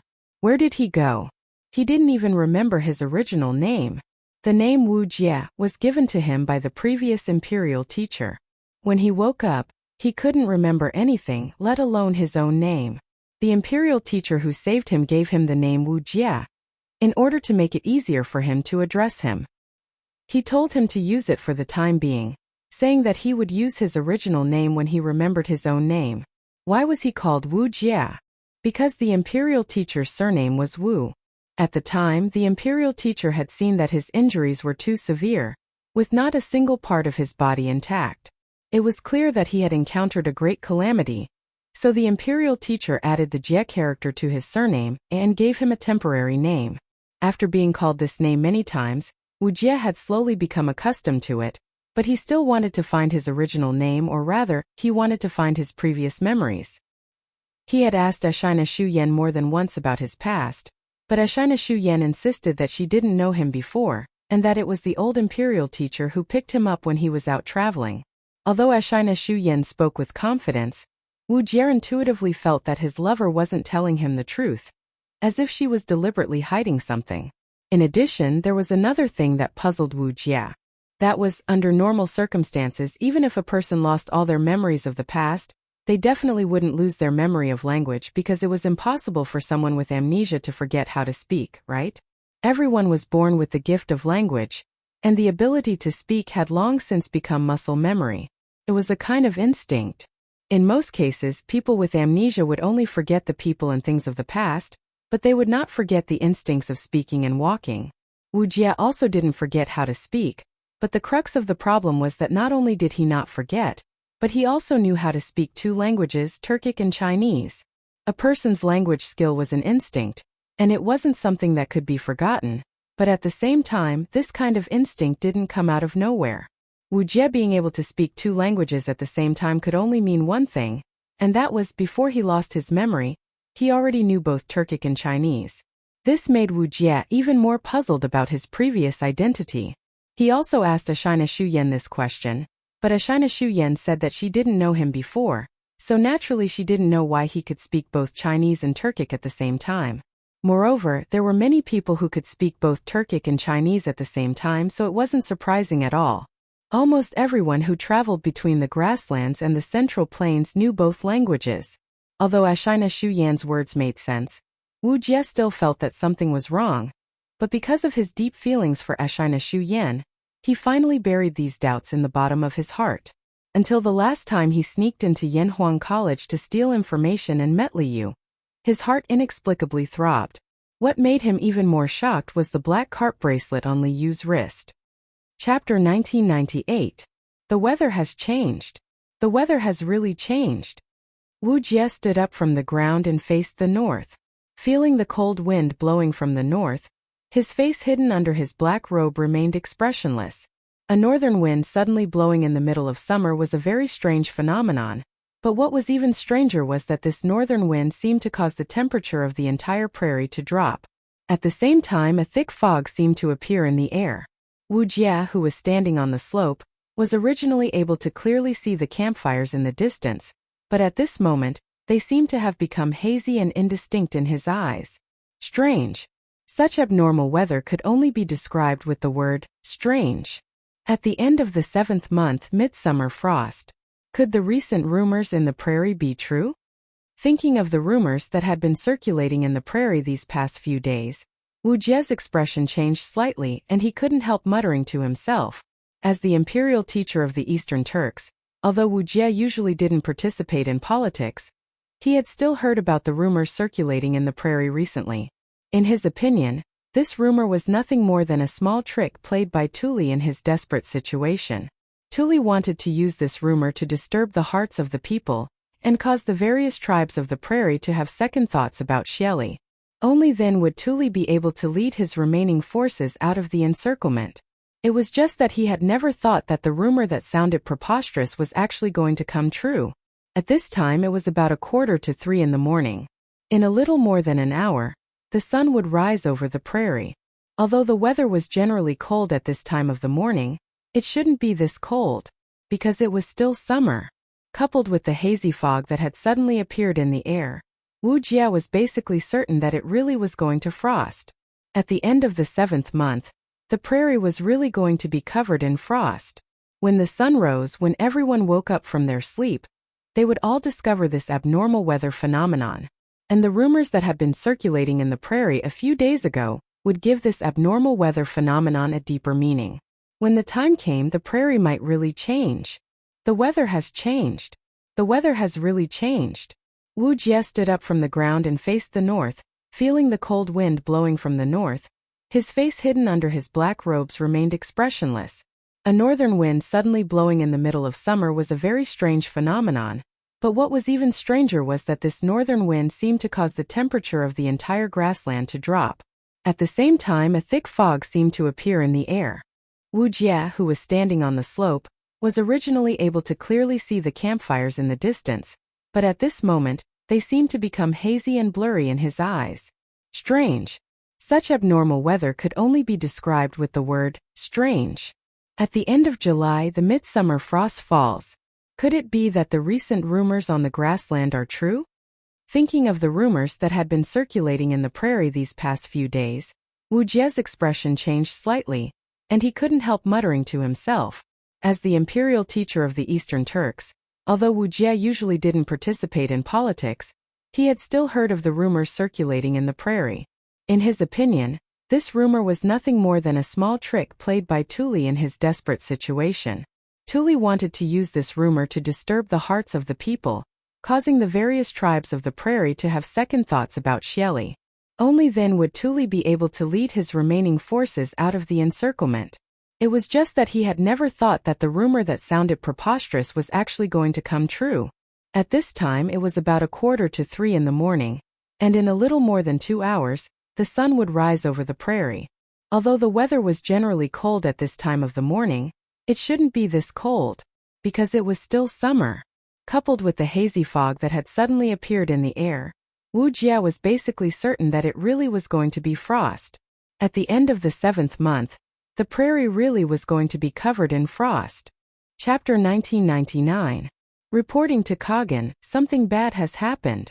Early in the morning at the first glimmer of dawn, in the Turkic royal court, a Turkic general dressed in armor and with his hair tied in a small braid arrived outside Shelley's sleeping quarters. No, to be more precise, it should be a sleeping tent. The Turkic general slightly bowed and loudly shouted into the tent. This was a very large and luxurious tent, but its scale could not compare to the Khan's large tent that Shelley normally used for discussions. After all, this place was only used for sleeping. Even so, this sleeping tent of Shelley's was still several dozen times the size of other ordinary soldiers' tents. After the Turkic general finished speaking, Shelley's somewhat dissatisfied voice came from within. "Sure, what's the matter? Can't you wait until daybreak?" It was clear that Shelley was still intoxicated in the land of tenderness, and had not yet gotten out of bed. Someone had disturbed his sweet dreams, so he was naturally unhappy. However, the person who had disturbed his sweet dreams had a rather special status, so he could only temporarily suppress his anger, and listen to what the other party had to say. Yes, this Turkic general was none other than Shelley's subordinate, Great General Ashinashir. Previously, he had led 50,000 wolf cavalry to infiltrate the Great Tang border and cover Wu Jie's escape. But in the end, he had lost more than 40,000 wolf cavalry in the Great Tang. After returning to the Turks, the defeated Ashinashir's punishment was naturally Shelley's punishment, but it was only punishment of whipping. Shelley did not strip him of his position. This was because the Eastern Turks were currently in need of people, and Ashinashir belonged to the Ashina clan and could be considered a direct subordinate of Shelley's. Shelley naturally would not kill him with a single blow. "Kagan, it's snowing outside." Although he could hear a hint of anger in Shelley's voice, he did not shrink back because of this. This was because the matter he had to report was truly far too important. He swallowed, steeled his heart, and directly spoke. The tent was quiet for a few moments.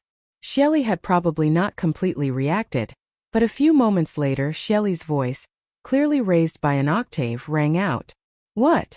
It's snowing outside?" Bang bang bang. Before Shelley's voice had even faded, Ashinashirchu, who was standing outside the tent, heard a burst of hurried footsteps from inside the tent. Moreover, the sound was getting closer and closer. The next moment, the tent's curtain was pulled open from the inside. Shelley actually walked out barefoot, wearing only a single close-fitting garment. However, as soon as he stepped out of the tent, he felt a bone-piercing chill invade his body. He couldn't help but shiver. However, at this moment he already couldn't care about the coldness on his body, because what he saw from outside the tent, the entire grassland was covered in a layer of white frost. If not for the fact that the coldness coming from his body was so real, Shelley would have suspected that this was not reality, but a dream. It was only the end of July. How could there be frost on the grassland? Thinking of that rumor that was widely spread on the prairie earlier, Shelley's old face turned pale in an instant.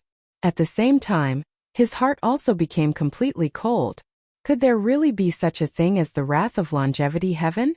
This situation, this scene, this abnormal heavenly phenomenon, Shelley himself even somewhat believed that the rumor was true. However, he was still a Turkic Kagan who had experienced countless storms in his life. He quickly calmed down and shook his head. With a resolute gaze he said, "No, this Kagan does not believe it." Oh. Chapter 2000. Duke. Good news. Good news. It's frosty outside. As the saying goes, some people are happy while others are sad. In Tuli's camp on the southeast side of the grassland, Yu Minghu opened the curtain and walked in quickly. He said excitedly to Tang Jian, who was still lying on the bed. A quarter of an hour ago, he couldn't hold back the urge to pee, so he got up from the bed and prepared to go outside the tent to solve the problem. Unexpectedly, as soon as he stepped out of the tent, he saw that the grassland outside was covered with a layer of white frost, and the air was filled with white fog. Yu Minghu was shocked at first, then ecstatic. Because of this, he didn't even have time to pee.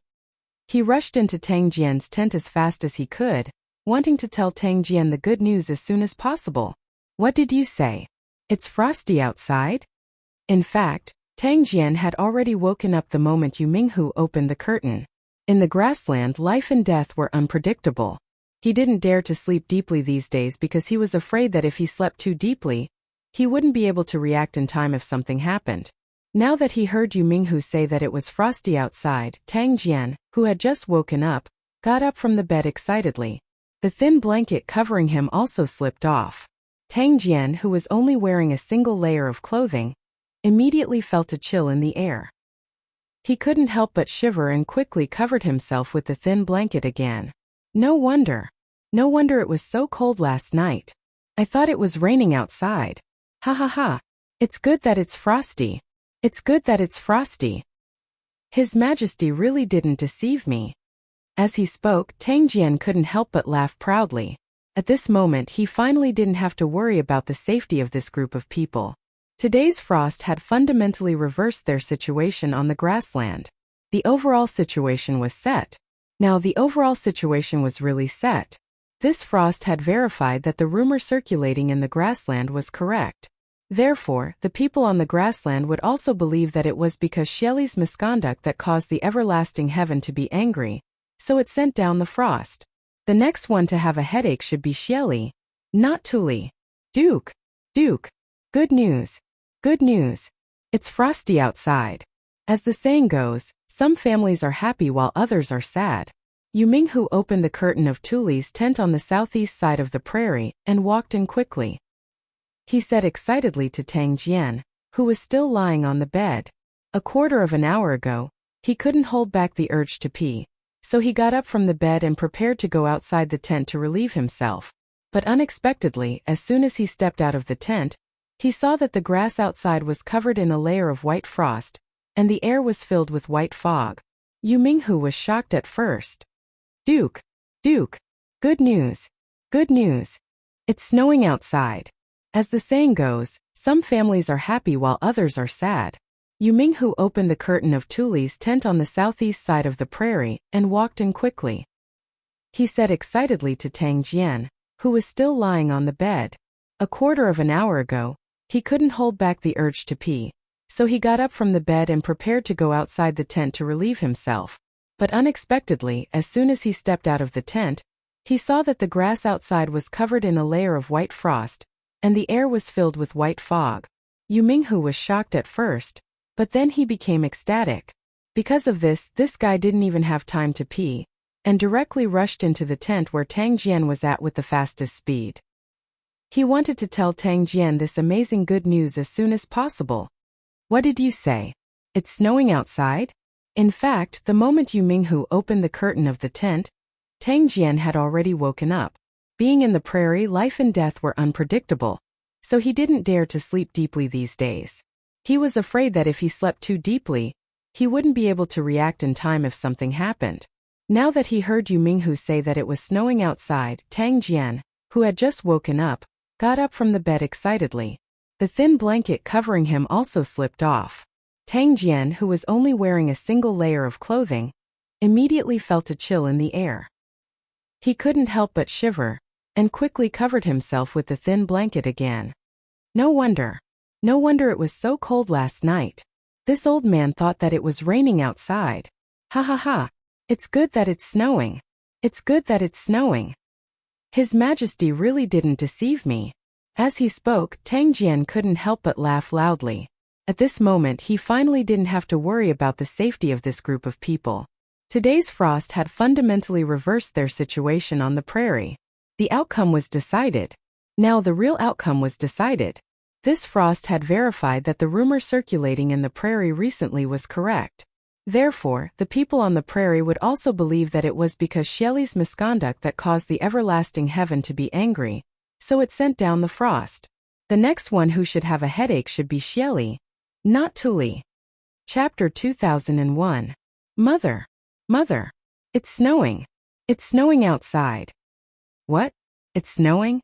How is that possible? Father, it's snowing outside. What? It's snowing outside? It's snowing in July. Is the rumor true? It's Tengri Heaven's punishment. Tengri Heaven, calm down. Tengri Heaven, calm down. Unlike usual, the tranquil grasslands were bustling with noise and excitement early in the morning. The herdsmen who had woken up early came out of their tents and saw a vast expanse of whiteness outside their tents. When they thought of the rumors that had been circulating in the grasslands a few days ago, the entire grasslands were in an uproar. Wutua family, the chief has ordered you to go to the tribe's main tent immediately for a meeting. No mistakes. Chisua family, the chief has ordered you to go to the tribe's main tent immediately for a meeting. No mistakes. At the same time, after discovering the abnormal weather today, the leaders of each tribe instantly realized that the frost was likely to cause a huge change in the current situation of the grassland. Therefore, they hurriedly sent people to inform each family in the tribe to come to the tribe's main tent for a meeting to decide the future direction of the tribe. In addition, the spies that Tuli had arranged in each tribe also began to move. Shelly's misconduct has angered Tungri Heaven. At the end of July, the sky is snowing. If he continues to be the great Khan of the grassland, Tungri Heaven is bound to be angry again. This time it's only snowing. Who knows what will happen next time? We can't let Shelly continue to be the great Khan. That's right. The great Khan has disobeyed Tungri Heaven. If he continues to be the great Khan, Tungri Heaven will be angry, and the people of the grassland will never have a day of peace. If Tungri Heaven sends a natural disaster, none of us will survive. We can't let Shelly continue to harm the grassland. It's only July and it's snowing already. What will happen if it's winter? Won't all the cattle and sheep we raise freeze to death? That's right. We can't let Shelly continue to harm the grassland. Mother, it's snowing. It's snowing outside. What? It's snowing? How is that possible? Father, it's snowing outside. What? It's snowing outside? It's snowing in July. Is the rumor true? This is Tungri Heaven's punishment. Tungri Heaven, calm down. Longevity Heaven, please calm down. Unlike usual, the tranquil grasslands were bustling with noise and excitement early in the morning. The herdsmen who had woken up early came out of their tents and saw a vast expanse of whiteness outside their tents. When they thought of the rumors that had been circulating in the grasslands a few days ago, the entire grasslands were in an uproar. Wutua family, the chief has given orders. Go to the tribe's main tent immediately for a meeting. No delays. Chisua family, the chief has ordered you to immediately go to the tribe's main tent to discuss matters. There must be no delays. At the same time, after the leaders of the various tribes discovered the abnormal weather today, they instantly realized that this frost could very likely cause a huge change in the current situation of the grassland. Therefore, they hurriedly sent people to inform each family in the tribe to come to the tribe's tent for a discussion to decide the future direction of the tribe. Mother, it's snowing. It's snowing outside. What? Is it snowing? How is that possible? Father, it's really snowing outside. What? Was it really frosty? Frost in July, could it be that the previous rumors were true? This is the punishment of the everlasting heaven. Longevity Heaven, please calm down. Longevity Heaven, please calm down. Unlike usual, the quiet grassland was bustling with activity early in the morning. The herdsmen who had woken up early discovered a vast expanse of whiteness outside their tents as soon as they came out of their tents. Thinking of the rumors in the grassland a few days ago, the entire grassland immediately boiled over. Wutua family, the chief has given orders. Go to the tribe's main tent immediately for a discussion. There must be no delays. Chisua family, the chief has given orders.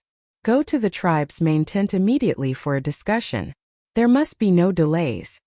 At the same time, after discovering the abnormal weather today, the leaders of the various tribes instantly realized that this frost could very likely cause a huge change in the current situation of the grassland.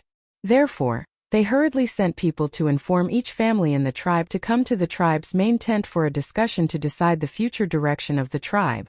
In addition, the spies that Tuli had arranged in the various tribes also began to take action.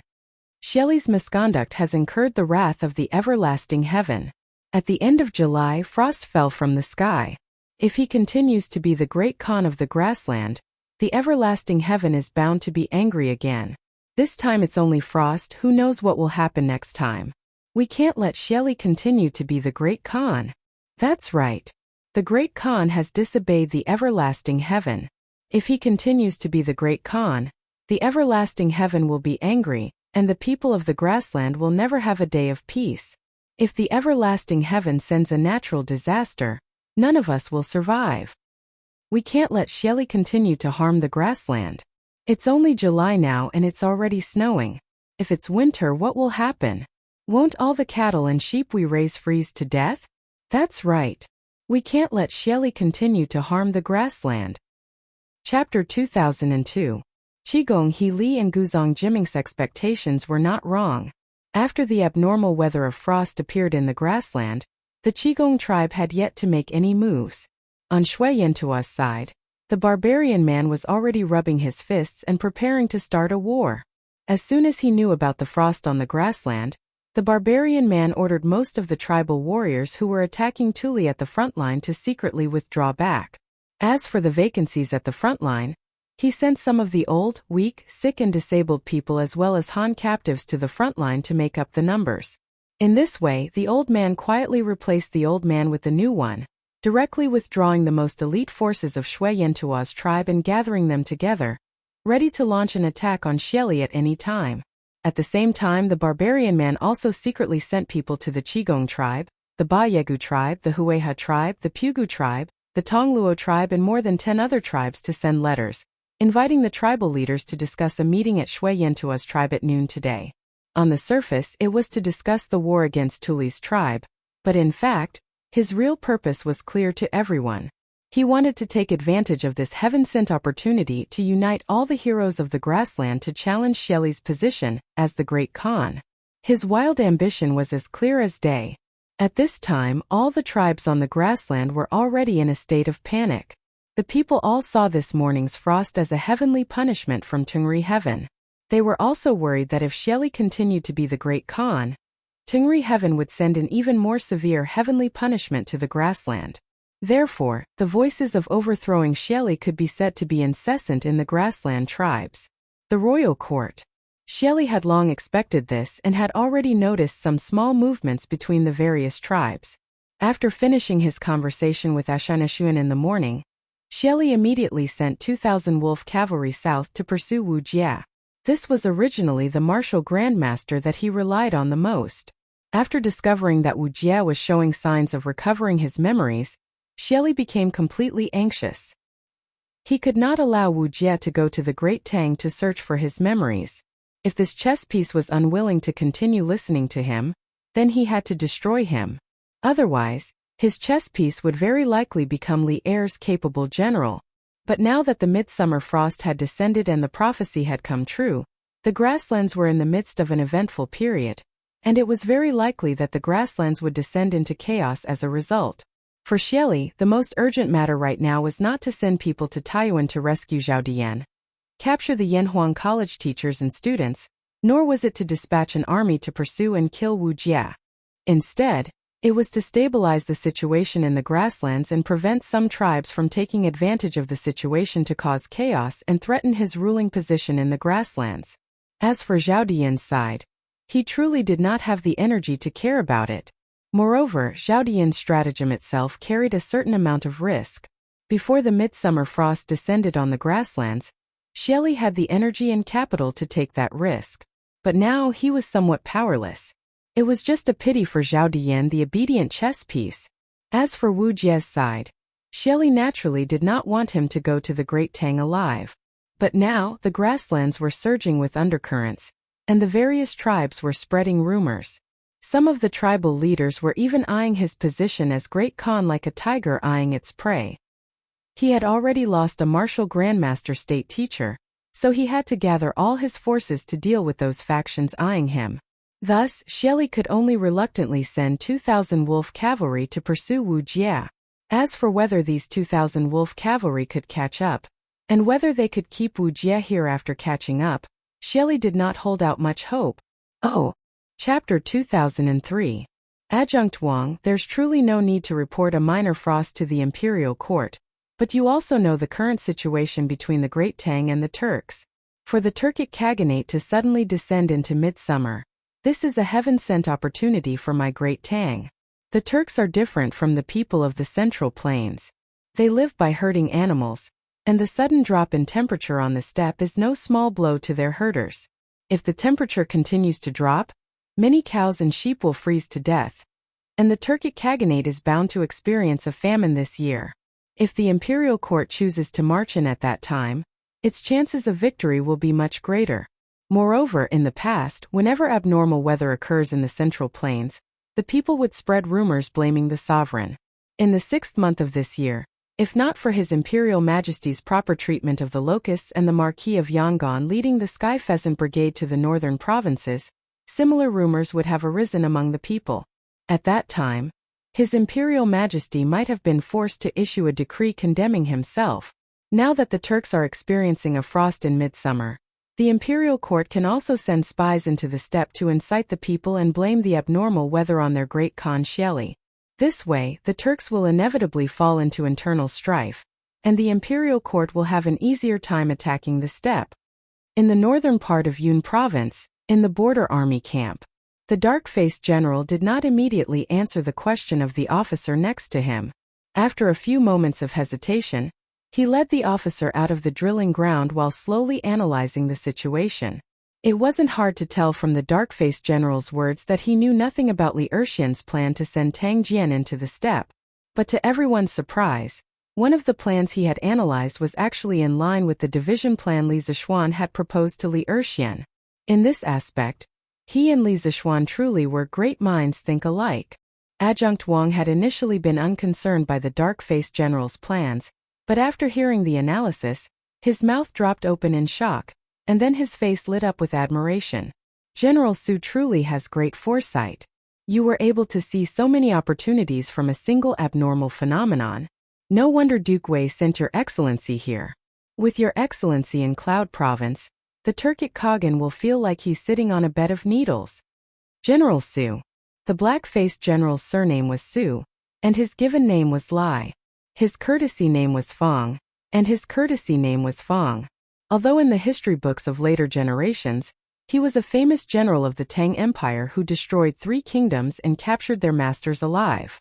But now he was just an unknown general in the army. As for why Su Dingfang was in Cloud Continent, it had something to do with Wu Jie sneaking into Cloud Mountain half a month ago. Half a month ago, the Turkic Grand State Preceptor Wu Jie had secretly infiltrated the Great Tang, sneaking into Cloud Mountain. After stealing a series of confidential information from the academy, he had injured many people from the academy before leaving Cloud Mountain. Soon after, the tens of thousands of Turkic wolf cavalry that had come to Wu Jie's aid had knocked on the Great Tang's borders and entered. A fierce battle had erupted between Longmen Pass and Madu Pass. Although the Turkic wolf cavalry had suffered heavy losses in this battle, the Great Tang had also suffered heavy losses. After this incident, the furious Li Er had declared war on the Turks to the court, but he had also realized that there was a certain weakness in the defense of the border. Thus, he had ordered the Bureau of Military Personnel to send more officers to the Great Tang border to strengthen the defenses and prevent the Turkic army from sneaking into the Great Tang again. The current Minister of War was still Li Jing, and Su Dingfang just so happened to have some relationship with Li Jing. He had known Li Jing for a long time and had served under Li Jing as a soldier. He had received Li Jing's teachings in the art of war and strategy, so he could be considered half a disciple of Li Jing. In order to ensure that the defense of Cloud Continent was secure, Li Jing had sent Su Dingfang to Cloud Continent to assume the post of UG General. Oh! Chapter 2004. 7 in the morning in Taiyuan, the sky was already bright. Wang Liaoyuan, Wang Yu, Fang Gongting, Li Junxian, Du Gufei, and Han Li Zhongying were gathered in the front hall of the relay station to discuss the matter of rescuing Li Tai. Iron Egg and Mo Chue were worried about Li Tai's safety, so they were also listening in. As the highest-ranking administrator of Taiyuan City, Li Junxian naturally sat at the head of the table. Seeing that everyone was present, he cut to the chase and got straight to the point. Half an hour ago, this general received news from the Chong and 100 Cavalry Department regarding Zhao Dian's identity. Zhao Dian was originally the county magistrate of Beizhou's Qinghe County. He was extremely fickle and skilled in flattery. As an official, he only cared about the common people, causing the locals to complain. According to the investigation of the 100 Cavalry Department, during the reign of Wuda, many local officials secretly sent money to the hidden crown prince to help him develop his power. Zhao Dian was one of them. In just 2 short years, He sent more than 50,000 strings of stolen money to the hidden crown prince through the provincial governor of Beizhou. In the 9th year of Wuda, the hidden crown prince was killed in a coup at the Xuanwu Gate, and His Majesty ascended the throne. Zhao Dian was worried that His Majesty would settle accounts with him, so he left Beizhou and went to the steppe to seek refuge with Xieli. Although this person was good at bootlicking and flattering, he also had some real ability. After escaping to the grassland, Zhao Dian very quickly obtained Xieli's appreciation. Moreover, with Xieli's support, Zhao Dian began to reform the official system on the grassland. Moreover, he himself was also in charge of a mysterious army, a team of experts selected from the Han captives and formed from them. This general speculates that this army under Zhao Dian's command should be the group that attacked the relay station last night. In recent years, Zhao Dian has very likely used their identities as Han to plant them in various provinces of the Great Tang to gather intelligence. Previously, when the teachers and students of Yanhuang Academy left Yunshan and were preparing to go north to build a telegraph relay station, it is very likely that they had already been noticed by the spies that Zhao Dian had planted near Chang'an City, so he had enough time to complete this series of arrangements in Taiyuan City. Everyone in the room was stunned by Li Juanxian's words. Although some of this information was based on Li Juanxian's conjectures, most of it was because Li Junxian had received a telegram from the Imperial Astronomer of Chang, and this morning, the 100 Horsemen Division had used the Imperial Astronomer to send a telegram to him. Yesterday afternoon, Li Junxian truly had sent a messenger pigeon to order the 100 Cavalry Department in Chang, and to investigate Zhao Dian's identity. But given the speed of the messenger pigeon, the 100 Cavalry Department would only receive the letter in the second half of the night. It was simply impossible for them to find out Zhao Dian's identity in just a few hours. In truth, last night, when Li Er learned that Li Tai had been captured by a Turkic spy, he had given Zhao Song an order to use all means at his disposal, including the 100 Cavalry Department. They had to find out Zhao Dian's identity and background before daybreak. After receiving the order, the 100 Cavalry Department immediately began to move. After spending the night reading through countless files, they finally found some information on Zhao Dian. Zhao Song brought this information to Li Er, and had a junior eunuch from the Imperial Astronomer help the 100 Cavalry Department send a copy of Zhao Dian's information to Li Junxian so that he could rescue Li Tai. This Zhao Dian used to be a local official of my Great Tang, but now he's willing to be the running dog of the Turks. Truly abominable. Du Gufeng angrily waved his fist as he viciously spat. Oh! Chapter 2005. That's good. In the front hall of the relay station, Li Junxian nodded in agreement. Army Attaché Fang, and the majority of his subordinates will be responsible for the security of Taiyuan City. Governor Wang and the bailiffs of Taiyuan City will be responsible for the security of the city. Until His Highness is rescued, the gates of Taiyuan City will remain closed. While the gates are closed, the lives of the common people will be somewhat affected, but given the rations stored in Taiyuan City, their food and drink shouldn't be affected. In the next few days, everyone must ensure that the city does not fall into chaos. If there is a shortage of supplies in the city, you can send someone out to purchase supplies and transport them back to the city to provide for the daily needs of the common people. This lowly official, this general, will go. Wang Liaoyuan and Fang Gongting bowed and accepted the order. One of them was in charge of Taiyuan City's government affairs, while the other was in charge of its military affairs. Now that the situation was urgent, they could finally work together. Seeing that Wang Liaoyuan and Fang Gongting had their own missions, Du Gufeng eagerly looked at Li Junxian, clearly hoping that Li Junxian would quickly assign him a mission. Li Junxian did not disappoint him, turning to Wang Chong. Feng, the Imperial Army's primary mission for the next few days, is to protect the students and teachers of Yanhuang College. Although the Turkic spies have kidnapped His Highness, there's a high chance that they've come for the students and teachers of Yanhuang College. The construction of the telegraph relay station in Taiyuan City is bad news for the Turks, so they'll definitely do everything they can to obstruct, destroy, and even kidnap the students and teachers of the college. We have to be on guard against this. We can't let the Turkic spies take any more hostages. Okay, but is that all? Du Gufeng nodded, but when Li Junxian seemed to have nothing else to say, he couldn't help but say in dissatisfaction, Generally, the Turkic spies almost took my big brother's life. I must participate in this operation to rescue King Wei.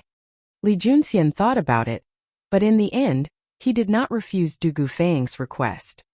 He nodded and said, "Fine, but no mistakes can be allowed in the process of rescuing His Highness.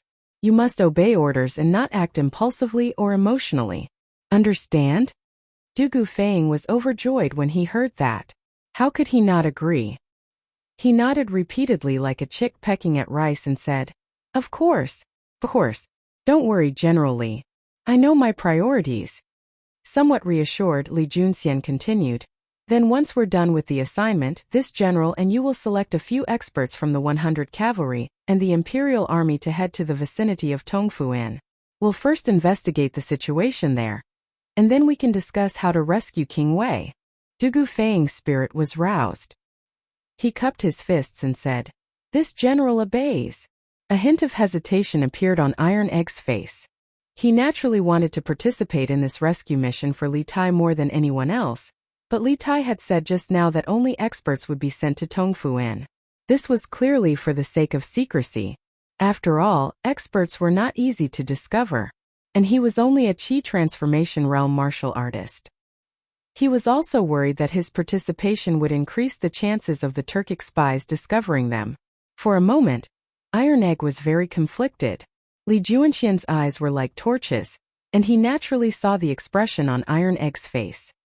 He turned to Iron Egg, Han Lijing, and Wang Yu. "Master Han, Iron Egg, and Wang Qinggu of the Wang clan also need to participate in this rescue mission. The Turkic spies are holding His Highness hostage, so we cannot use our army to attack them directly. We can only use a small number of experts to attack them from the shadows. It would be best if we could sneak into the place where His Highness is being held, but if we can't, we can only slowly wait for the enemy to reveal a flaw. We can't be too hasty and make them desperate enough to threaten His Highness's life." It was clear that Li Junxian was well aware that this rescue mission for Li Tai was not a guarantee of success just because they had tens of thousands of soldiers. The enemy had Li Tai as a hostage, and they could take Li Tai's life at any time. In these circumstances, they could not use their army to surround and attack. Their only chance was to use a few martial arts experts to sneak in or find an opportunity. Although Han Lijing had an internal injury on his leg, he was still as strong as a grandmaster. Iron Egg was a little weaker, but he was younger, smaller, and more agile. Moreover, he was not easy to discover. As for Wang Qinggu, he was even stronger than Li Junxian. Thus, the three of them naturally had the right to participate in this rescue mission. Han Lijing and Iron Egg were invigorated and hastily clasped their fists. "This one will go." Wang Yu excitedly clasped his hands and said, "Everyone in the Wang clan will follow General Li's orders. In a little while, Qinggu will come to receive General Li's orders." For Wang Yu, it would be best if the Wang clan could play a part in this rescue mission for Li Tai. Let alone Wang Qinggu. Even if Li Junxian wanted to mobilize all the Wang clan shadow guards, he wouldn't even bat an eye. He would even be more than happy to do so. After all, the Wang clan needed to use action to atone for its crimes, to show its loyalty to Li Heir. Li Junxian nodded and sternly said, "Okay, since you all know your mission, let's begin." Yes. Chapter 2006.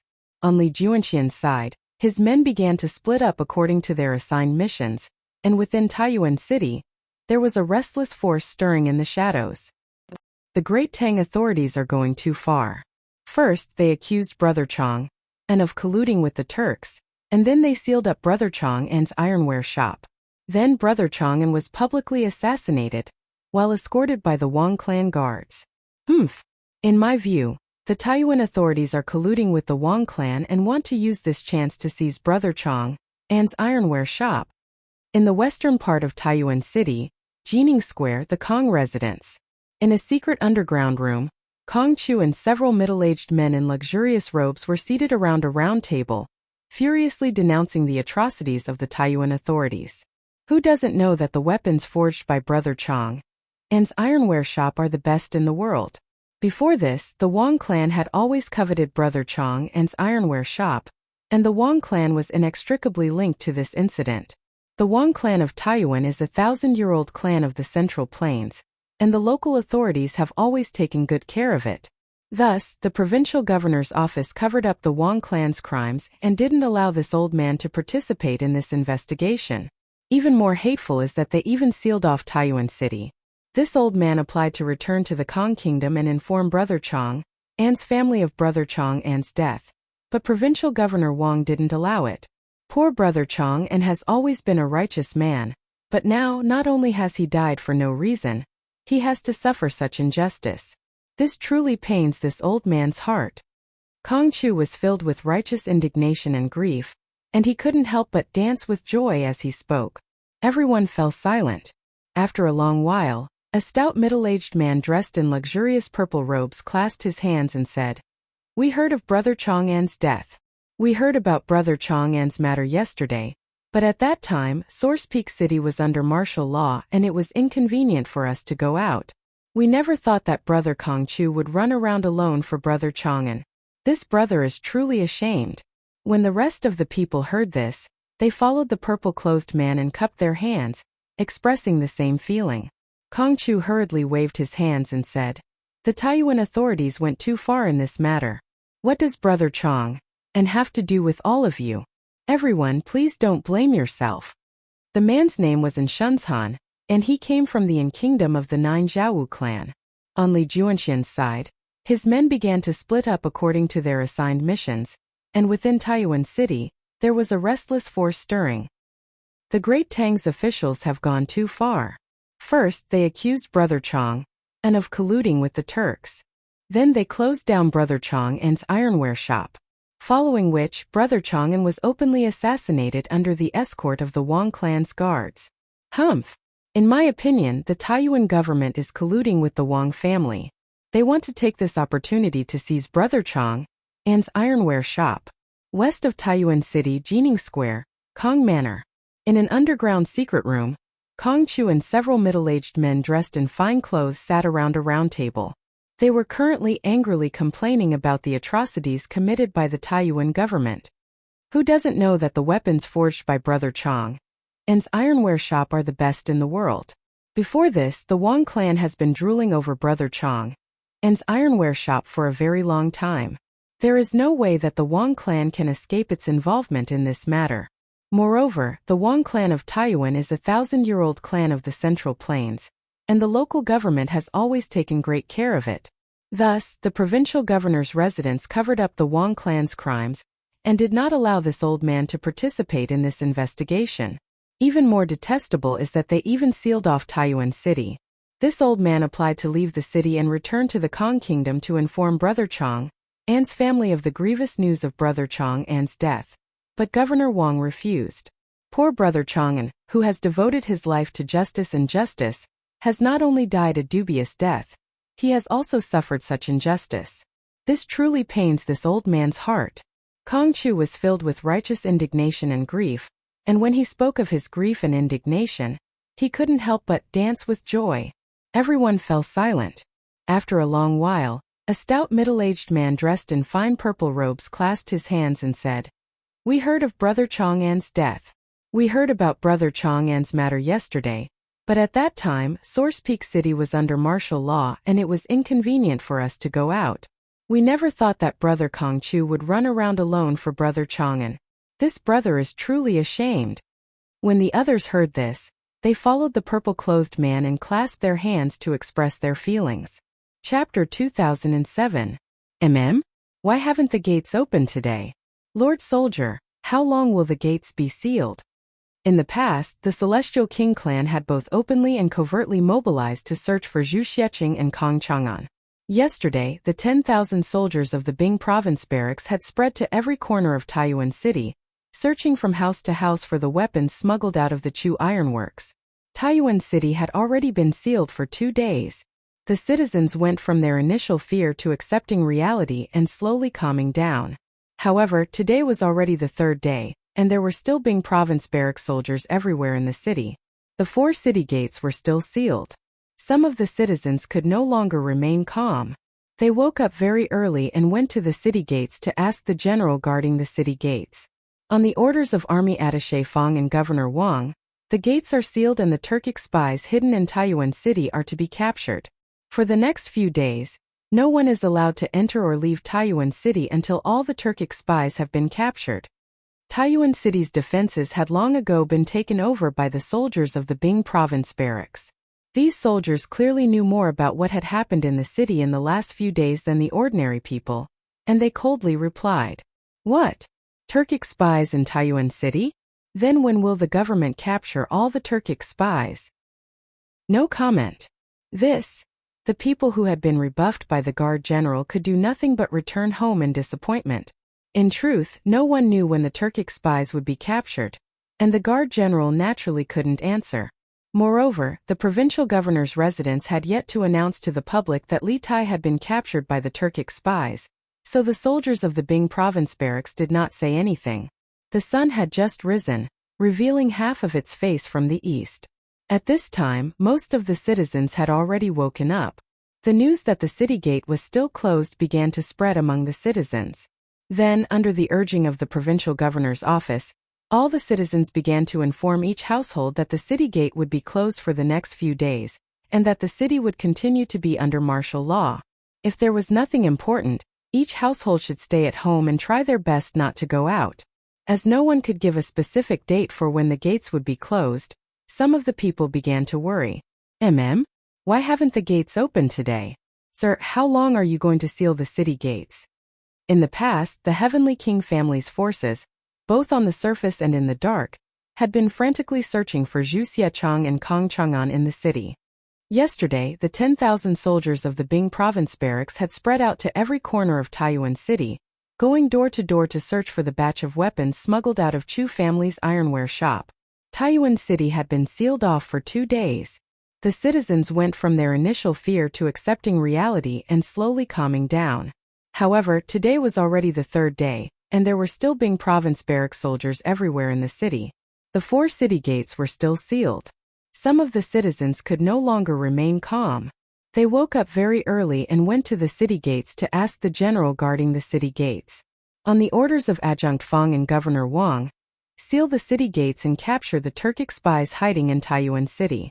For the next few days, no one is allowed to enter or leave Taiyuan City until all the Turkic spies have been captured. The defense of Taiyuan City had been taken over by the soldiers of the Bing Province barracks. These soldiers clearly knew more about what had happened in the city in the past few days than ordinary citizens. What? A Turkic spy in Taiyuan City? Then when will the government be able to capture all the Turkic spies? We have no comment. The citizens who had been given the cold shoulder by the general could do nothing but return home in disappointment. In truth, no one knew when they would be able to capture all the Turkic spies. Naturally, the guards at the city gates were unable to answer the question. Moreover, the provincial governor's residence had still not announced to the public that Li Tai had been kidnapped by the Turkic spies, so the soldiers of the Bing Province barracks did not say anything. The sun had just risen, and the red half of its face peeked out from the east. At this time, the vast majority of the people had already woken up. The news that the city gates were still sealed began to circulate among the citizens. Soon after, the soldiers of the provincial governor's residence began to inform the citizens that the city gates would be sealed for the next few days, and that the city would remain under martial law. If there was nothing important, they were to stay at home and not go out. As no one could give a specific date for when the city gates would be sealed, some of the citizens began to worry. Chapter 2008. Li Junxian had given Wang Laoan the mission of maintaining order in the city and preventing the people of the city from rebelling against the closed gates. But not long after Wang Laoan returned to the government office, he received bad news. All the grain stores in Taiyuan City were out of grain. It wasn't that the grain merchants were trying to raise the price of grain, but that there was no grain. How could this be? As an official, Wang Liaoyuan knew better than anyone the importance of food to the people. As the saying goes, food is the most important thing for the people. If the news of Taiyuan City being without food continued to spread, Wang Laoan believed that Taiyuan City would fall into chaos soon. When the time came, countless people would rush out of the city to buy grain. Even if Li Junxian hadn't given him this mission, as the Bing province governor, Wang Liaoan had to do his utmost to solve the problem of Taiyuan City. This subordinate will go. In the rear office of the provincial governor's residence, the middle-aged scholar surnamed Pang clasped his hands and bowed. He also knew that this matter was urgent, so he immediately began to write a decree. When he was done, Wang Liaoyuan saw that the contents of the decree were correct, so he stamped it with his seal and handed it to Constable Feng. Constable Feng, I order you to immediately arrange for someone to make a copy of this notice and then post it in the city. Also, gather all the yamen and county yamen runners and strengthen the patrols in the city to prevent anyone from taking advantage of this opportunity to cause trouble. If you don't have enough people, immediately report it. This official will go and borrow soldiers from Advisor Feng. Constable Feng clasped his hands and said, Yes, this subordinate will go. After saying this, Constable Feng took the decree from Wang Liaoyuan, turned around and left in a hurry. In the back office, Wang Liaoyuan frowned as he looked in the direction that Constable Feng had left in. He had a feeling that something was wrong. Since the world was at peace, there had never been a shortage of food in Taiyuan City. Although the 4 city gates of Taiyuan City had been sealed off for the past 2 days, even if Taiyuan City had been sealed off for 10 days to half a month, there would still be enough food for the hundreds of thousands of people in the city. But now, all of the grain stores in the city had suddenly run out of food. This made Wang Liaoyuan, who had calmed down, feel that something was wrong. Was someone playing tricks in the shadows? Wang Liaoyuan couldn't help but wonder. Does the provincial governor feel that today's matter is a little strange? The middle-aged scholar saw Wang Liaoyuan deep in thought and his eyes flashed. He paused for a moment and then asked tentatively, There is indeed something fishy about this. Wang Liaoyuan came back to his senses and nodded.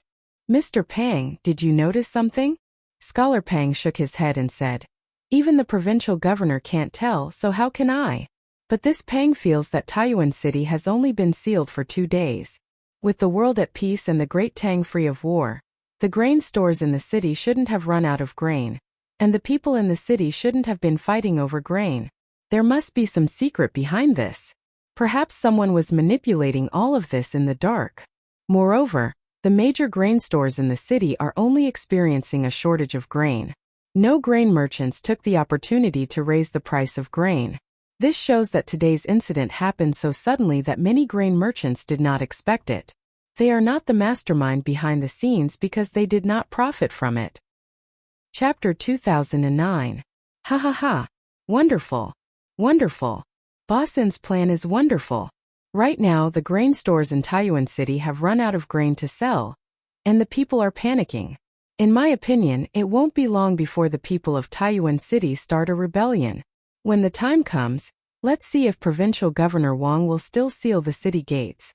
West of Taiyuan City, Jining Square, Kong Chu, Kong Songping, and Shenzhan, and the others were still seated around the round table. At this moment, Kong Songping, who had just received news from outside, couldn't help but clap his hands and laugh. That's right, that's right. Bossin's plan is to remove the firewood from under the cauldron, throwing Taiyuan City into chaos. You've helped Brother Chong and vent his anger. Bossin is truly experienced and resourceful. I'd like to see how the Taiyuan government can continue to be arrogant. As soon as Kong Songping's voice fell, a few people immediately sent flattering words to Shenzhan. The atmosphere in the secret room was peaceful, and the dark clouds that had hung over everyone's heads seemed to have dissipated. The sky was clear after the storm, but Shenzhan himself did not seem happy that his plan had worked. His face was expressionless, as if he was pondering something. Kong Chu was a meticulous person who was best at reading people's expressions. Seeing this, he couldn't help but ask, Brother, now that the Taiyuan provincial governor's mansion is in chaos, and we've helped Brother Chong vent his anger, why don't you seem happy? After hearing Kong Chu's words, everyone quieted down and turned their eyes to Shenzhan. Shenzhan came back to his senses and calmly said, I advise you not to be overly optimistic. This humble advises everyone not to be too optimistic.